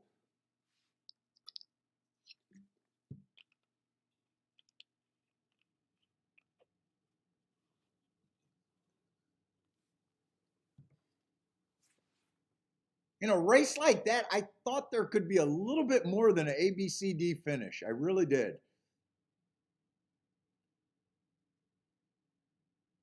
That was a hard race for me. That fucking public just said, hold my beer. They did a grandma move on that one. Hold my beer. We got this.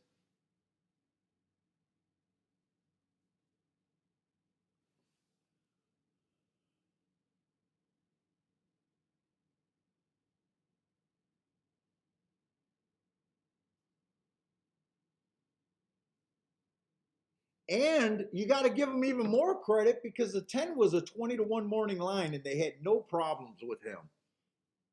Probably a bad line.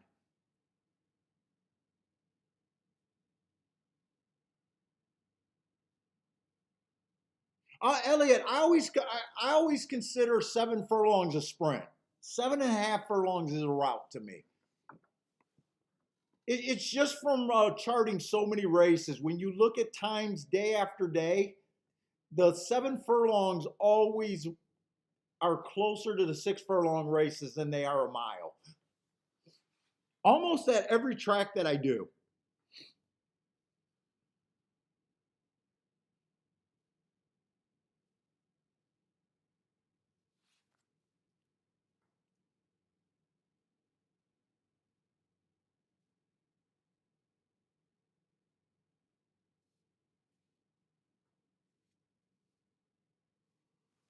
Ooh, come on, wake me up with something more competitive.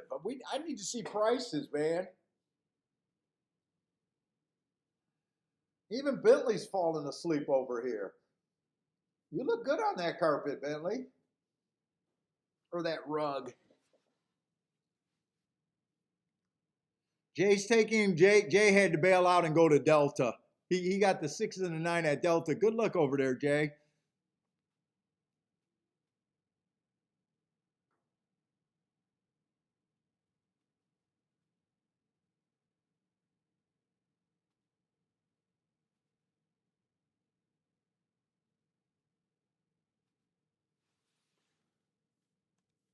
Let's see, a two paid 980, but I looked at those exactas. Let's see, fairgrounds. I just want to see what the exacta for the 2-4 came in. And what the double paid there.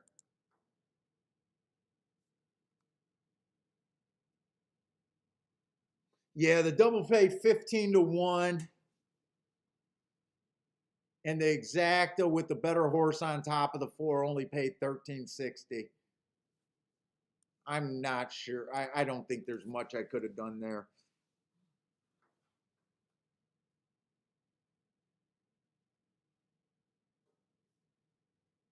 What did they did that exacta at Gulfstream really pay 20-1?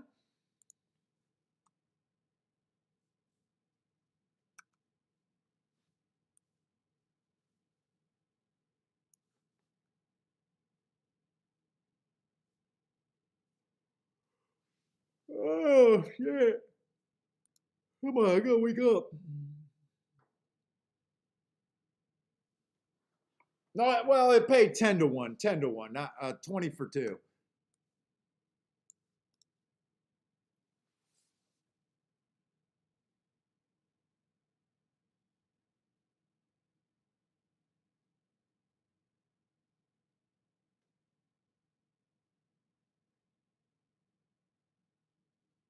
Dude, I gotta remember, I gotta stop coming in the show too full of myself with my Twitter anger.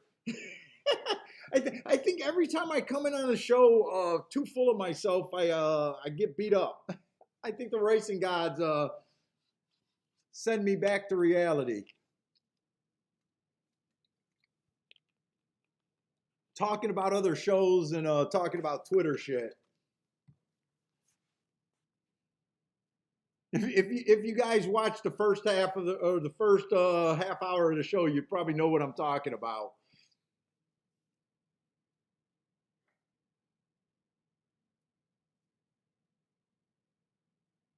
Let's see. So Gulfstream, we got 2 races left.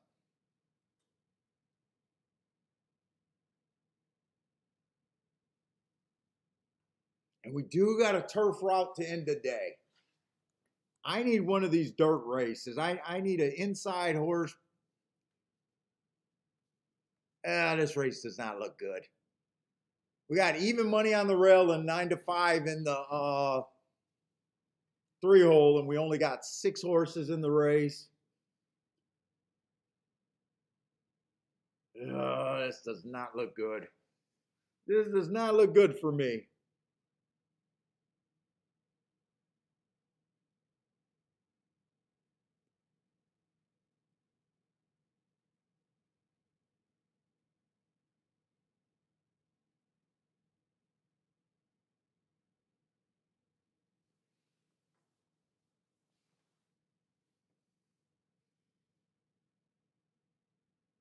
I like the seven's last 2 races. God, I fucking believe in that inside so much. Why couldn't he get a better draw?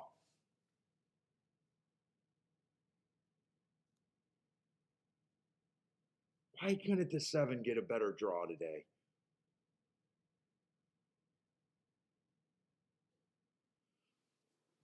Oh boy, this is going to be tough. This is going to be tough. I really like the 7's last 2 races.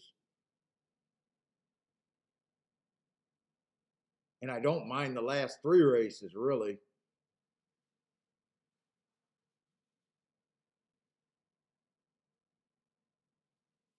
Seven to one on the outside, though. He'll be in the 6 hole. So, I mean, the 6 hole isn't impossible.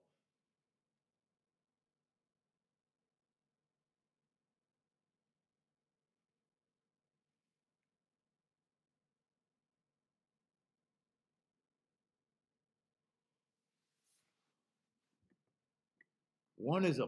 Why do I got to see that one is a Fletcher horse? Why do I got to see this shit? One's first race, I do like that race. I thought the inside was good and that it was a speed favoring track.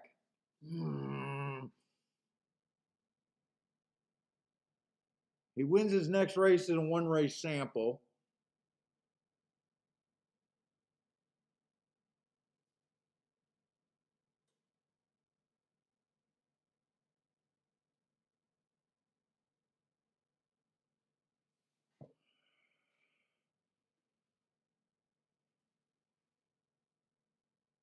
The 3, I'm not sure what I think of the 3. He won his first race out being the slowest winner of the day. He's a mock trainee. I don't know why I'm looking at trainers. I don't know why this is even catching my eye.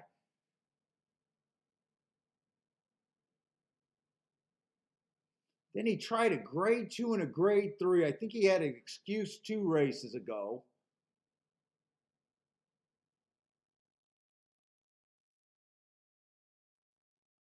That's the 3 horse. I can't get a read on him. Last race, I thought the inside of the track was good. He didn't really run. But then again, he tried turf for the first time. That could be the excuse right there. Plus, it was a grade 3. Ugh. Boop, boop, boop, boop.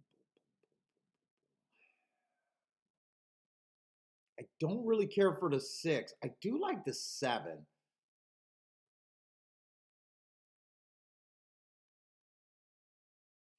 I don't think there's much speed. Well, the 6 has some speed, and the 1 could possibly have some speed. We'll see how these odds come around here at Gulfstream.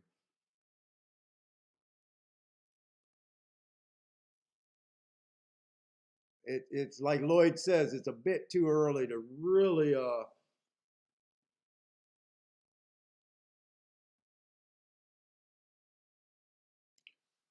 to get too excited about the odds right now.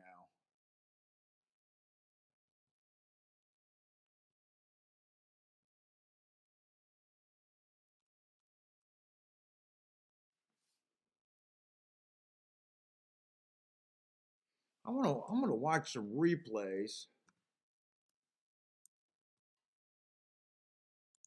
Let's see, going in the 8th race, I want to watch.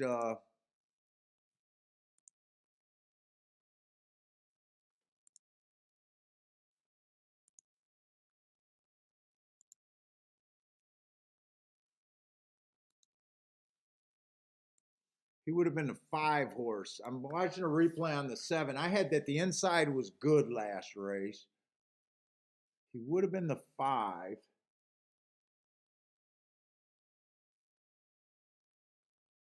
think I'm gonna like that race a lot. Was on the turf.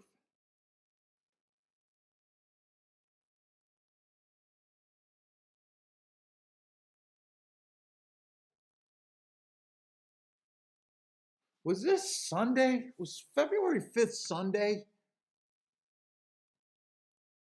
I think that's the day.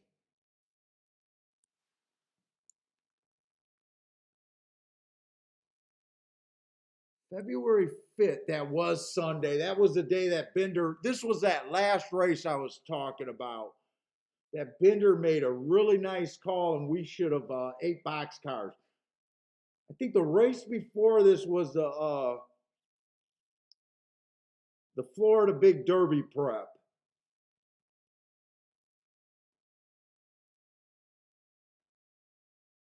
I think it came in 3-1 or 2-1. And we really thought it was inside. 5 does get the inside, but he had to work for it. Is this a race that I'm thinking of or not? I think the 2 ends up winning it. It might not be the race because I don't see the 1. I know the 1. No, this is not the race that I was thinking of. 2's going to end up winning it, but it wasn't the 1 horse that got second. That was not the Sunday that I'm thinking of. I still like the race that the 5 ran there.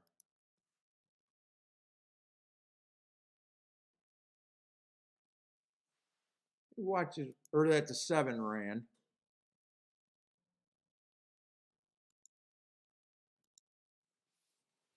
And that race 2 races back, I like that race a lot too.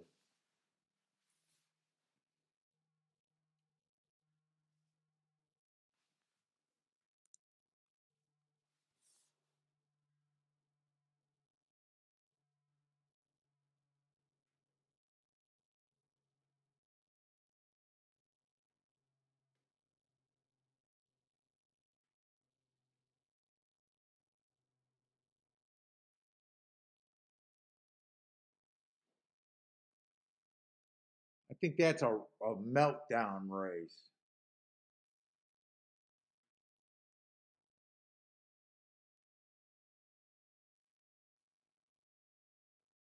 I think the 7 ran a really good race that day.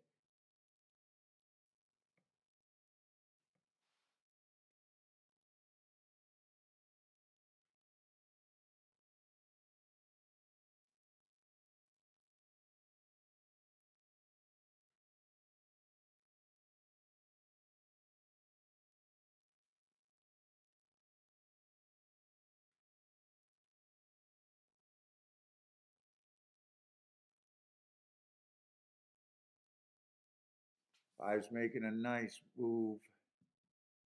Who ends up winning this race?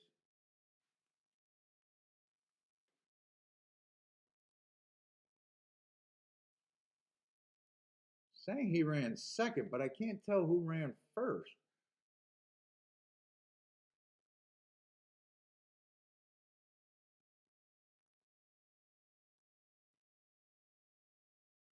A 4 came out of the clouds. Fish money. 5 ran a really nice race there. 7 ran a really nice race. Do I want to take the outside of the track though?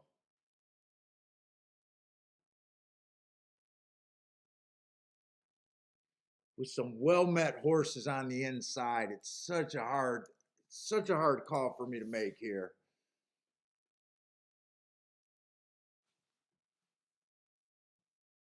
Such a hard call for me to make.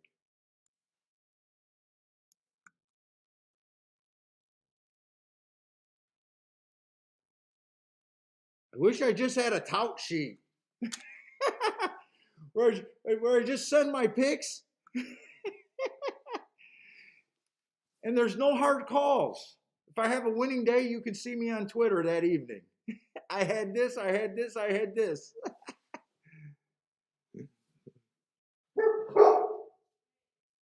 Listen, fairgrounds. I'm not really playing 5 furlongs turf sprints over there.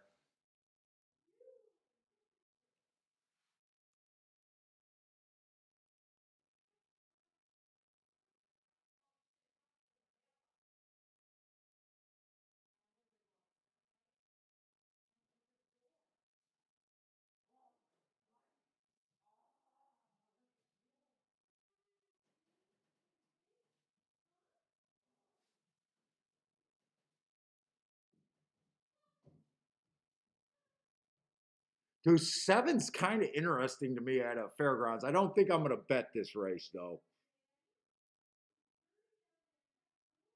I'm not going to bet that fairgrounds race. I put enough bets in with bad opinions today. I'm not going to bet that race. I got a lot of horses that I don't have marks. That would be desperation.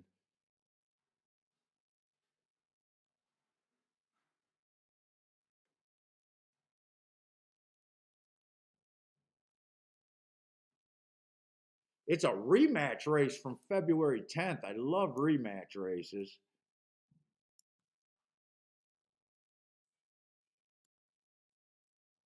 The 8 ended up winning that race. 6 ran second.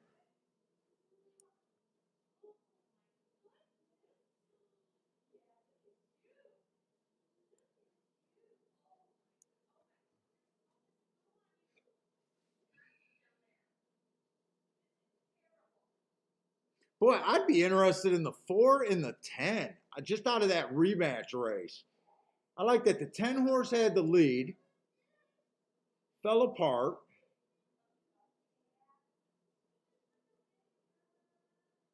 And I like the 4 horse had first run, took off by 2 lengths only to get caught. That's my opinion there, but I'm not having a good enough day just to bet a bet like that. On a surface that I really don't want to play, but that's who I'm rooting for. I'm rooting for the 4 and the 10. In fact, I'm rooting for a 4-7-10 in a box.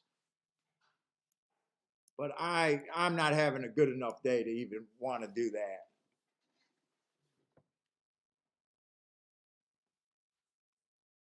Let me just write that down what I'm rooting for, but no bet. 4 and 10.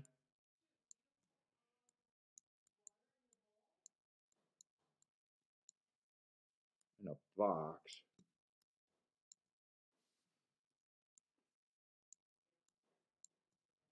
If I was having a good day, I'd be interested in doing that in a play bet.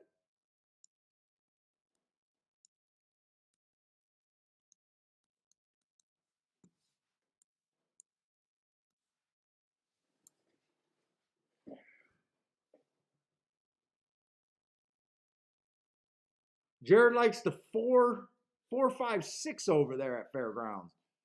What's up, MKT?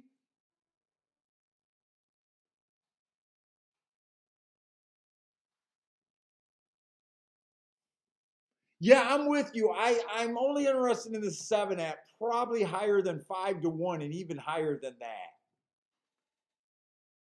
He does have the 6 hole. I'm talking about at Gulfstream now. He does have the 6 hole. I really like his races, but I'm at that spot where we're late in the day. I'm having a bad day. Not a terrible day, but a bad day. And do I want to keep going, or like I play every day? Do I want to dig the hole deeper when it's really not necessary?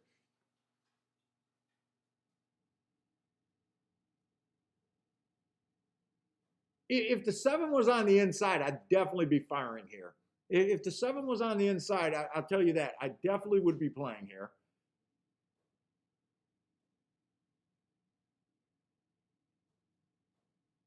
But I think I'm just going to watch Fairgrounds or our Gulfstream also.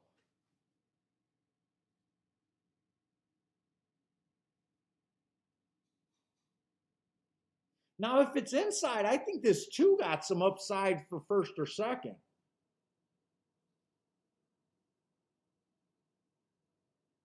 If it's inside, I need the 2 to get first or second.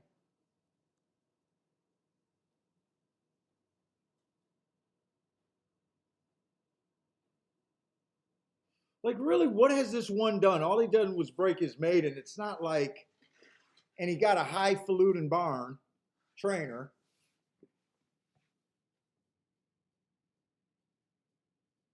But I can get gun shy.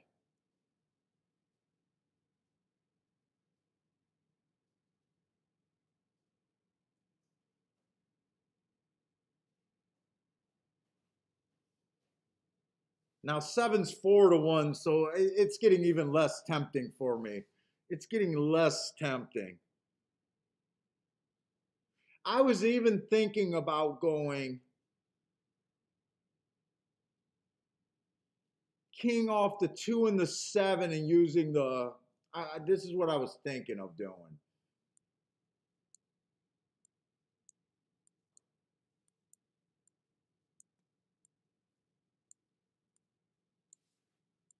But I think where I'm at right now, I'm not like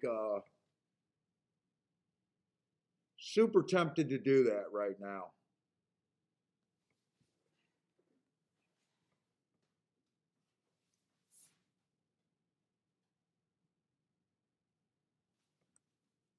Right now, I'm pretty sure this is a no bet. I'm thinking, but I'm pretty sure this is a no bet.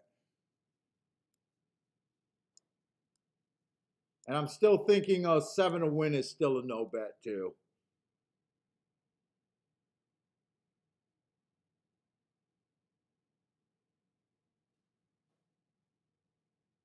And on both of these no bets, I do this because it is what I'm thinking. And yeah, if they come in, it will suck. But I know from my mental state, it's actually a big positive if I'm right about either of these 2 races, believe it or not. Though those could be really big tickets. It would suck not having them, but I don't believe in just putting in money, just saying it'll suck if I don't have it. Like, I got to recognize where I'm at on a day.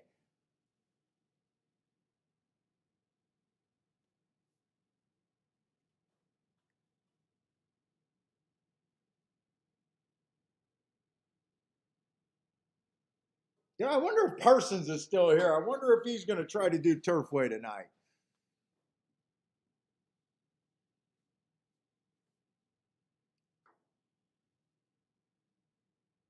Let's see. Jared got his exact over there at fairgrounds. 568. MKT. I'm not doing very well today. It's not a it's not a. I think I played 6 bets.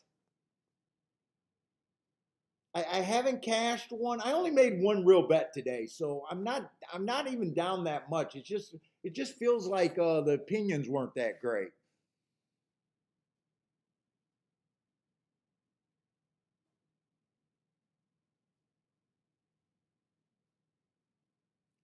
10 gets the lead over there at Fairgrounds. I think it was a 10 and the 4 that I was interested. The 10 to 4 and the 7 over there at Fairgrounds. Doesn't look like the 7's running. It looks like the 4 can still do something. I like where the 10's at. Come on, I can use a little confidence boost. Oh, I didn't know the 4 was 2 to 1. 10 ran good, but it looks like the 9 has them.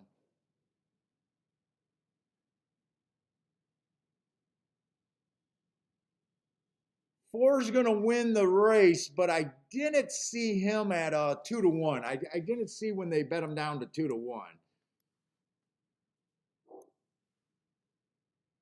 So I know that even though I said that I was thinking of the 4 and the 10, I stopped looking at him. I wanted to bet the 4 at 2 to 1. I'm not going to try to fool anyone there.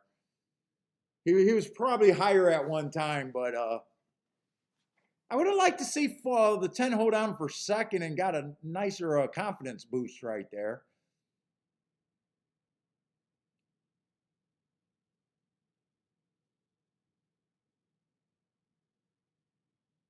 Came in 4-9, 4-9. Who was the 9 horse? Was 9 horse coming out of that February 10th race?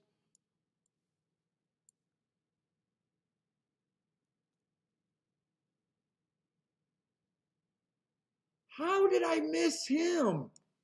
I like the 4 for the exact same reason, the first run.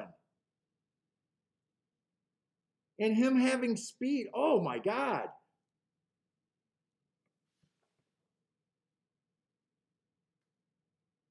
Probably not the biggest exacta there, but that's the reason why I like the 4 horse.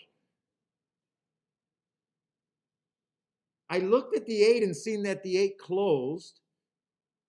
I looked at the 6 and said that the 6 came off. I was looking for I like the 10 because he was in that same race showing speed. I missed the 9. I kind of missed the 9 there. I squared up the date, but I missed that.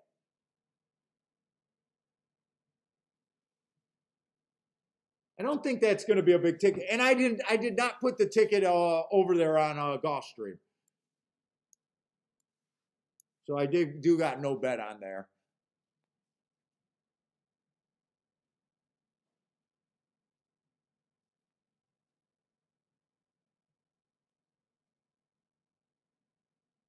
Is that 7 on the lead or 1 on the lead there? I think 7's going to get hurt just because he had to work harder to cross over.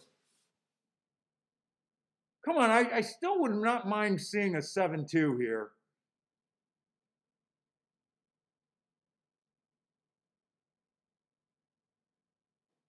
Oh, I lost my video feed.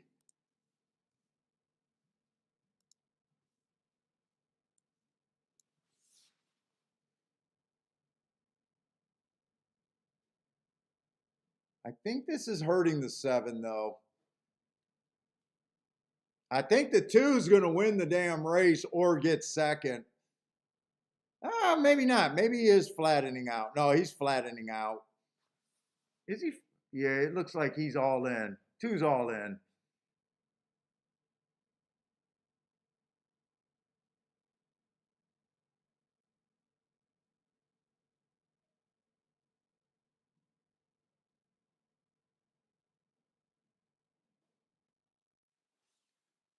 Just inside at Gulfstream. 3127. 3-1's not exact I want. But I made the right move just sitting out.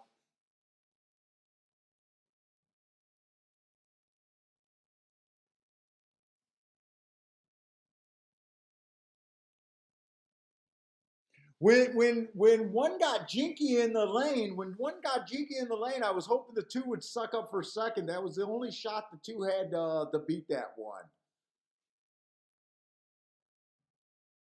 Looked like the 1 came out and crashed into the 3. I think that's 100% the 1's fault. We'll watch the replay there.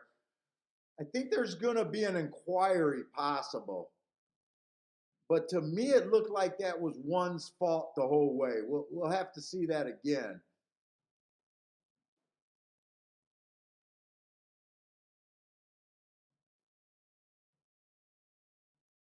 It was just so tough. It's just so tough when you got talent on the inside to really win from the outside on Gulfstream at the dirt. It just is.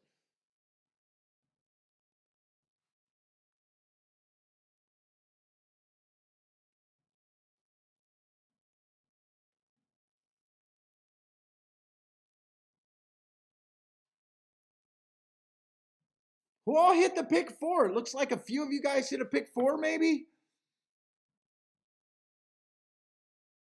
Am I reading the chat room right? What is the pick 4?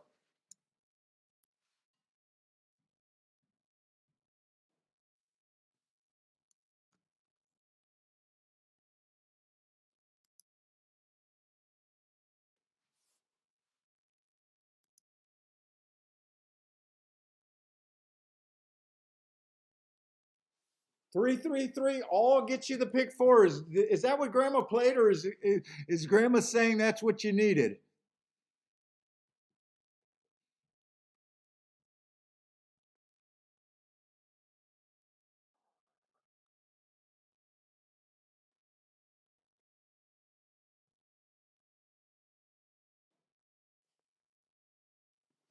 That can't be the ending leg for the pick three, right? Don't you guys have one more leg, or am I wrong? Or pick four?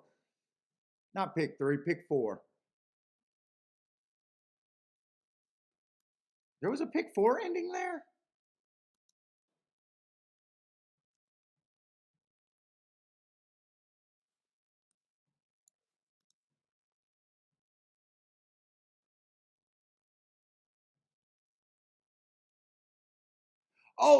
But it hasn't ended. You guys need the last leg. Is that what you guys are saying? That's what I think you're saying. 333 all.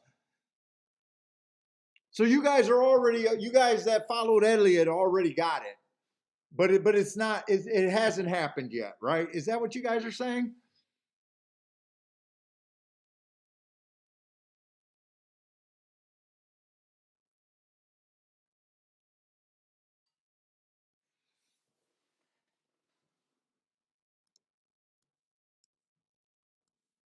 Uh, MK, I think yes. I'm ready to look up the numbers for real, but I think post 1 through 3 percentage wise is winning a little bit stronger on the routes. So I think the answer is yes to that. But I don't think it's by much.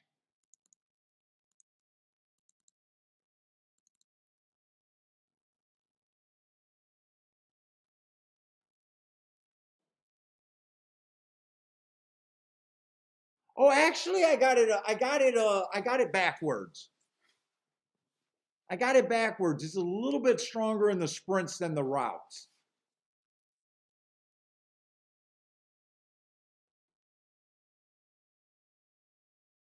It's a little bit stronger in the sprints than the route, and it depends on where my day starts or when my I think last year it was a little bit stronger on the routes than the sprints. Oh no, last year when I stopped it at 226, they were dead equal, 48%, 48%. Let me make sure that's yeah, that's Gulfstream Park.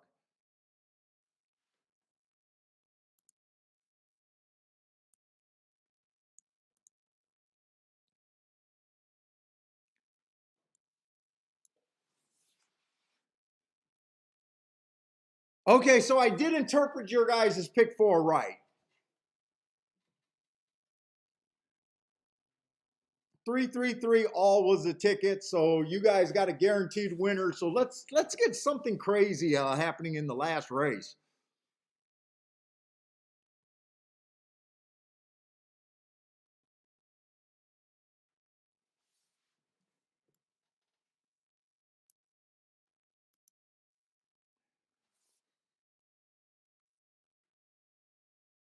And that's what you put up, 333. So I shit on chalks, but that to me is a okay ticket. That's a good okay ticket.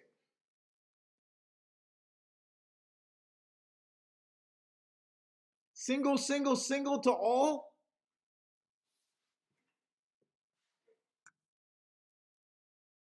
Hopefully you get some upside in the last leg, but that's a skinny ticket.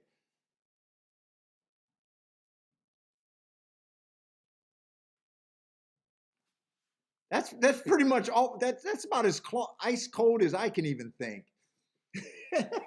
Single, single, single, all.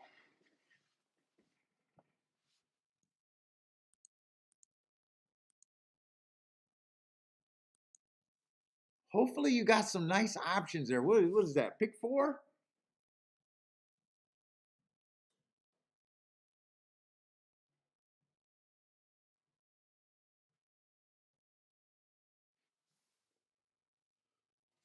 Let's see. So if you did that ticket for $1, If you did that ticket for $1, because the payouts are in the dollar zone, it'll cost you $10. And the lowest expectation you got is $118. Elliot, I'm going to say that's a very nice ticket.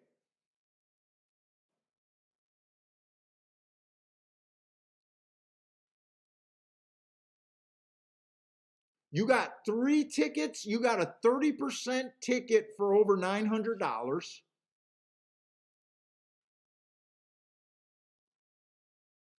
You got 2 tickets, or no, 3 tickets. You got 30% that are over $900. You got 30% that are between 118 to 148 for $10 for a $10 play. I'd say none of those would suck for $10. And that leaves you with 6 tickets between $700 and $300. Nice job, Elliot. Nice job.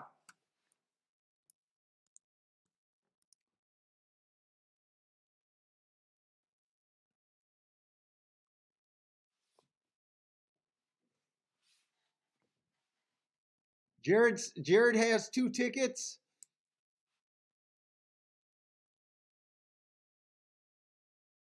You guys are giving out Turfway picks. Turfway's not for a couple hours, right?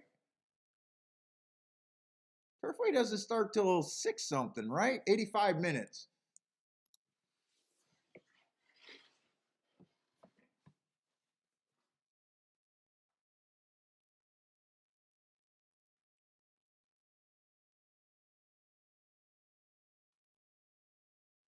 Yeah, not a bad place to be. You guys that followed Elliot's ticket, not a bad place to be. Nice ticket, Elliot. Can we stiff a horse at Gulfstream?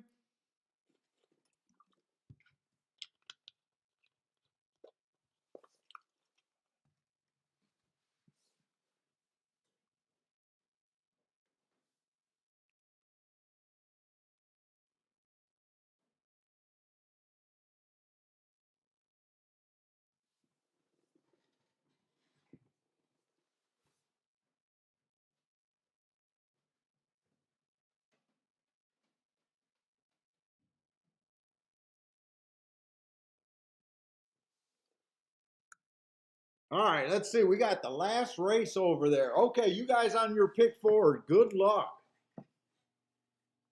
Definitely want to see you guys take down something big.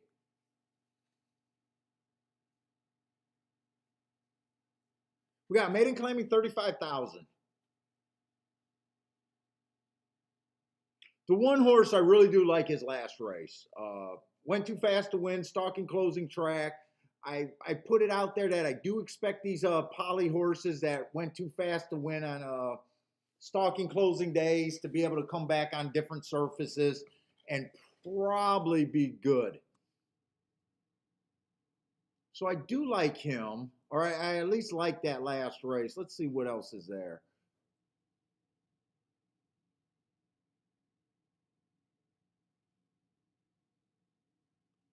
The 2 horse is just in the race to me.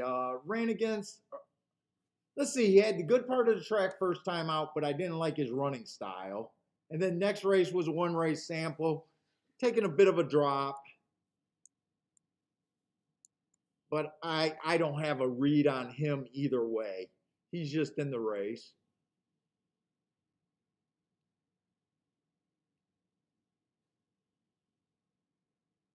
Looks like a lot of horses are going to be stretching out and trying turf for the first time. Oh yeah.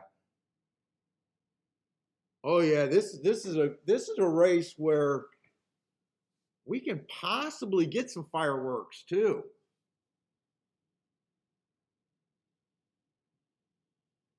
3 horses kind of just in the race for me. I don't like them or hate them.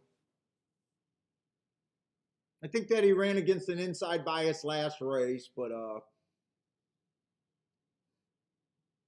I'm not crazy about his other races. The 4 only ran 1 race. Didn't like his running style, but hard for me to get to either way. Looks like he had a lot of trouble. So even watching that without more running lines, I'm still not sure what he is.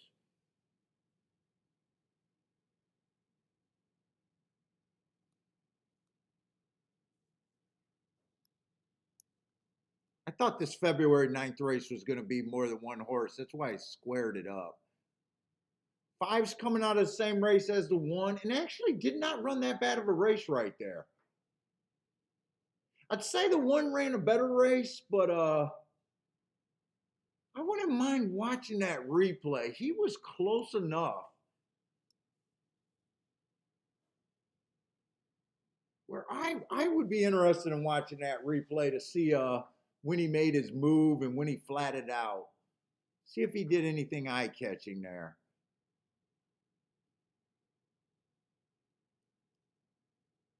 The six looks like another horse. I don't like him or hate him. I got that him ran against the bias 2 races ago, but his overall work just, I don't know. He's stretching out for the second time. His only stretch out race, they weren't able to time. I mean, he looked interested, but it's just an annoying turf race over there at Gulfstream that they can't time a race. 7 might be sneaky. He doesn't have the best marks, but that looks like that was one of the slower paces of the day.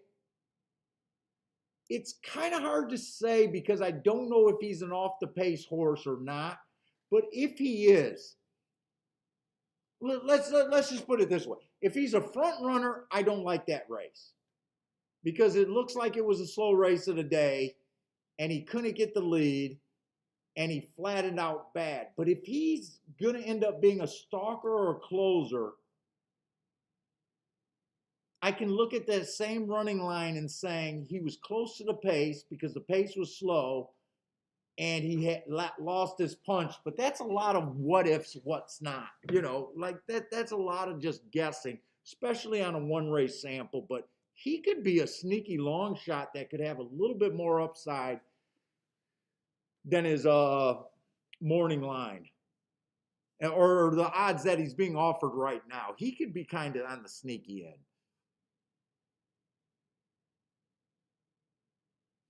The 8 went too fast to win. He had the inside on the dirt. Trying turf, I mean, wouldn't it shock me one way or another? Every time you earn a heart, I think you did something special and could take a step forward, so I wouldn't be shocked. But hearts are so powerful to me that I almost expect you to win one of your next 3 races. It's like I expect you to win one of your next 3. So I definitely would not be shocked to see him do something here. The 9 just looks like a good form to Pete a stalker that would not shock me. Not interested in him at that price, but he wouldn't shock me. Been doing a good job getting in position. Dude, I just hear your little tiptoes everywhere. Yeah, Daddy's going to be done. Daddy's going to be done. I know, you just want playtime. I know, you're just a spoiled little guy, aren't you? You're the best. Bentley's the best. You don't get a better dog than Bentley, do you? Nah, you don't get a better dog. Look at that face. You don't get a better dog than this guy. Oh, and I didn't realize there was 11 horse.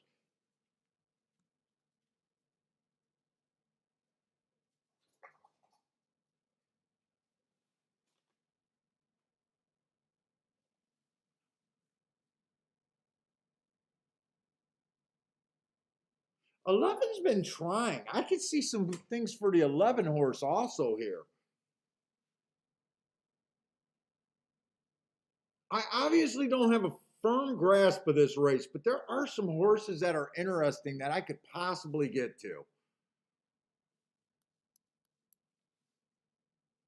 The 11, the 1.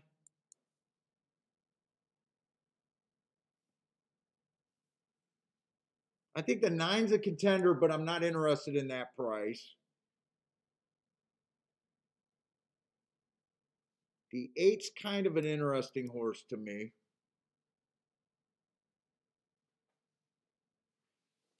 I'm going to keep the 7. I don't know why I'm reaching on the 7, but Elliot, I don't think you and Jared mind me reaching on the 7. I think you guys would be happy as fucking pie if the 7 wins that race.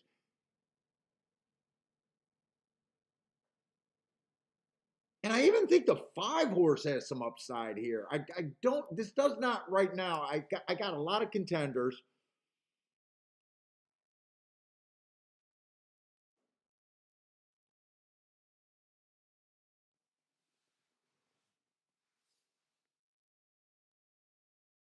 Let's see, do I waste more time with this or do I go to fairgrounds? Because I don't feel like that's going to be a real betting opportunity for me. Fairgrounds are going in the 7th race. Let me just see, because I could be done right now and just accept where I'm at, or I could play a little bit more.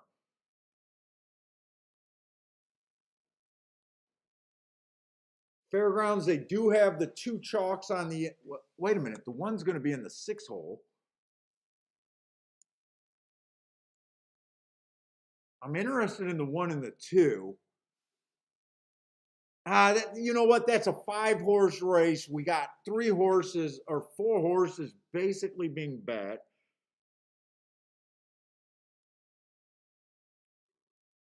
I don't have a lot of marks. You know what? I think I'm going to just accept where I'm at today. I think I'm just going to accept where I'm at today.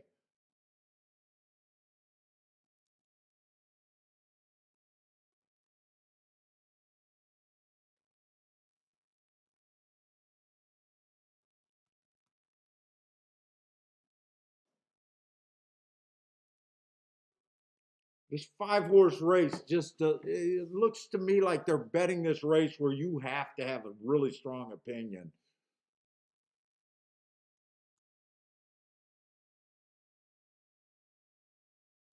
I don't think that race has any upside.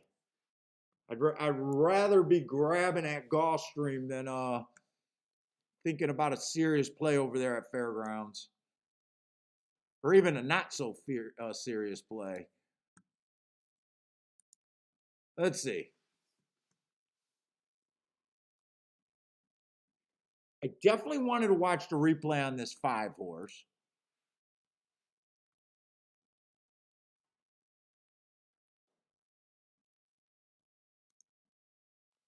He would have been the 1-horse that day.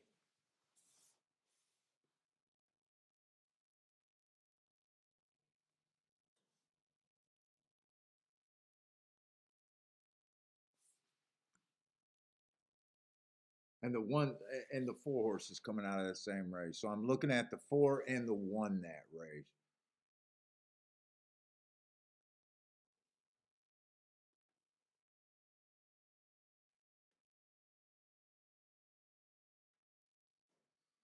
So far, I see nothing on the 4 and the 1. They both broke nice. 4 gets the lead. One got a lot of traffic. 4's running his race, which the form, when you're on the lead, you're almost always running your race.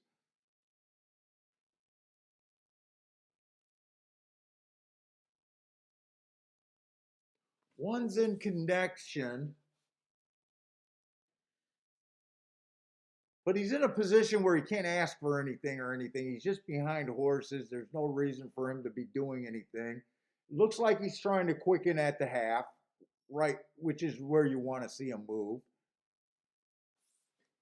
Give me that running line. It's the 4 that I'm talking about, right? No, it's a 5 that I'm talking about. He runs into a wall of horses. He got nowhere to go. Can't really say that stalled him, but he's definitely waiting on horses. The jockey can't get into him. I just want to see a clue that he had horse. He whips. He's still got a haul of horses. He's running up the horse's ass. He's just angled out. Horses are passing him. I'm not sure he ran his race. I'm not sure if that's enough for me to want to bet him. But to me, the 5 horse in this race did not run his race. I can see an upside on him possibly.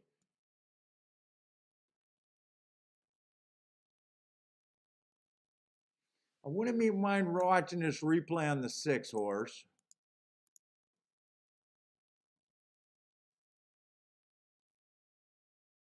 He's 9-2 right now. Why did I think he was longer? He would have been the 4 horse that day. Let me just whoop, I lost my video feed, so hopefully Gulfstream has not ran yet. No, we got 3 minutes. 4 horse. I want to watch this replay on this 4.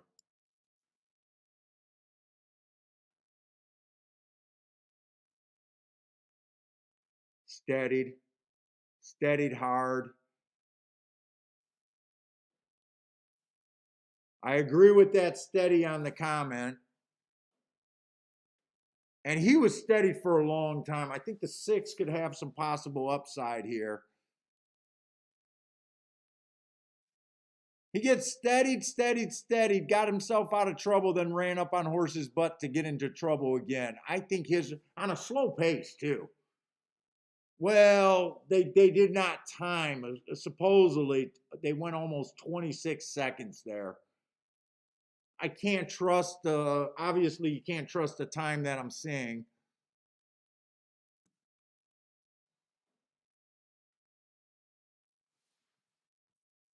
I wouldn't be shocked to see him improve. And then the other horse I kind of want to watch is this 7 horse.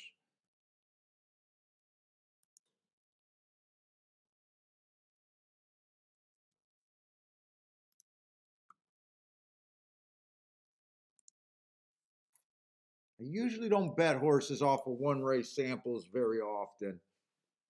7, I think there could be some upside. It just depends on which theory you want to go with.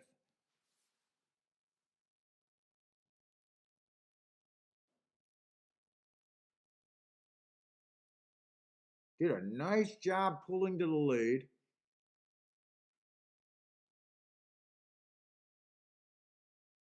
If he's a front runner, I don't like that race. If he's not a front runner, I think this 7 could be sneaky.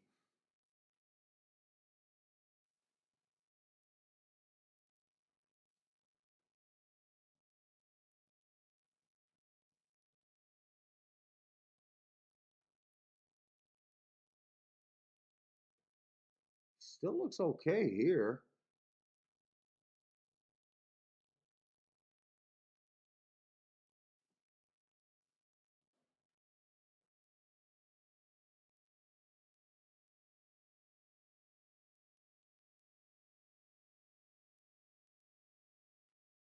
He's trying to quicken here. Does he get steadied or what happened? Because it looks like he has horses and he just falls out faster than fast.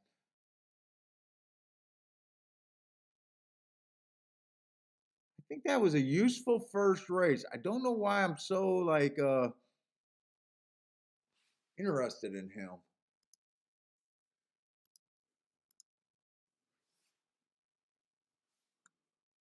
Dude, one at 4-1 almost feels like a gift here.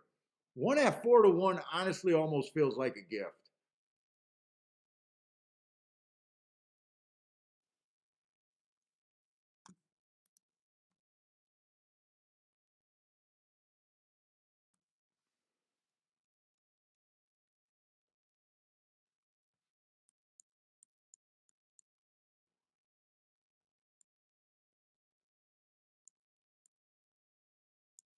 And I don't like 5 anymore. He's just there.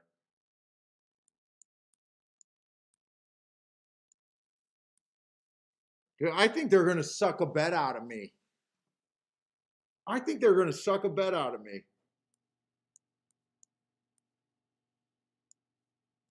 Oh, why did I do 4 to win? 1 to win.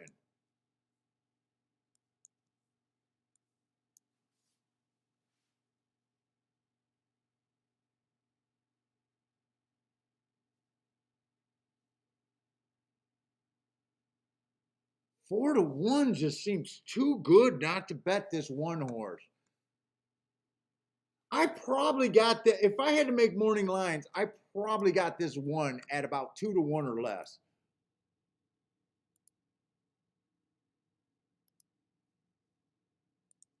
I'm doing a win bet. I think I'm going to do all of that. They're going to suck. They're going to sucker me for another bet. I did not think I was going to play this race. Oh, I want the 6 to be in here too. I want the 6 to be in there too.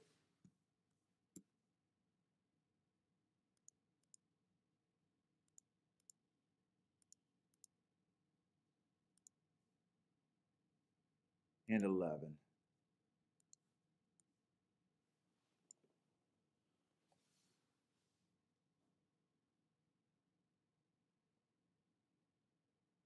They sucker to bet. At the very least, they're going to make my day a little bit worse. A bit worse.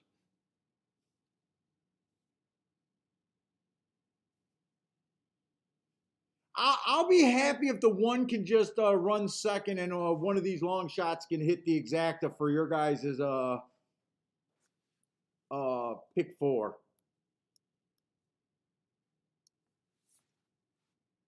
Even though I'm going to have to root for the one to win.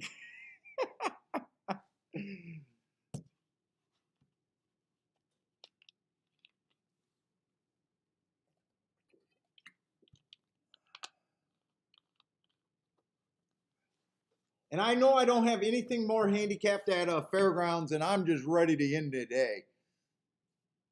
Why is the 7 going to lead?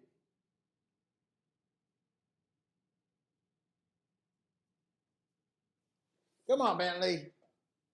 We're done. We're done right after this race, boy. You ready? Look at you. You ready? You ready? Come on, get that yawn out of there. Get that yawn. Oh, you gonna get amped for playtime. Who gets playtime? We gonna go for a walk? We gonna go for a walk? You wanna see Daddy fall on the ice again?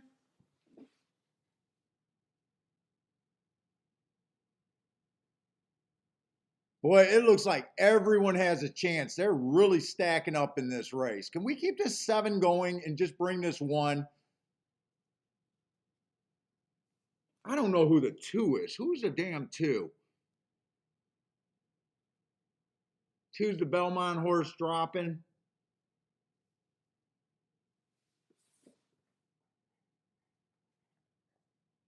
Come on, 7, but I need the 1 to go with you. Is that the 7 or the 11 on the outside? 1 steadying, way to steady.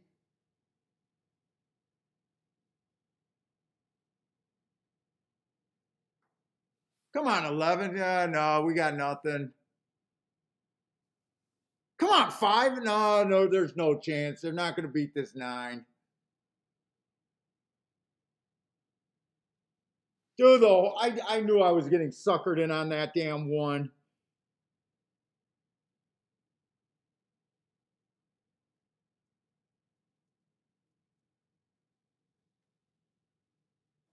I seen the 9. I thought there was more upside with some long shots in that race. But the public's just been fucking right, man.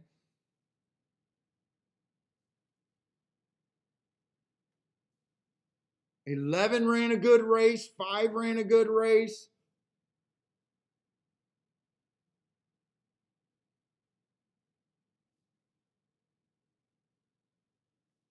I think 7 ran a good race. The 1 had some traffic, but man, I wanted the 1 on the front end.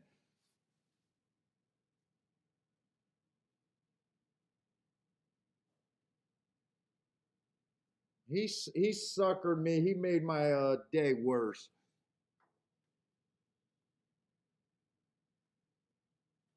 You guys only got 121 on that pick, yeah, but that's a $10 ticket. So I mean, that's still a decent ticket. $10 pick four, 121. I don't think that's a bad ticket.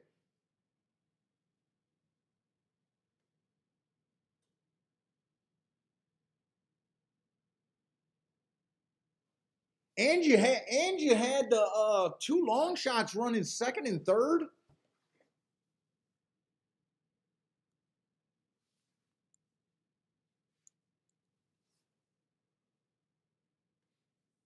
I did a good job on my initial handicapping and then just went to shit when it came to betting.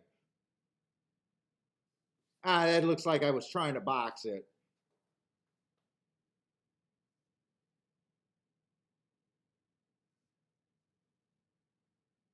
Oh, one finished out the super.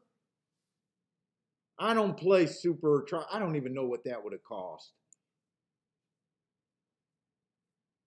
Six horses in a super. I don't even know what that cost.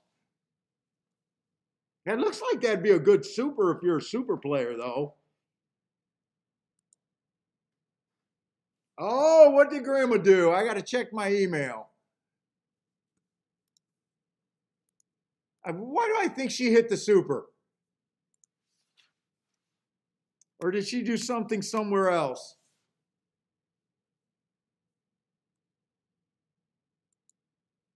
Oh, no, it's not about Gulfstream.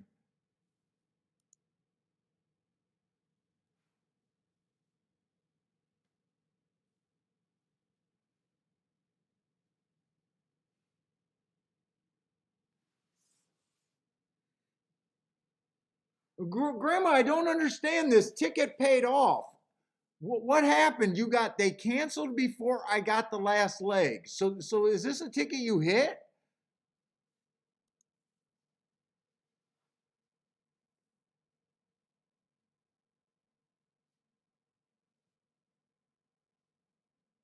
Or were you going to play a pick four or something? I'm not sure what you got. No, I don't think you could have played a pick four.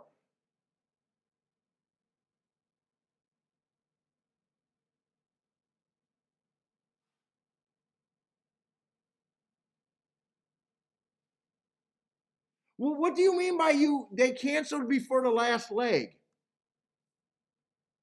They canceled before I got the last leg ran.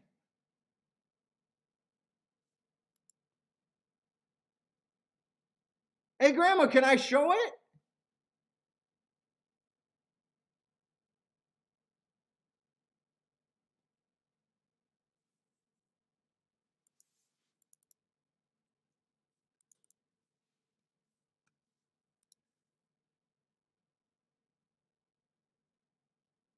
Really?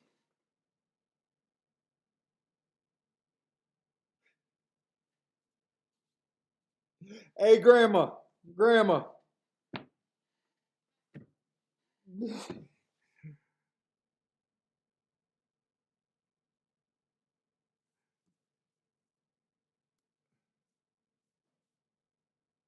can I show this ticket?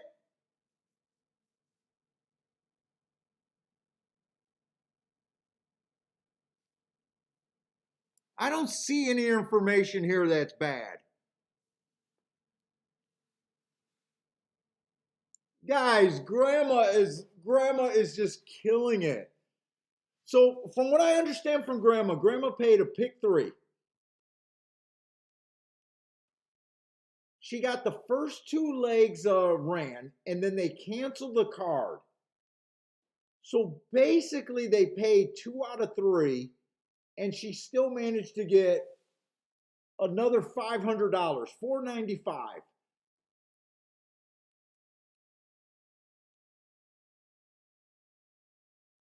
Grandma, way to go, Grandma.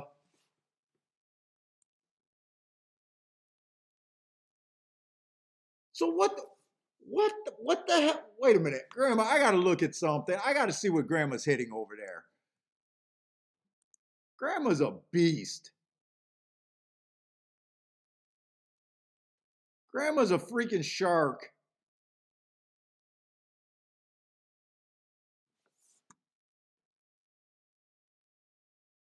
What was that? Turf Paradise today? She's all over the place too.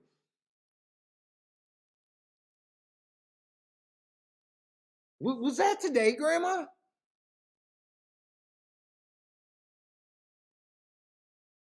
I don't even see Turf Paradise on the menu, right? Turf Paradise?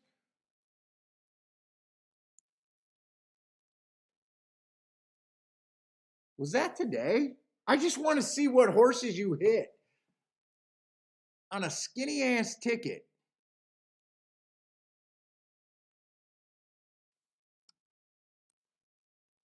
Let me go back to the chat.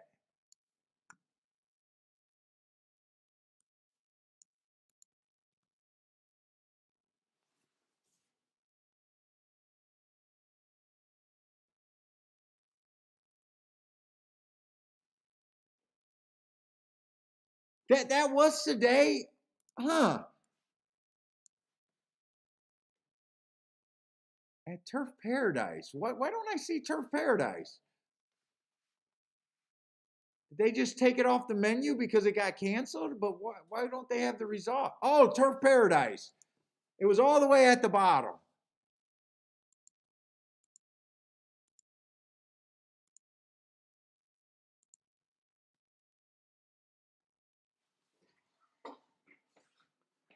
Stop it, Grandma. Stop it. Stop it.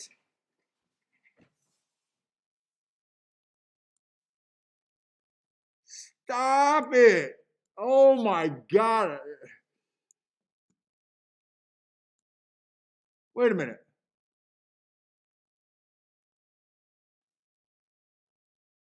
How did you win that bet? Oh, I'm in the wrong leg. I'm in the wrong leg. I'm in the wrong leg. She had the 8 horse at 14-1. She went too deep. Or 7-1, 6-1. Grandma's a shark. She had the 9 at $81. Only went too deep. Hey, Grandma, are you pissed that they paid you out, or are you pissed that they didn't finish your pick 3? That's what I need to know. Are you pissed that they paid you out and that you didn't have a chance for more, or are you happy with the $4.95? Grandma had another $100 horse this weekend too. Fucking beast. Grandma is a beast.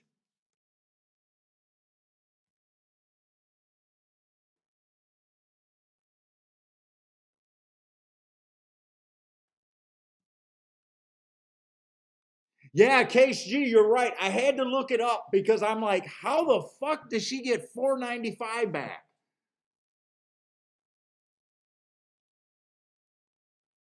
See, Money's just grinning. Come on, we know Grandma's a shark in here. We know where the shark's swimming.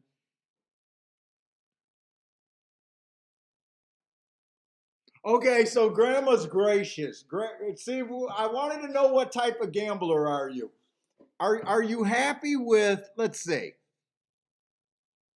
You did it for $1.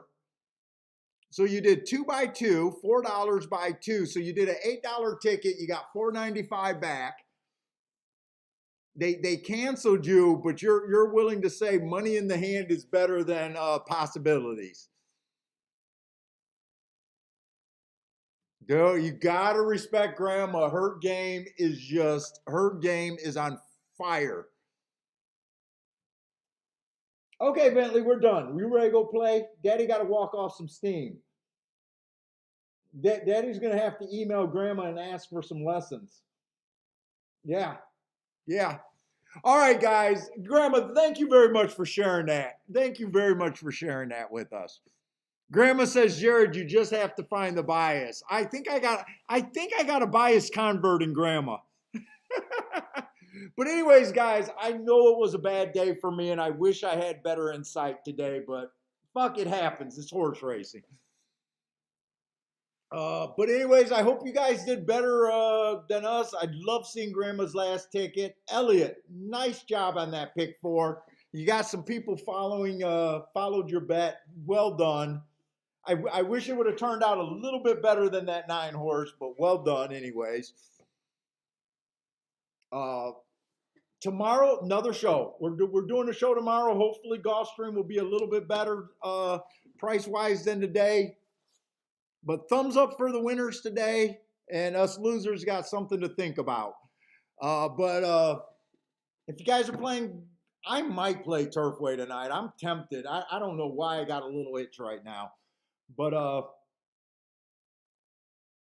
good luck if you guys are playing Sam Houston and Turfway tonight. Uh, Stay safe out there if you guys are not. Hope to see everyone tomorrow. Take it easy, everybody. And good luck tonight.